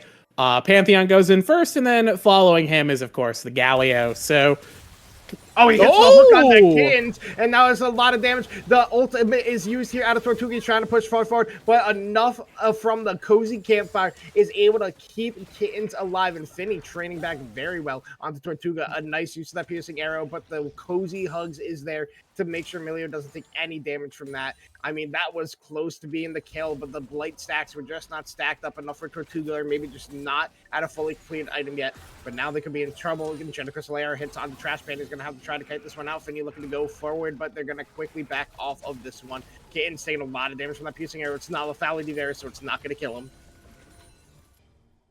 Yeah, this is going to be the... It's interesting that you point that out. This is an attack speed Varus, this game. Not the big one-shot piercing arrow. My grandma disowned me for this kind of Varus build. Edo Jun and Amonarch is quick to follow. They're trying to run in onto this one, but Edo Jun's just going to be able to walk away. Edo Jun walking away from that one. Doesn't want the smoke of two players. One gamer is fine. Two gamers maybe a bit much, as Soxathize is actually doing quite a bit of damage. A lot of damage, and now the Trash Panda is here. They're going to look to turn this one. Drink is ignited and then tries to Justice Punch his way out of this one, but he's not going to be able to because Trash Panda was blocking him up, stunned up. Trash Panda picks up another kill for himself, not letting Soxathize get any goals in this game. Yeah, I mean, Brand is a support, folks. Blitzcrank is the carry, boys and girls. That's the crazy thing, is that Brand's actually a support champion, so this is all fine. This is all good and legal. What's happening right here? I mean, Soxathize, you absolutely, considering the hole that Soxathize is losing that kill feels bad. It feels very, very bad. No good, but you're A-okay because you do at least alleviate some pressure in lane, and you punish the Drink, who is playing with kind of reckless abandon here, not really super afraid of the Brand pick. Meanwhile, the Roomba that is Udyr is continuing to farm. He flashed away, doesn't have cleanse, and Jenna Crystal Air lands onto him. He's trying to kite this one out, but it's not going to be possible. 8,000 going to be able to pick up that kill. Now Trash Panda has to run for the hills. Tortuga is here. He gets a stun on the 8,000. A lot of damage coming out, but he does not have access to that power right now. But a nice hook out of Trash Panda brings Finny back in, but the ultimate is there for Galio. Panda tries to run forward into it, but gets knocked up, taunted by the Drink, and now they can still look to turn this. Panda hits another hook. It could be impactful here if he hits it on the Finny. But Finny is able to get away from this one. Close, but no cigar. And now Dragon is going to be the next objective to be looked for. The feats of monster slaying were already picked up, and quickly they break the first turret in mid lane. They say Amonarch immediately summoning the Herald, so that is the feats of strength over the Conduit Flux in this game number 5, and now Amonarch has to run for the hills. Edo Jun does get one knockup, but it does not matter. Amonarch is away. Yeah, honestly, Amonarch getting a pretty nice trade for themselves. The bot lane situation there was not great. 8,000, again, doing really well, just being very punishing on this Pantheon here, finding every opportunity. I think Trash Panda did as best as they could to try and fight that one out. Got a good hook onto Finny, but the heroic entrance from Galio, that shield is deceptive. The shield and resistances you get are deceptively powerful. Speaking of, Galio has recalled. He disappeared. He's going to be coming back, though. We do have the TP up for the Galio. It looks like the Drake's going to be started. Only two gamers here, though. TPO is looking to fight this one, and 8,000 is pulled back in. He's stunned up. He's not going to be able to get out of this one. He's going to end up falling down longer. It's taken actually quite a long time, and he actually lives. Trashman is actually the one to fall, and now the rest of Conduit Flux's run for the hills. Tortuga is the focus. He hits the Chain of Corruptions onto him. Gav gets a solo kill on the backside onto Finny, but now Edo Jun flash forward, gets another knockup. That's 2 kills. Justice Punch in. Sox is in trouble. Tortuga is trying to kite this one out with his mid laner as Gav is just going, guys, good luck. I'm running to the mid lane. Sox is going to go down to Edo Jun. That's a triple kill for this Aatrox. Tortuga has no mana. The Dragon might have gone Conduit Flux's way, but the team fight went in favor of TPO Redemption. Yeah, TPO Redemption is assembling the raid boss Aatrox right here. Edo Jun really showing off, putting on a clinic right now in this particular game, at least in that fight. Did so much there. Obviously good for Conduit. They are able to still get the Drake, which puts them in a decent spot to potentially find an early Ocean, is it Is it really Ocean? Is this No, real it's Ocean? not. I'm trying to see. It's Hextech. Hextech. You know, maybe next season we'll get the icons fixed in Spectate client. Maybe next time. Maybe Riot will fix it eventually, perhaps. No, Ryan doesn't care about spectator games. Yeah. Yep. So this is getting an early Hextech soul is certainly not a bad thing, but I think it's going to be pretty difficult. Kittens has a flash away from the Fear Beyond Death because that would have written the end of this small little Extalian boy of Milio. But Gav doing a good job to play that one out. But now he could be in a little bit of trouble. Drink is still up here. The ultimate is available to 8,000. But in the meantime, Conduit is pushing in the mid lane. It looks like they're going to be looking to make a play with that Grand Starfall in the mid lane. All right, Junior's TPing in the chance of Crystal Era hits only on to the Trash Panda, blocking it for Tortuga. Grand Starfall is now being channeled and put into the backline, but Ammonarch is right there immediately. But the Grand Entrance is also on top. Ammonarch is going to be knocked up. Sox also gets knocked up in the backside. Tortuga hit the Chains of Corruption, but it does not matter. That is a double kill for June on this Aatrox. And like you said, this is now the raid boss. June is a huge threat there. And once again, the combo of the Grand Starfall into Heroic Entrance is allowing TPO to just play very recklessly and take fights from any angle. They can engage from so many different positions, especially with add on the Ashe as well. Their global presence, you can be A-okay on your own, and then suddenly your entire life force is vanishing before your eyes. And I think that's beautiful, personally. TPO is some of the very, very interesting composition to try and make it work. But yeah, I think one of the big things we're kind of seeing play out here is the brand mid is doing negative damage right now. We have finished the Rylai's, and I know that brand mid is very much sort of like a sustained damage mage bruiser kind of situation, but unlike what we've seen in the earlier games with like the Swain or the Vladimir, it's similar, I guess, maybe similar to them. If you fall behind, you are extremely useless, even more so for Brand. He's going to be in a whole lot of trouble here, but he's going to be able to walk this one away. But it looks like a dive is starting to be built up here for TPO Redemption. We see the drink behind them. Tortuga's in mid lane. Ammonarch is farming his wolves right now. There's a minute. Oh no, Finny's actually the one in trouble. Enchanted Crystal does hit on the Sox, but he's bouncing that Pyroclasm around. Gets another stun. Finny has the Ranger's focus stacked up. He's trying to trade on the Sox, but Sox is able to pick up a crucial kill there. And now Trash Panda and Sox are the ones in trouble. We see Panda flash away on the minimap, and TP is being channeled right now out of Sox to be able to get out of this one. They could look to re-engage. Panda wants to hit a hook, but he's not going to go for it right now. Tortuga has made his way down here. The Drink and 8,000 are still looking for it. Sox using the TP to get from the bottom bush of bot lane to the bot lane outer turret. And hey, good on him. He would have been dead otherwise. Would call a smart usage of the TP. Trash Panda and Tortuga could be in trouble. They hook in 8,000. 8,000 just punches forward. He's going to get a taunt on the turret, but now a lot of damage is going on to him. Tortuga is able to pick this one, and now Ammonarch and Tortuga can look to continue to press forward. They stun up 8,000. Tortuga is trying to fire, but he's only hitting minis right now, so Ammonarch is the only one doing damage. He's getting a lot down onto 8,000, but now the healing is coming out from Emilio. They're getting this one carried away. 8,000 actually flashes backwards because Sox has made his way back in, so now they can look to continue to put on more pressure if they do so choose to feel that way, but 8,000 is not going to look for it. Idojun picks up a turret in the top lane in the meantime, and all we're getting in the bot lane is a death on the Trash Panda and one onto the enemy mid laner. Yeah, so despite that fight going on for a very long time, it is only going to be a 1-for-1 there.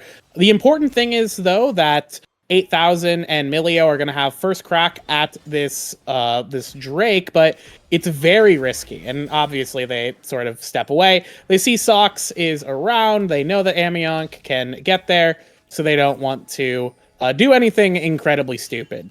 Hawkshot goes out, so now TPO can actually walk in and get the...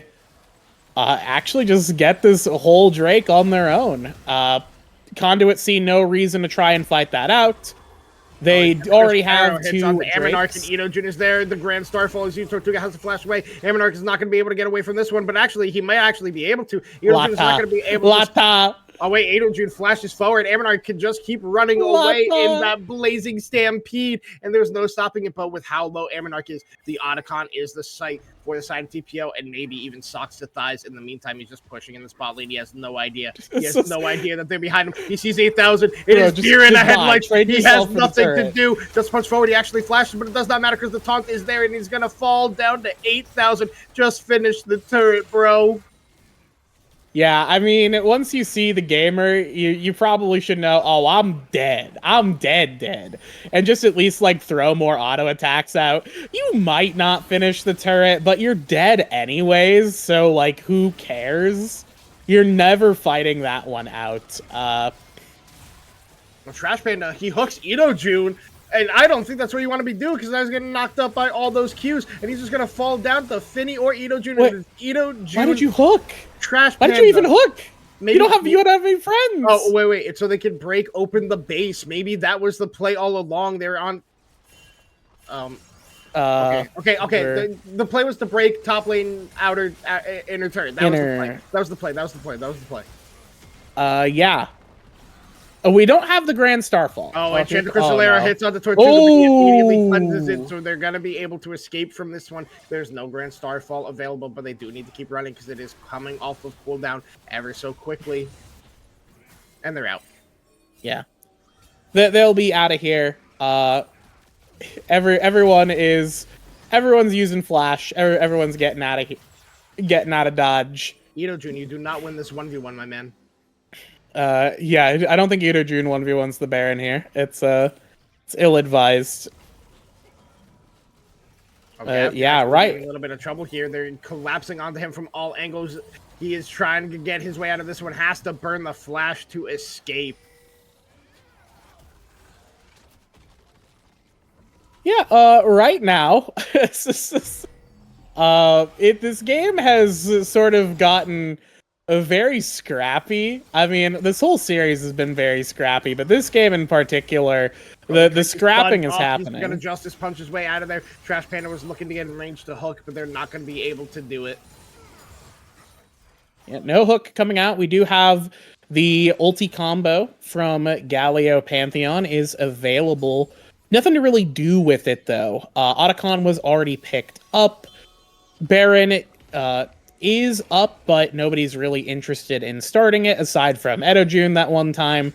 Oh, hook doesn't land. Yeah, But hook going on the drink was the focus, but the ultra mega fire kick from Kitten stops Gav from being able to disdain him back into his team. All right, so I'm gonna wait a moment here to see if a fight breaks out. Ammonarch won the smite battle. He won the smite battle. He stole the raptors. His own What we call a raptor. Victory. He stole his own raptor away from the enemy team. That's a win. Speaking of victory, it is now past 25 minutes, and I would like to reveal the team I wrote down. Are you sure to win this game? Are you sure you might jinx him? So my prediction going into this game, because I did not have team bias, but I do have champion bias. I love Udyr.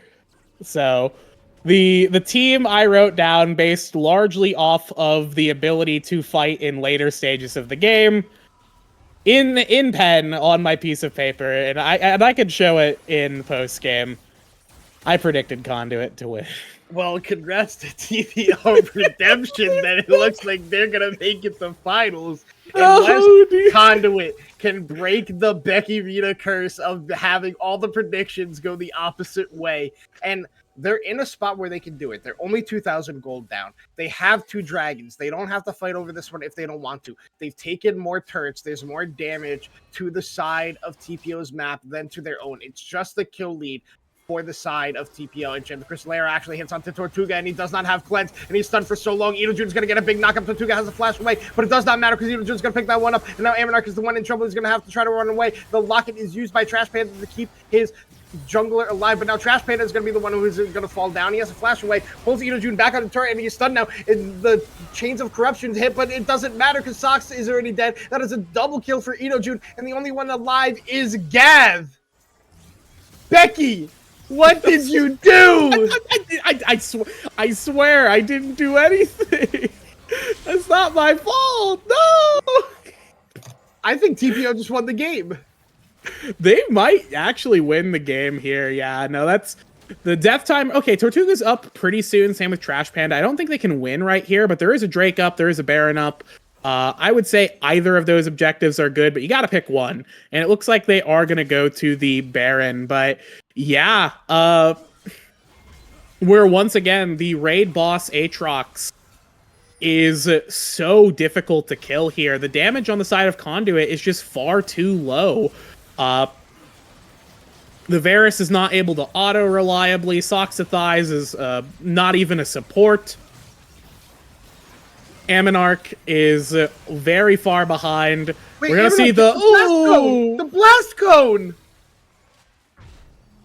Yeah, wait, huh? You had vision of the Baron. You knew the HP. You could have blast coned over and smite stolen it. Yeah, and that was a horrendous smite. So that could have been very easily stolen. No, he was saving it for Dragon Soul point that was uncontested. Look, he's playing on McDonald's Wi-Fi. Okay, we're playing on like Hilton Hotel Wi-Fi. McDonald's is closed. He's probably at like 7-Eleven or something at this point.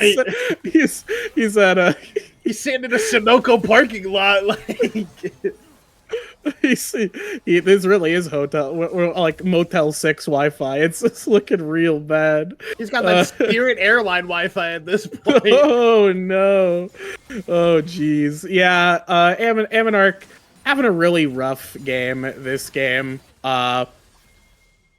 I will say, as an Udyr aficionado, he's obviously Udyr's had better patches. He's had better days. He's not a bad champion, but there are so many better champions than him right now. And one of his big weaknesses is that if you aren't able to snowball early on, your damage is super lackluster, and you also don't have items to really. You have to kind of. You're forced to just continue speccing into tank. Which you want to do anyways, but if you don't utilize your early damage, your damage falls off a cliff pretty easily. So, unfortunately, the Udyr is a non-factor damage-wise, is fairly tanky, but that only matters so much when Aatrox kills your entire team instantly. And I feel like the brand pick here has really not panned out. Into these big MR champions, Brand does struggle, and yeah, one of those is in fact the Galio. The TPO came into this game with a very excellent game plan in terms of how they wanted to draft, responding to some of these picks that Conduit had. And even though, like, theoretically, considering they are speccing into the attack speed Varus, that does have a high ceiling in the later stages of the game, it's not that much higher than Ashe, to be quite honest. So, I don't know. The inhibs are being cracked, turrets are being cracked, Taupe is fleeting, 10,000 gold up is TPO, and the legacy of Conduit is falling. It's going to be a fight here. It's going to be the game called here. Jr. already gets one kill. The ult from the drink is used. Tortuga's knocked up. And Tortuga and Sox all going to be taunted in the bot side. 8,000 picks up that one. Jr. picks up a double kill. A double kill for 8,000. It's Ammonarch against the world, and it does not matter. TPO Redemption ruins the Conduit franchise run that they've had over this league and mark their ticket to a finals date versus the best team in BOL Plat in Monkeys Knights. Let me see. My lighting's bad, but here it is. Look at what you did, Becky. Look at what Becky. This is on you. This is on you. This is on you. I take no responsibility for this. If you loved Udyr, you should have voted for TPO. You know how this goes. Look. Just because I have a famously low prediction rate in draft, and now I'm at a 0% for the night, which is incredible stuff. This is one of the man, really great series though. Both teams, I feel like were really close in competition, and this is the only game that really felt like a total blowout. Honestly, The other games, the first two games, it felt like Conduit were strong early and then fell off in the later stages. And then once we got into games 3 and 4, Conduit were able, TPO tried their best to fight, but Conduit were able to keep their lead and win the game. In this one, TPO got a lead, and there was no hope from there because the champions on Conduit's roster could not accomplish anything from behind, which is unfortunate. And Edo June, of course, I think is the big winner here in this game 5. Decided to lean forward in the chair and lock it in. Yeah, It's, and I mean, crazy stuff. It was a good run for Conduit Flux. Congrats for them for making it this far. Sadly, the org will not make its 5th straight finals appearance. Sadly, I believe this is the end of the Trash Panda era as well. I wish him well in retirement. My old bot lane duo, my old 80 carry. Hey, man, I love you, man. Good luck with being retired for a second time. Hopefully you don't get called up to the big leagues again. But, Becky, I was going to ask you the question of who you think MVP of the series was, and it seems that Shivam has already decided that it is Edo June. Do you agree? Yeah, I think aside from game 3, which was, I think, just kind of funny, was it game 3? Was that the one where we had the Darius incident? That was game 4. That was game 4. Aside from the Darius incident, no, it was game 3. He was game 4 Kasante. It was game 3. You're right, I'm wrong. Aside from the Darius incident, I think Edo June had total control over the top lane, and being able to fully negate a single player for an entire series, it's impressive. There really wasn't any situation where I think it's commendable to Gav that they were able to stay in the game despite some of those deficits, especially like on the Ornn game where they were straight up like 100 CS down and still being able to fight it out. I thought that was very commendable from them. But otherwise, I feel like other than Edojin,